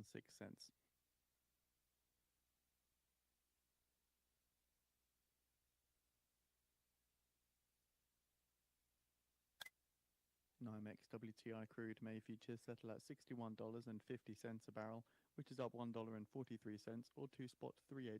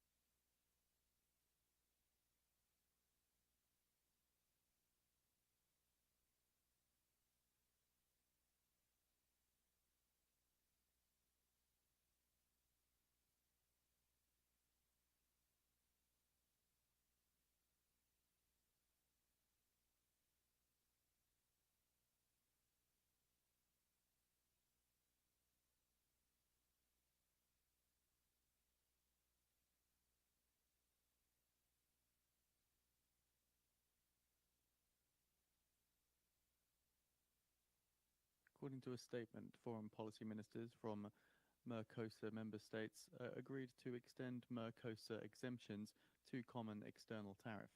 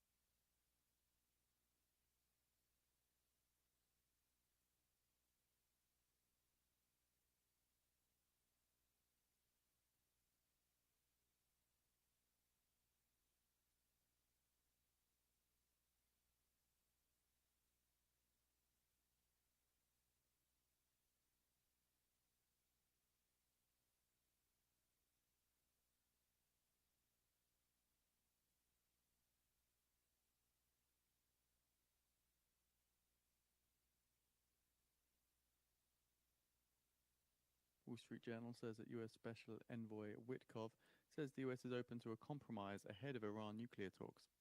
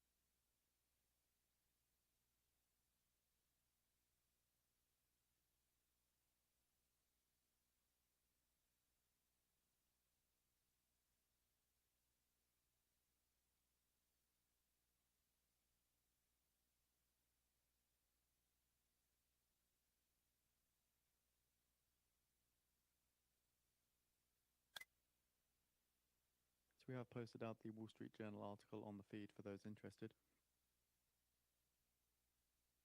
So looking into this then, US Special Envoy Witkoff said that the Trump administration's red line with Iran is to stop it from being able to produce a nuclear weapon as a potential overture to Tehran ahead of the high-stakes talks this weekend.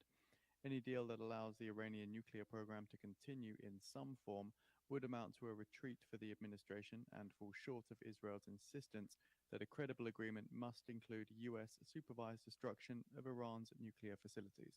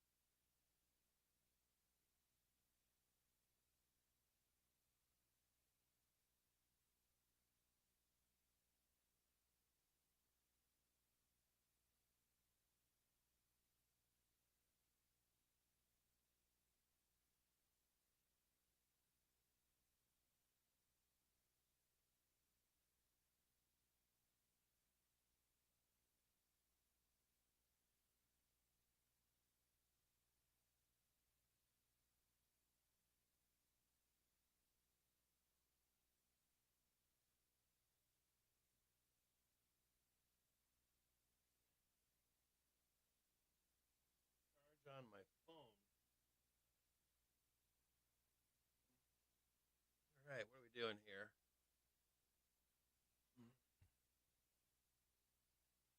What's the question? How many are watching the stream right now?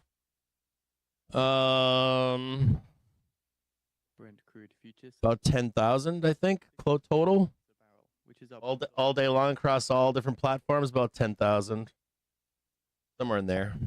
Protect your trades from macro headlines. Why are you asking that question?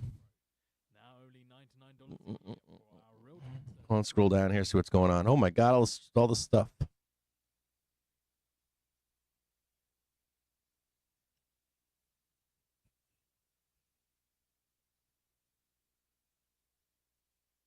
I missed all this. Hold on, I'm scrolling through right now. Are market makers watching the stream? Well, no. Yes and no, I think. Last year, the CME. Last year, let me get rid of that too.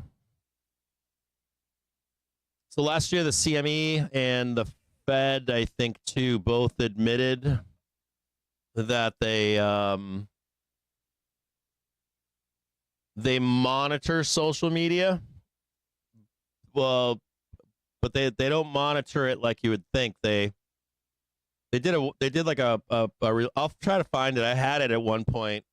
I had both links. I posted it on Twitter a year or two ago, and there was like a press release, and there was a deep dive you could do from the Fed and the CME. And what they said that they were doing was they monitor social media, and they monitor YouTube and Twitter. Now, let's start further back than that. Before Elon Musk monetized data from Twitter, you could get something called Twitter Fall. You've never heard of it? That sucks. It was really cool. You could really like min-max sentiment, but it's aggregate. It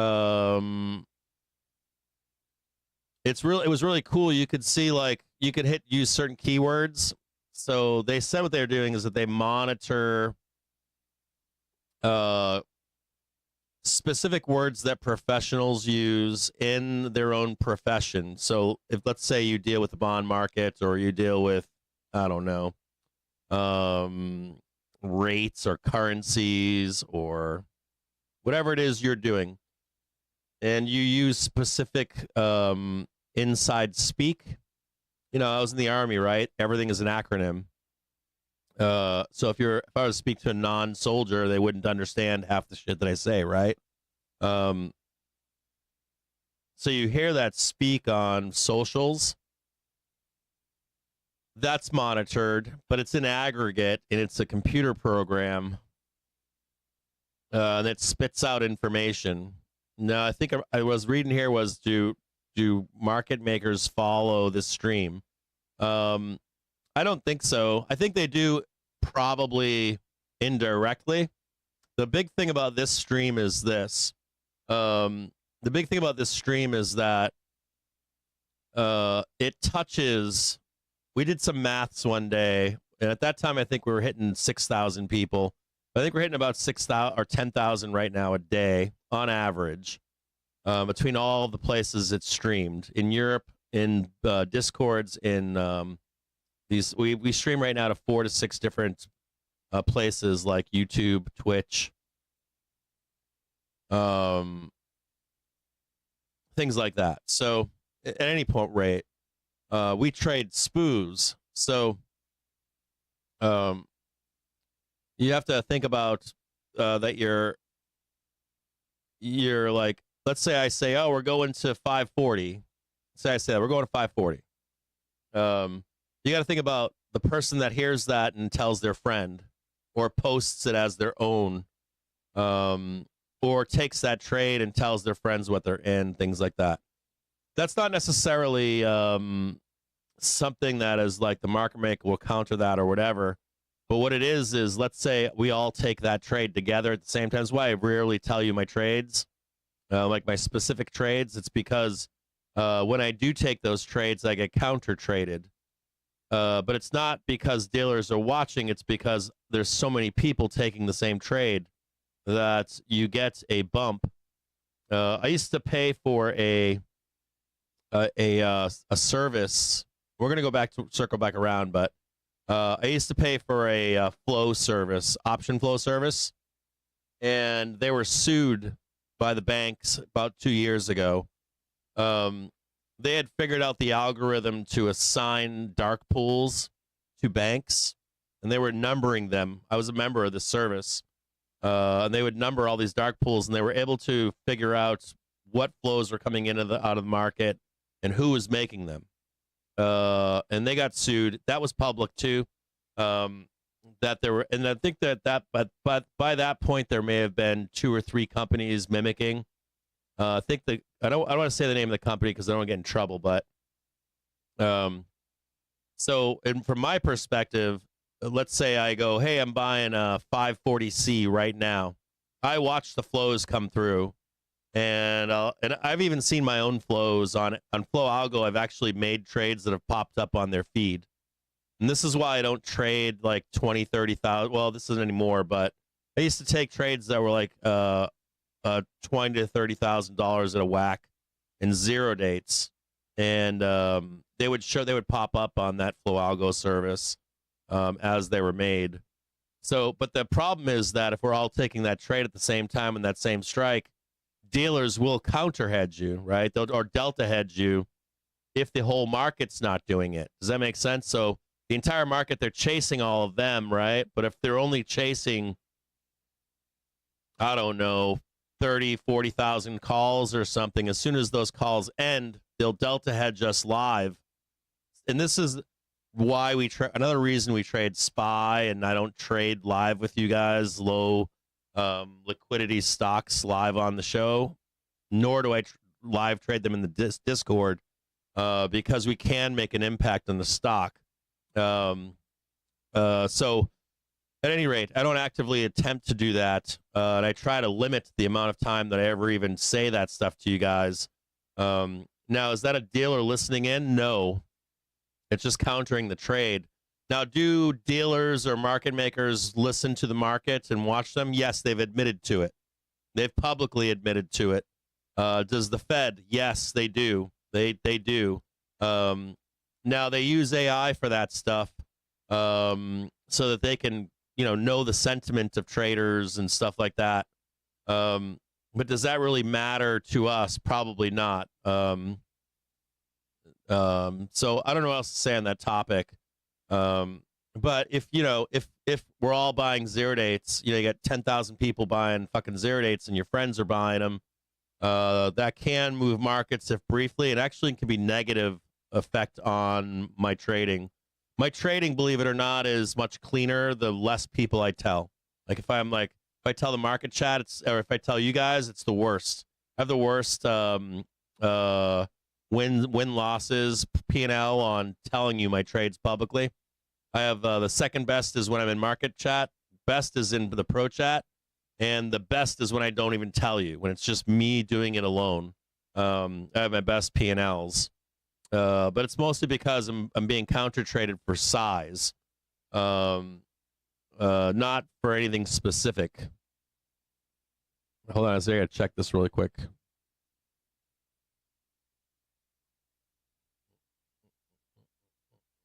Oh, we got new stuff coming in now. Now 5360. They're loading up on, or 5360 is now the magnet.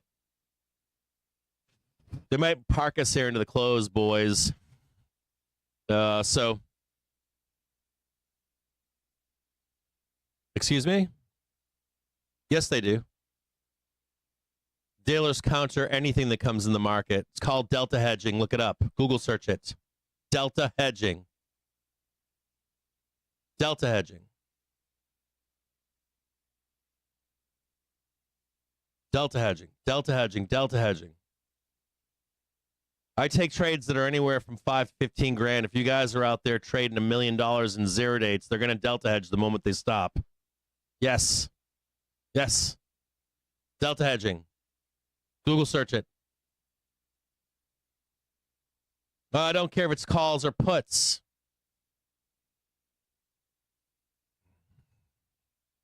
No, they only buy it as long as the calls are coming in. Then they stop chasing. And they sell. You're confusing. And it's only if it's being done in mass. They don't chase everything. They sell against you too. You're mixing up. You're mixing it up. It's only if everyone's doing it, like the whole market.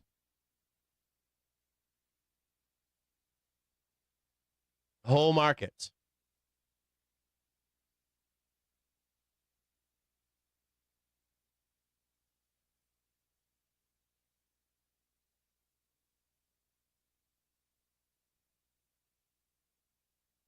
You guys are trying. You guys are. I was seeing what you guys are saying. You guys are like, no, they don't do that. Yet, no, they do and they don't. Depends.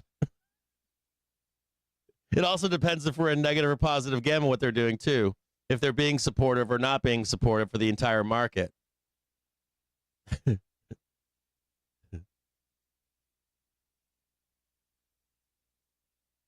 would think that it improves. It does briefly normally, and then it goes against. It's like chasing, then immediately as the calls stop coming in, it goes against. God damn. It only helps for like a minute or two, 1 or 2 bars. I don't do it. The other danger that I have doing that is calling out a call and staying in it for 1 or 2 or 3 bars, then getting out immediately and rug pulling. That's pumping and dumping too. I'm very familiar with this stuff. I don't want to get any trouble and go to prison.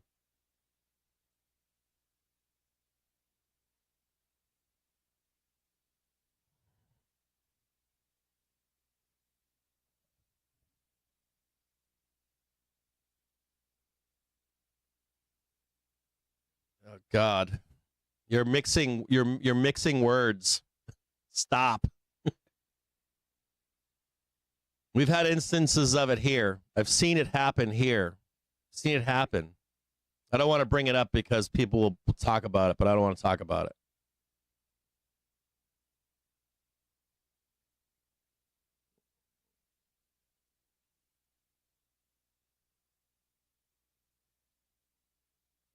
It happened recently. It happened with a ticker it happened on a ticker we were talking about here recently. And I was like, fuck.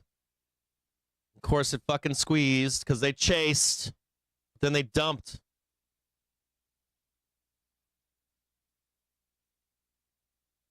The moment the calls stop coming in, they don't chase any longer. They dump on your head.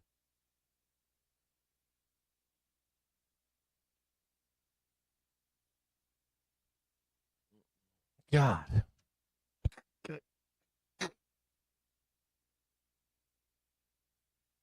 I can do it with you in real time. I'd probably get in trouble, but probably go to fucking prison if I did. I could show you the action in real time. I've seen it happen on this show. I'll never. I gotta. Like, I'm constantly concerned about it. I don't want to go to prison for you. I've already seen it happen. They used to do it in Discords. I used to be a part of fucking. I was in a pump and dump room, and like I didn't know it. I was dumb and young, and I was in a pump and dump room. And then another time during COVID, I was trading COVID stocks, and I was in a pump and dump group, and they didn't tell me until afterwards. I didn't know a lot about pump and dump. Like I did, but I didn't. Tell me that shit doesn't happen. It happens all the time.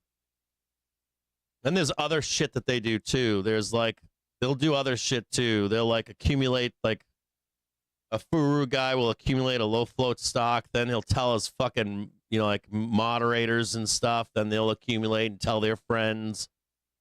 And before you know it, the fucking whole group is out there pushing it on socials. It's all fucked up.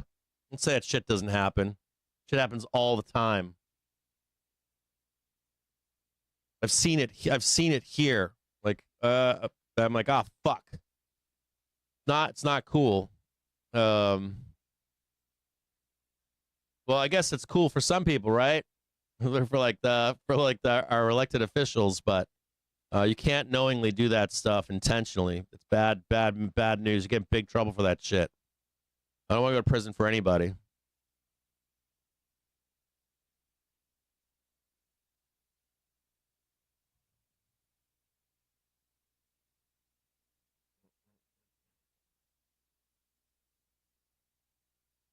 Yeah, you never talk about pump and dump room. Agreed. I would I like when I found out that one guy came and told me during COVID, a guy was like, "Look, he's like, that's never going up again," and I was like, "What do you mean?" And I was like, I had like met with the CEO and stuff. And it was a bunch of COVID shit, and I was like a believer and shit. And this guy he's like, "I really like you." He's like, "You've been really cool this whole run and stuff." He's like, "I'm going to tell you exactly what's going to happen here." And it was like, he's like, "Look," we're a whole crew of guys. We all know each other. And I was like, "What?" He's like, "I don't want you to get annihilated." And I was like, "Are you fucking kidding me?" And then they wanted me to trade with them more in the future. And I was like, "I can't do this shit. I'm like, I can't be a part of this." I'm like, I don't want to be anywhere near that shit. I have a complete life. I don't want anything to do with nefarious shit. There's other shit people are doing too. Like a lot of they do it today. Like when COVID stopped, a lot of these guys went into triple leveraged crypto coins. Like they create a bullshit crypto coin and they run these fucking. I got a friend here on Twitter. I can't tell you I don't want to tell you his name, but I got a really close friend even today on Twitter, who was an old school New York pump and dump guy. He went to prison for it years and years ago. He went to prison for pump and dump schemes, and he was a part of a whole group of these guys. They were doing it back in the 80s and 90s. Now those guys are all like 50, 60 years old, and they're running him with crypto right now, like behind the scenes. And they take investors in. It's all fucking crazy. The stories that I hear from these guys, or from this one guy that I wasn't friends with him then, but I've become friends with since. The stories that he tells me are wild.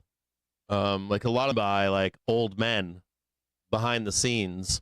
And I forget exactly the way he explained it to me, but they run it like a business. They have like layers of the scam.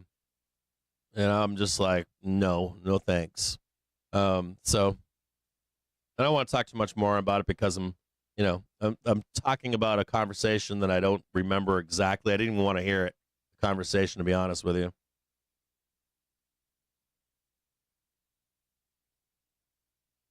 Yeah, it's real. Well, the SEC, yeah, the one you don't ever want. I think it's the FCC you don't ever want coming after your ass, right? Because they can put you in prison. I think like the SEC, you're fine, but I think the FCC, you can get in some deep shit. They'll put you in prison. I think this guy, I think that's what he did. He got busted by the FCC, I think. And then they washed the money. Oh, dude, I know some of this stuff is coming back to me right now. Like they do the triple leveraged cryptos overseas, not in the U.S. And then they wash the money before it comes back into the U.S.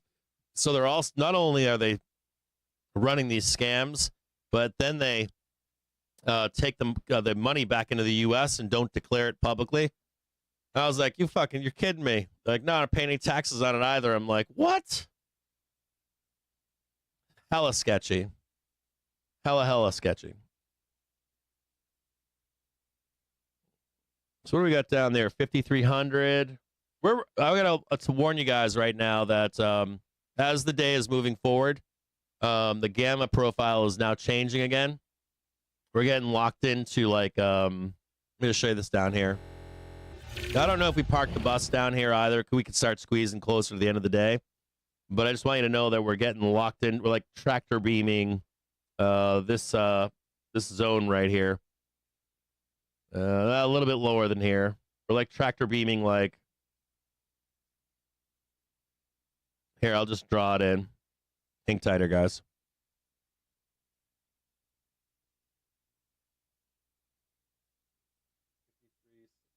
Like we can't we can't escape this for a bit. Maybe not until 4 p.m. Or we're close. Time is it right now? 3:07. Okay, so if you're in the Discord, last night's brief is still valid. So just some outlook stuff for you guys. I'll go through it one more time for end of the day. So here we go. So let's go through this really quick. So this is a freebie, okay? Let's get rid of this really quick. We'll come back to this later. So I'm going to give you a quick outlook. I gave it to you earlier this afternoon, and I'm going to give it to you again if you guys missed it, if you're just showing up or whatever. Today is 3 o'clock. It's Friday. And we're going to chat about this. We'll come back. We'll put all this stuff in here in a minute. So just outlooks for tomorrow, or not tomorrow, but for Monday. Now, number one, we know about all the doom that's being pushed around. I want you to know that some of that is real, true astroturfing. If I was China right now, I would be telling any correspondent from the United States of America that wants to continue to correspond with China, get news leaks, drops, whatever, to push a narrative of the danger of what's happening. So just be aware of that with what you're consuming in public, that that's a real thing. Number two, the other thing that we need to chat about today is, of course, that doom, right? The fear that you're being told we're going to crash on Monday. China's markets are closed to you. They're going to remove the bonds from the U.S. market. Big, giant sucking sound. You saw the Fed earlier today come out and tell you the Fed came out. The Fed came out today and told you not to worry, that the sovereignty of the U.S. Will be there. They'll pull up. They have no problem coming out and protecting the sovereignty of the U.S.'s wealth, basically. So I want you to be aware of all that kind of stuff. But a greater note here would be that let me see this here. Trigger screen. Oh no, hourly screen. Right there. On an hourly basis, okay? I was trying to give you guys an idea of what to expect. Now, I want you to look at this white line. These are the fat, old, rich white guys. This is basically this guy right here, right? Sold right here. He's going to attempt to try to sell you right here at this big red bar area. This is 540. He's also sitting at 550. And he's sitting up here at 560, okay? Depending upon where you're looking back here. If you're like looking at all of this up here. Right, we know where the sellers are. I'll bring this back over here and just show you where they are. Very easy, you can do this at home, right? You got one spot right here. You got another spot. You're going to bring this down. Just take into consideration the wicks. You know, they're right here. There's your 562, right? 562. If you're going to take it down here, this is at 540, right? These are going to be natural places that sellers attempt to come into the market. Okay, old fat white guys. Old fat rich white guys, right? They're making bank up here. We know where they are. We assume where they are, right? The Russian news agency quoting the Kremlin says the Witkoff-Putin meeting has ended. When I draw these lines Clarity on what was discussed. for you, when I draw these lines for you, I never want you to read these lines and say, I never, ever draw these lines for you and say, yeah, get long, bro. Or not that. Or hold on. I never draw these lines and want you to think, hey, let's get long into the close and print this. Then you come back on Monday and you're like, why are we down here, Cap? You should always be a buy the dipper. So if we're intraday trading and we're holding levels, You're an intraday trader going up, right? But you should always be on a chart like this, waiting down below to buy a dip. Make sense? It should. I also want you to think about this 5,200 here, right? And now it's 5,300, isn't it? Right? So this is now up here at 5,300. I'm not going to draw that in right now, but my point to you about this is we think we're in a fifth wave here that we need to complete.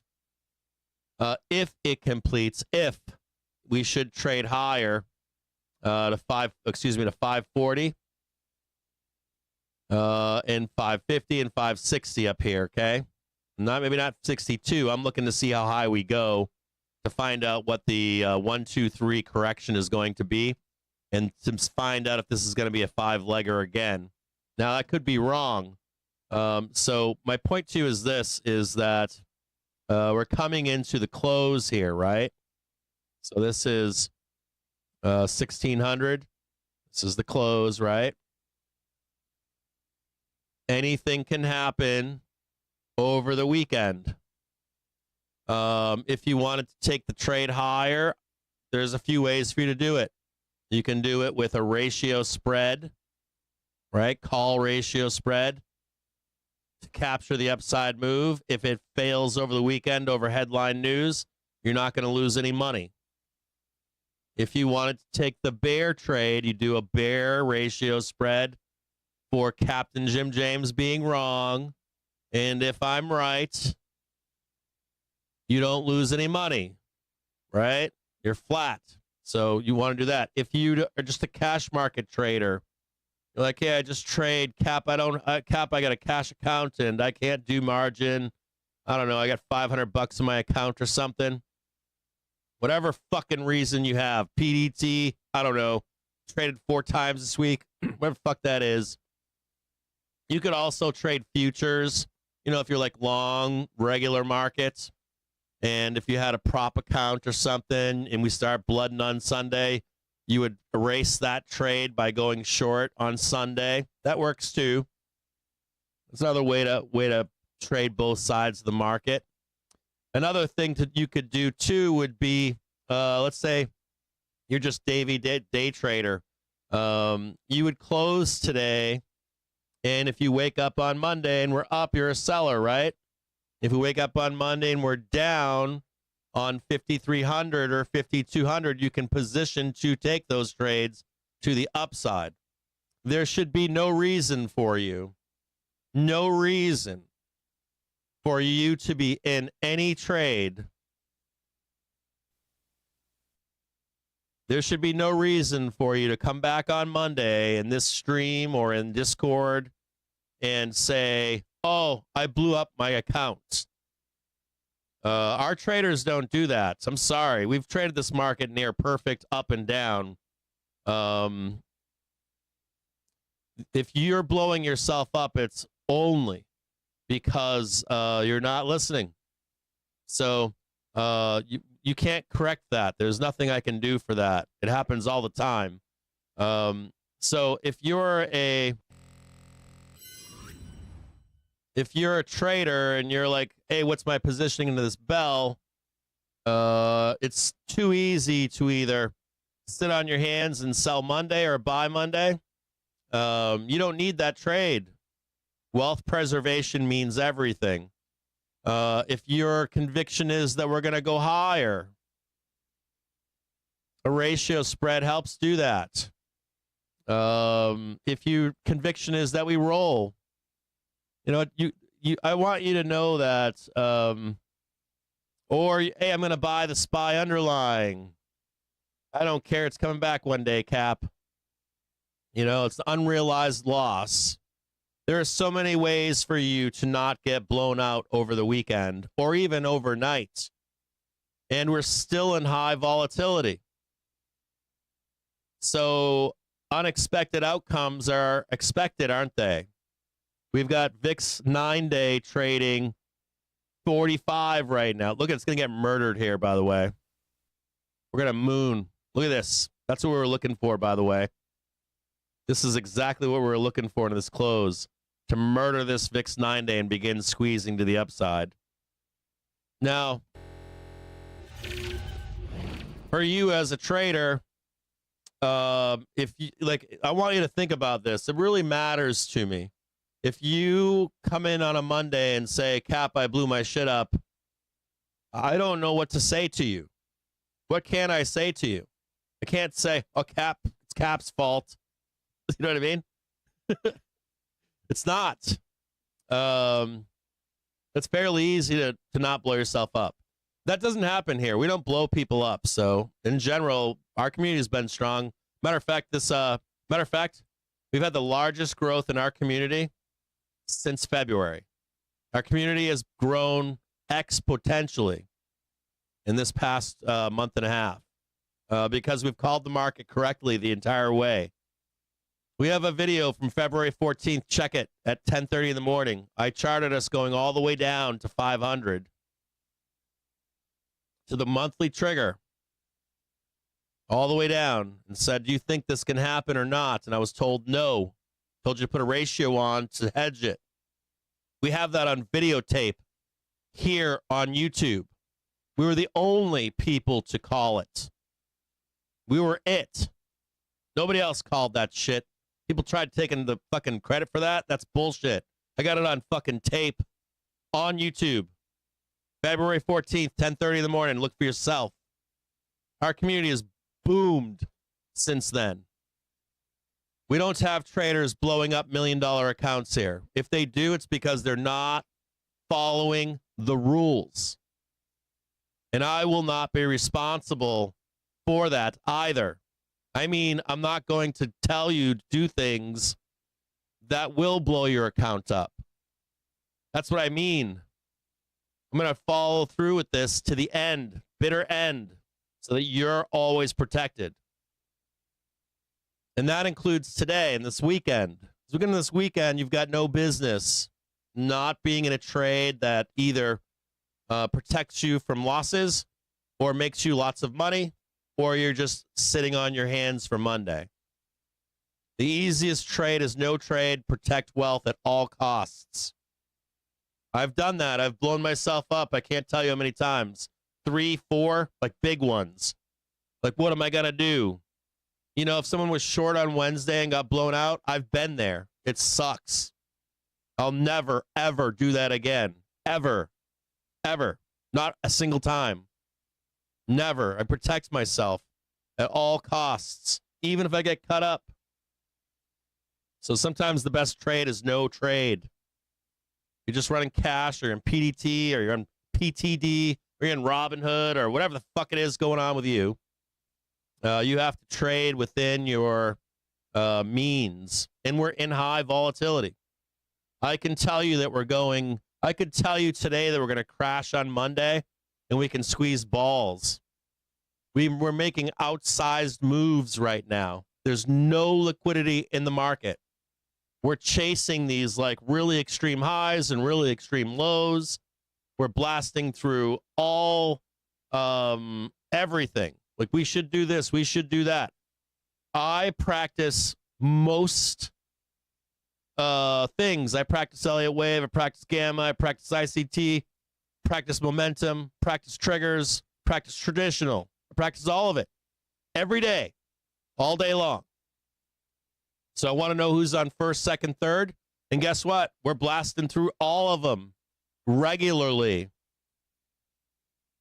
So if you can't manage your trade, or if you're not in a managed trade, you have no business not being in the market when at other times when the market is running. So if I'm awake during the nighttime and you're awake during the day, if I'm awake at night, I can't be leaving a trade on unmanaged. Just can't do it. I wake up in the daytime and watch my shit on fire. So you either have to be in a managed trade or have the ability to wake up and manage a trade, right? Or you just close your trades and come back to the market when you're awake. That is critical as a trader. And once volatility dies down, it gets easy. You can like unmonitor stuff for a few days. You know, hey, it's we're in low volatility. It'll probably come back in a few days. No, I didn't hedge it. I put enough time on it. Don't worry about it. I'm not scared. Does that make sense? We should start squeezing. I don't know if we're squeezing here or not. So, expectations into the weekend. Up, up, up, up, up. Up, up, up, up, up, up, up. I'm not on the bear trade over the weekend. I'm not on the crash over the weekend. And if it does crash, right, I'll be down there waiting. Up. I want these upper targets hit. I want this target hit into the close here. Minimum. I want to see the gap up into Sunday. Now, I want to talk to you about that too. Let's say we gap up over the weekend. Let me ask you another question. So we gap up and you hit, Captain got it right. Do you have a way to sell futures? If not, you still have no business being in the market. Make sense? Unless you've got a ratio on, maybe. Something like that. So you have to be able to manage your trades that you're in right now in high volatility. I'll keep it that simple, okay? Those are the expectations into the weekend. You guys got them. Nothing's changed from the market brief. Oh, and we're beginning to squeeze now. Coming into 4 p.m. I'm going to put some music on for you here in the close.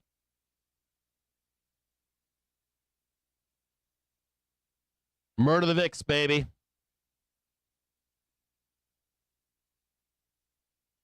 Get that VIX down there. Close the gap.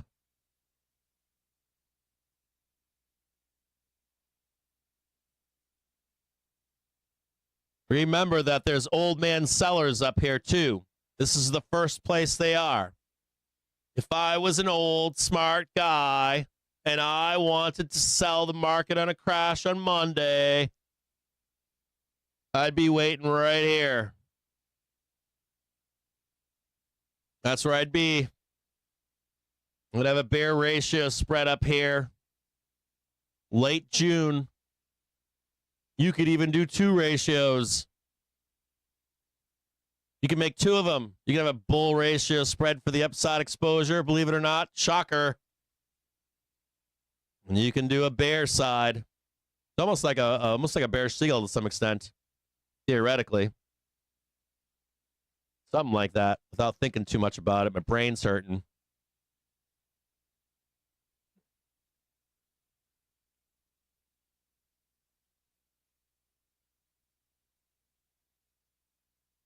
Upside target to the close if we don't get pinned in. They might wait until fucking like the last 15 minutes or some shit.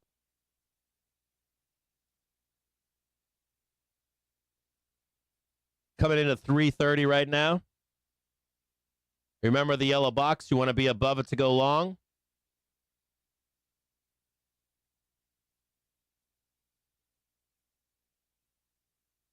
Finger on the trigger. And I want you to also think about this too.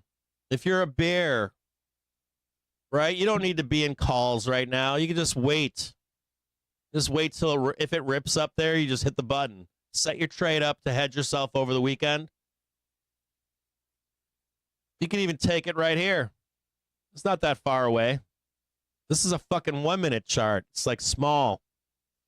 It doesn't mean much on a lot higher frame. It's like a little bit of green in a much gianter bar.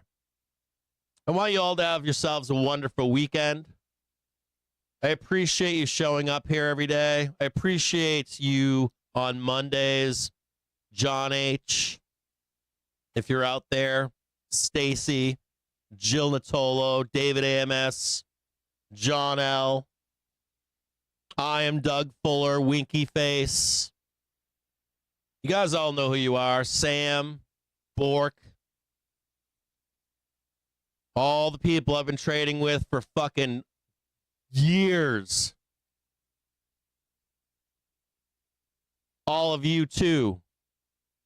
keeping the chat straight, stomping on the trolls. I know they're out there. They fucking are mad. They get mad on days like today. They get mad on days like Tuesday. They get pissed. They still watch the show, don't they? Mm-hmm. So I appreciate all of you, even the trolls. I want you guys to have yourselves a great weekend. Don't go into this weekend going crazy. Be positioned either flat or in a position where no matter what the outcome is, you're going to be safe. There's more trading days this year. Every week, there's a new week. You guys ever notice that we have like a new soap opera every week? Then there's a new soap opera every day. There's a new soap opera for every month. Bullish, bearish, doesn't matter. There's always a story. And we go from one thing to the next thing to the next thing. And we just stop discussing it. Just fades from our memory. We're arguing about one thing, then we're arguing about the next thing, how it's important. But it really isn't, is it? It's a narrative to serve price.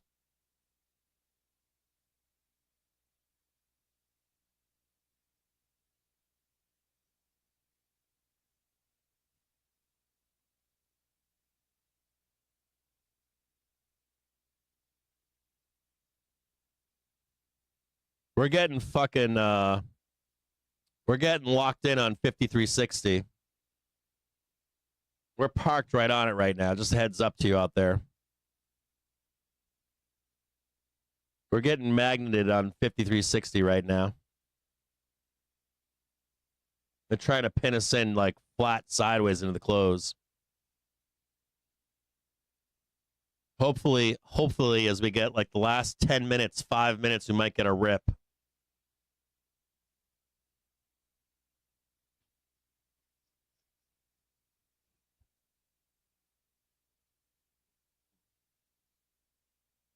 Thank you, World's Eye. You don't have to speak a lot, brother. There's a lot of people that do the same, man.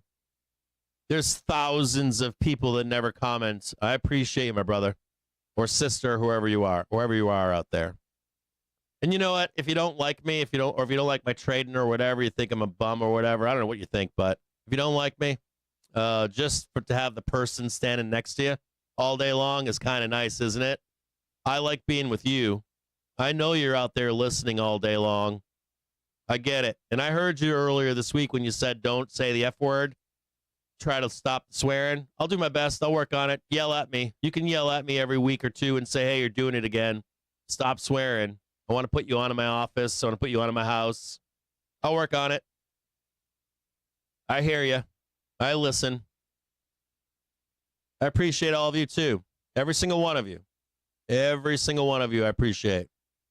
And I know there's a lot of you out there. Last year, 2 million on just one. I think we're close to like 4 million across all platforms. I think we're number 2 on Twitch. Did you guys know that? We're like the number 2 stock show or financial show on Twitch. Some crazy like that. That's awesome sauce. We're like number 2. I don't know if you know a lot about the difference between YouTube and Twitch, but that would be like me being number 2 on YouTube in relative terms, like adjusted terms. So I'm really appreciative of that. Stop drawing rocket ships. I used to do that more frequently. I appreciate all of you being here. Even if you disagree with me, I still love you being here. I really do. Even just the companionship part of it. I get it. I've been lonely. When they stopped doing that full day show, I forget what his name was. I always forget his name now, but this guy used to be on Monday through Friday. And I used to watch Mr. Yan, of course, but there was another guy, something Charlie. What was it? Anyways, he used to be on more frequently. He used to be on all day long. And I needed that guy in my life. And I didn't even trade what he traded. Like, I didn't trade with him. I just wanted that guy talking all day long next to me about the market. And that really meant something to me. And I felt empty when he was gone. And that's partially one of the reasons why I started doing this. It was like about 30% of the reason was because I wanted that same voice. I'm grateful that you're here with me. I'm grateful that you talk to me in the chat all day long. We do this all day long. It's cool as hell. I love it. I love all of you out there. More than you know. Truthfully, more than you fucking know. 3:32, half an hour left. See if we get this bump up or not. We'll make this one a big green bar right here. You know, some Fridays we don't get it, but sometimes we do. Get those nice big pushes to the upside at the end of the day. We'll mark this off too. This is mark this off right about 15-minute mark right in there. We'll mark this one off right here. 10-minute mark. We'll know if it's going to happen. If it happens, it's going to happen like this. Hold on here. We'll know right in here if it's going to happen. Make that yellow. That a 1, make it yellow. We'll know right in here if it's going to happen. Get your trigger fingers going here. Just be ready for it. That's about right there. I don't know why they're different colors, but we should know right in there. Bring this one over right here.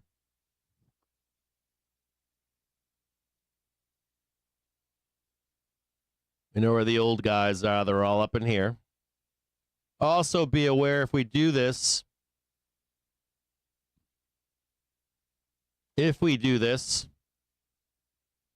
right? FOMOers, you.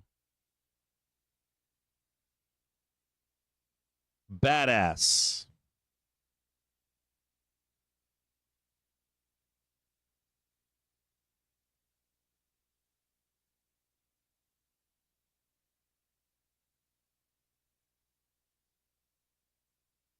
End of day review. Stop watching TNX. Start watching the 30-year. Stop watching. I just looked at the Discord. You don't want to be watching TNX. You want to be watching the 30-year right now. So an example for this. Well, no, you want to watch them all. I want to give you an example of this. This is a good question. So if you recall when, do you guys remember when all the bears were saying, oh no, we're so screwed. We're so screwed with tariffs. Everyone was watching 10 and 30s, but the 3-month and 6-month bills were dealing with it because inflation on like the first bump on the first inflation or the first inflation fear on tariffs, the 3 and 6 month bills were rising to combat that inflation so that it's not sticky, not persistent. They're now moving into the 10-year as of last week, and now they're moving into the 30-year. And as long as those hold up, the 30-year at this point, we're still safe to some extent. So don't notice how the 10-year went up today, and we didn't go down. So the 30-year is stable, SOFR stable right now. And then you had the Fed come out and warn that they will protect U.S. money interest bond market immediately if needed. They will be at the auction window if needed. They're not just last resort buyer. This is the United States of America. I want you to think about COVID. This is a very similar situation. We didn't get goods and services during COVID from China. We had bottlenecks of tankers. Remember Tanker Gang? And who stepped in? The United States government. And they're going to do it again. If this happens, they'll do it again. They'll bail out farmers. They'll bail out Apple. I know you don't want to believe that, but it's true. You'll get a 60 Minutes. They'll issue corporate debt bonds for your favorite companies. I kid you not. You basically have China telling you, we're not there to help you. We don't care about China helping us. We don't. It's with the United States of America. Don't forget that. We are the leader of the free world. We make mistakes all the time. We do bad things. But you don't want to be, do you want the Chinese government to be your leader? I mean, I'd probably prefer the Netherlands or Amsterdam. I'd like they do a great, much better job than us. But that's not it, is it? We're the largest country in the world in terms of power. We're it. It's like, what do you want to, who do you want to run things? China, Russia? You're out of your minds. United States of America is the only choice right now. That's it. And they will bend the knee. Or we're going to have a fight about it. That's what's going to happen. Whether you know that or not, that's what's going to happen. The hegemony of the United States of America is not being given up without a fight. And I sure as hell don't want to live under Chinese rule. And I'm a Democrat. Remember that when you start hearing people telling you that they're going to hurt us. They're not going to hurt us. Sovereignty of the United States of America is number fucking one, period. Our financial markets, the dollar bill, the backing of the dollar bill.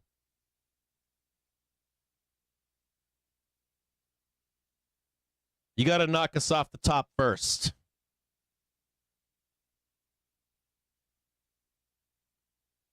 That's not happening without a fight.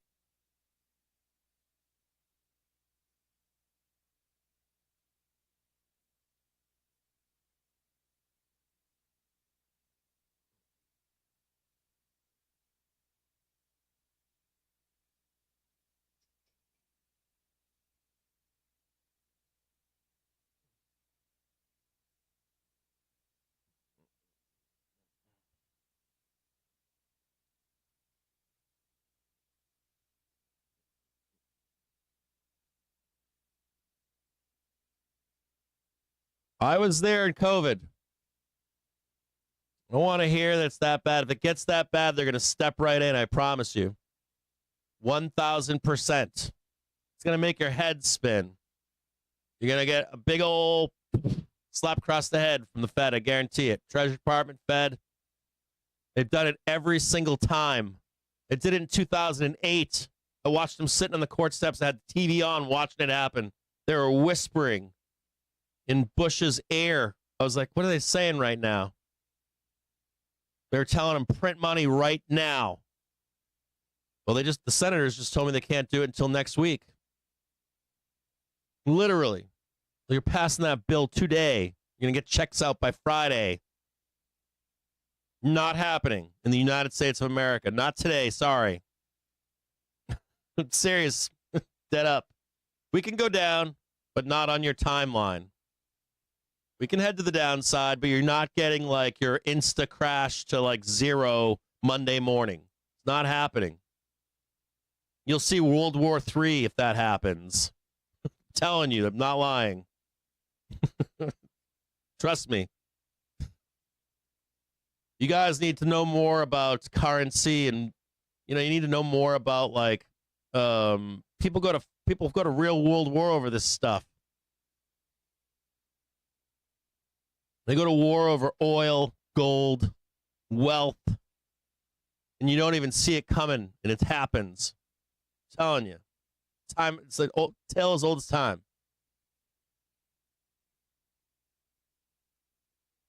It's like we get lost in these fantasies. It's just not true. Seriously. Stop reading the hot sheets. Or you can, just don't trade like that. Trade what's in front of you. Stay focused. Stay alert. Head on a swivel. Stay frosty.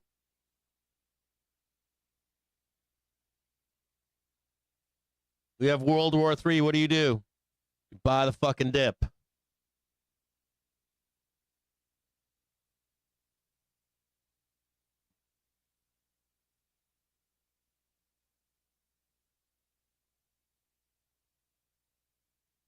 Yeah, that's real.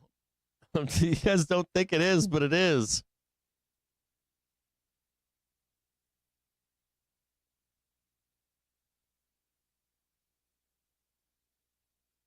Let's see if they can do this here or not. They can ramp this. They're like not doing it. I'm not taking this trade. I got it set up, but I'm not taking it unless they do it. I need to see some nice price action here. I need to see us go up, tip or a wick. I want to see that right there and go wham right there and hit it. Not seeing it yet. Be safe over the weekend. Be nice to each other. Our politicians are not being nice to each other. Be nice to each other. No matter where you're from.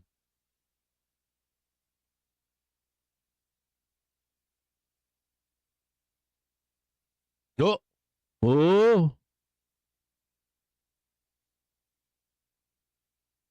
Oh. What? It's like what's his name? I was thinking about the trade we talk about all the time. Like, take your finger off the hedge. Take the hedge off the market.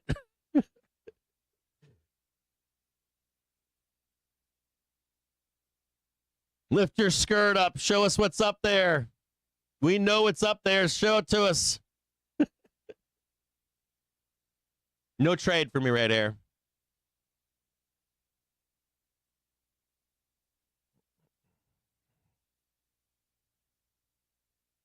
Trying to get back in right now.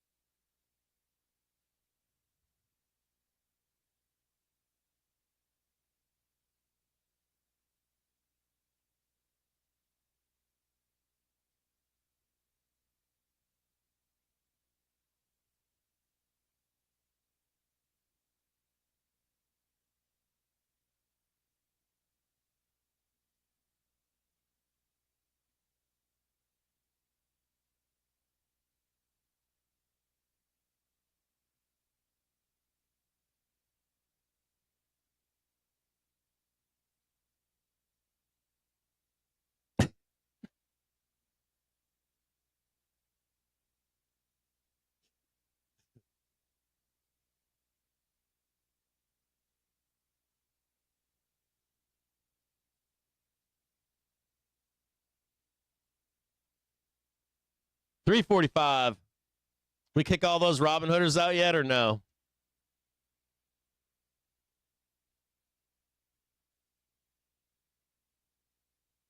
TNX on its way down right now. Now trading 449.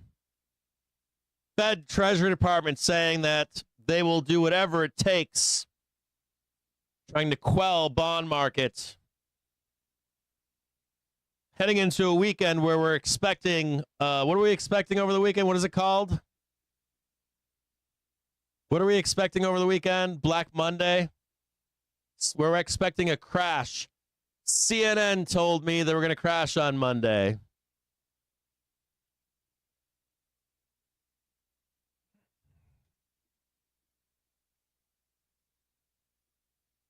They told all of America. They told all of America yesterday. All the smartest people in the room told you to get short into Monday. They told you that yesterday. They told you that all the way to this morning. Buy as many puts as possible. Sell your husband. Sell your wife. Sell your second husband. Sell your kids. Hide your kids. Hide your wife. Run for the hills.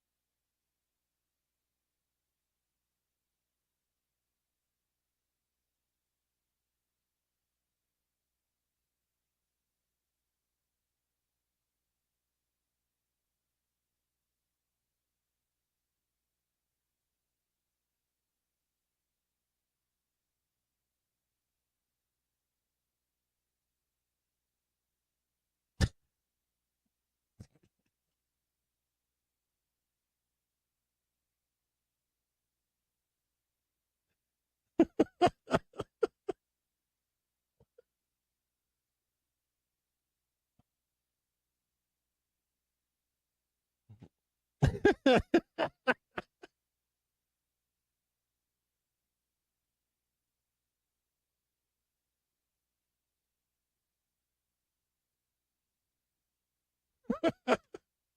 don't know what to say here.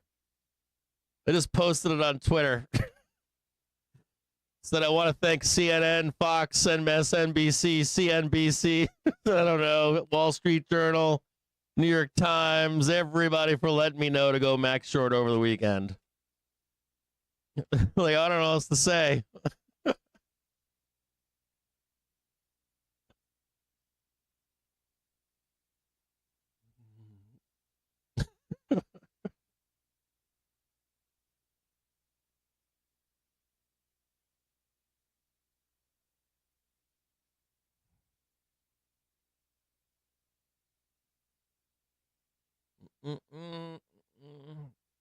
By the way, for Monday, we will have the stream on Monday. I will also be doing a private stream on Monday. I got to find out what my doctor's appointment is, but part of the day will be a private stream. It'll happen. We're going to start at square one. We're going to talk about basic stuff. How to save money. We'll try to talk about laddering, not ladder attacks. We're going to talk about laddering short-term bonds, and so that you can begin to save money, actually outperform quite easily the stock market right now. Or it's been going on for some time, but we'll at least explain that process. We'll make that video. It'll be a stream together with you guys. We're going to start at square one. And each week we're going to go through and we're going to go in from topic to topic.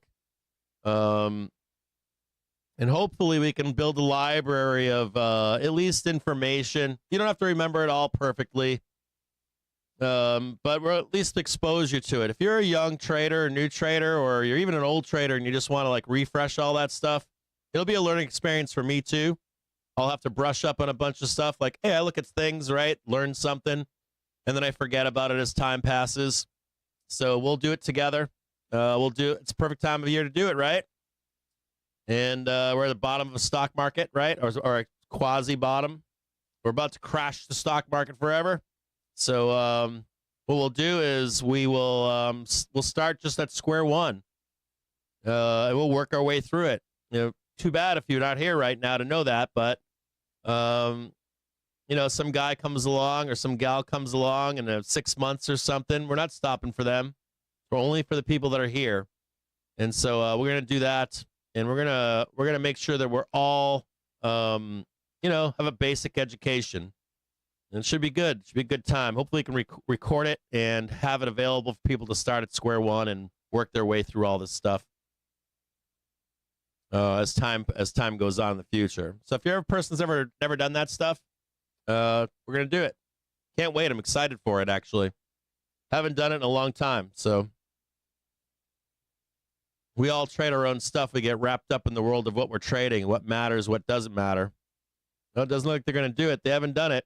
They didn't do it at we're probably pinned in here. We didn't do it at 345. We didn't do it at 350. So we might not squeeze here. There's a pin on the. We had a pin higher, and we got a pin that changed.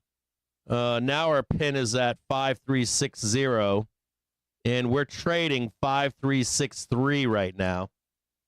I don't know if these things are going to go deeper in the money or not. But we changed about a half an hour ago. The market switched. So we'll see what happens into this close. We're kind of tight here, pulled right in.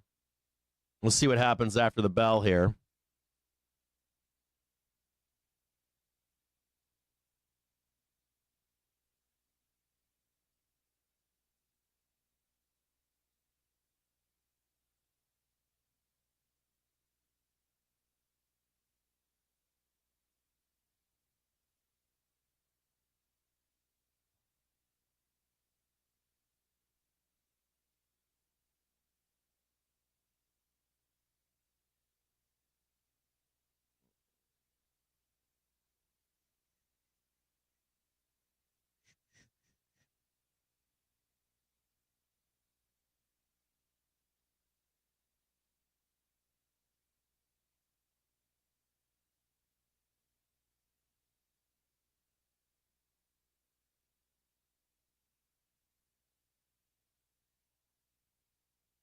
Ooh, I'm getting some arbitrage right now.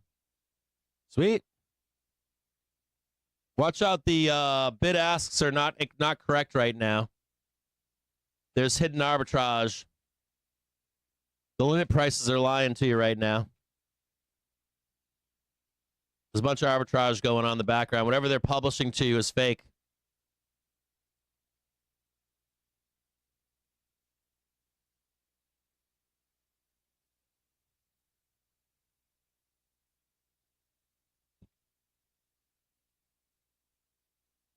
Nice.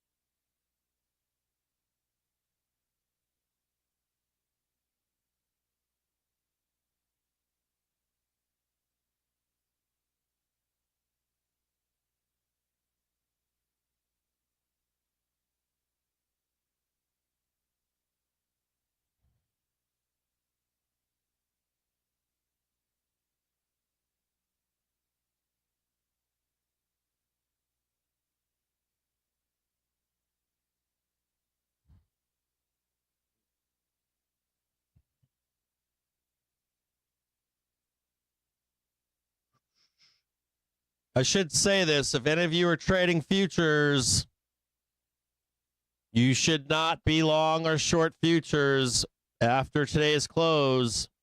I don't care if we go to I don't care if it's short, we go down to depths of hell. Do not get blown up. Don't be like long futures in a Sunday. Don't be short futures in a Sunday. If you're just a futures trader, close it up, wrap it up.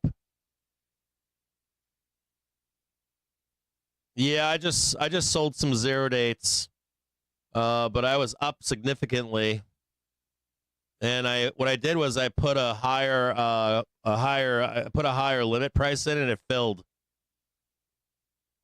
was really weird. Like, I got long calls down here, and when we were up here, I asked for something up here, and it just filled. They closed them. So I don't know why that happened. Their published prices are wrong right now, or they were wrong in here. I don't know why.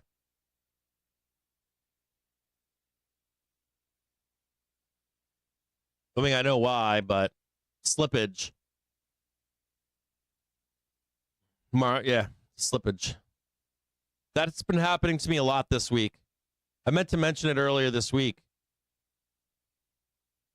Like, a lot of times I've had issues getting fills on opening and closing positions the past week or two.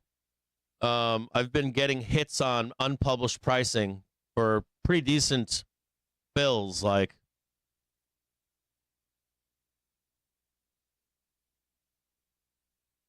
it's been very unusual. It reminds me of old school trading.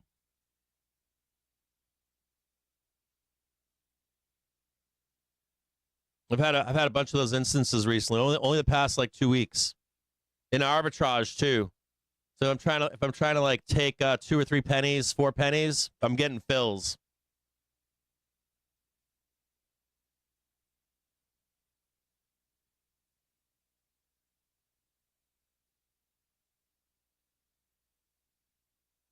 Like, let's say I buy a call for 10 cents and it's gone to 20 cents.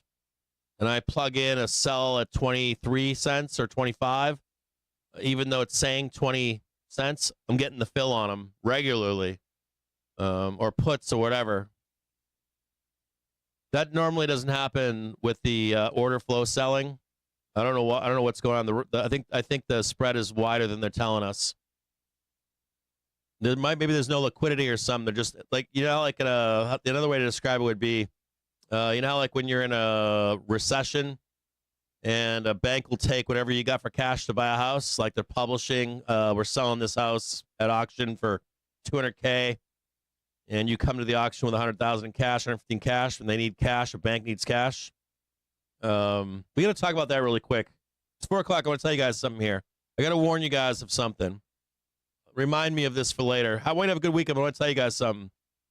If you have a mortgage on your house, I want to give you one warning here, one depression warning. I want you to know that even if you have good credit and you always pay your bills, that if we ever have a bank liquidity crisis, they can call your loan away from you. I want to leave you with that over the weekend. We're not there yet, but I think it would take us a year, 2 or 3 to see what I think the midterms would tell us more about that, but make sure you're paying your mortgages. And if you can even close your mortgages at some point, some of you out there, consider it. Or not even that. They don't call you away from it. They demand the money up front. They'll call your loan away from you, and you have an X amount of days to pay your loan off, either through other financing or off-market financing, or cash.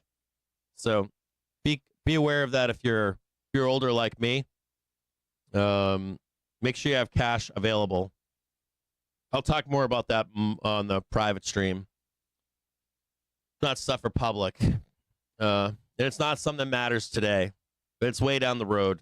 You guys are getting ahead of yourselves in this market with some of that stuff. I'll talk to you guys tomorrow at not tomorrow. I'll talk to you guys on Monday at 9:30 in the morning. We'll have the stream up.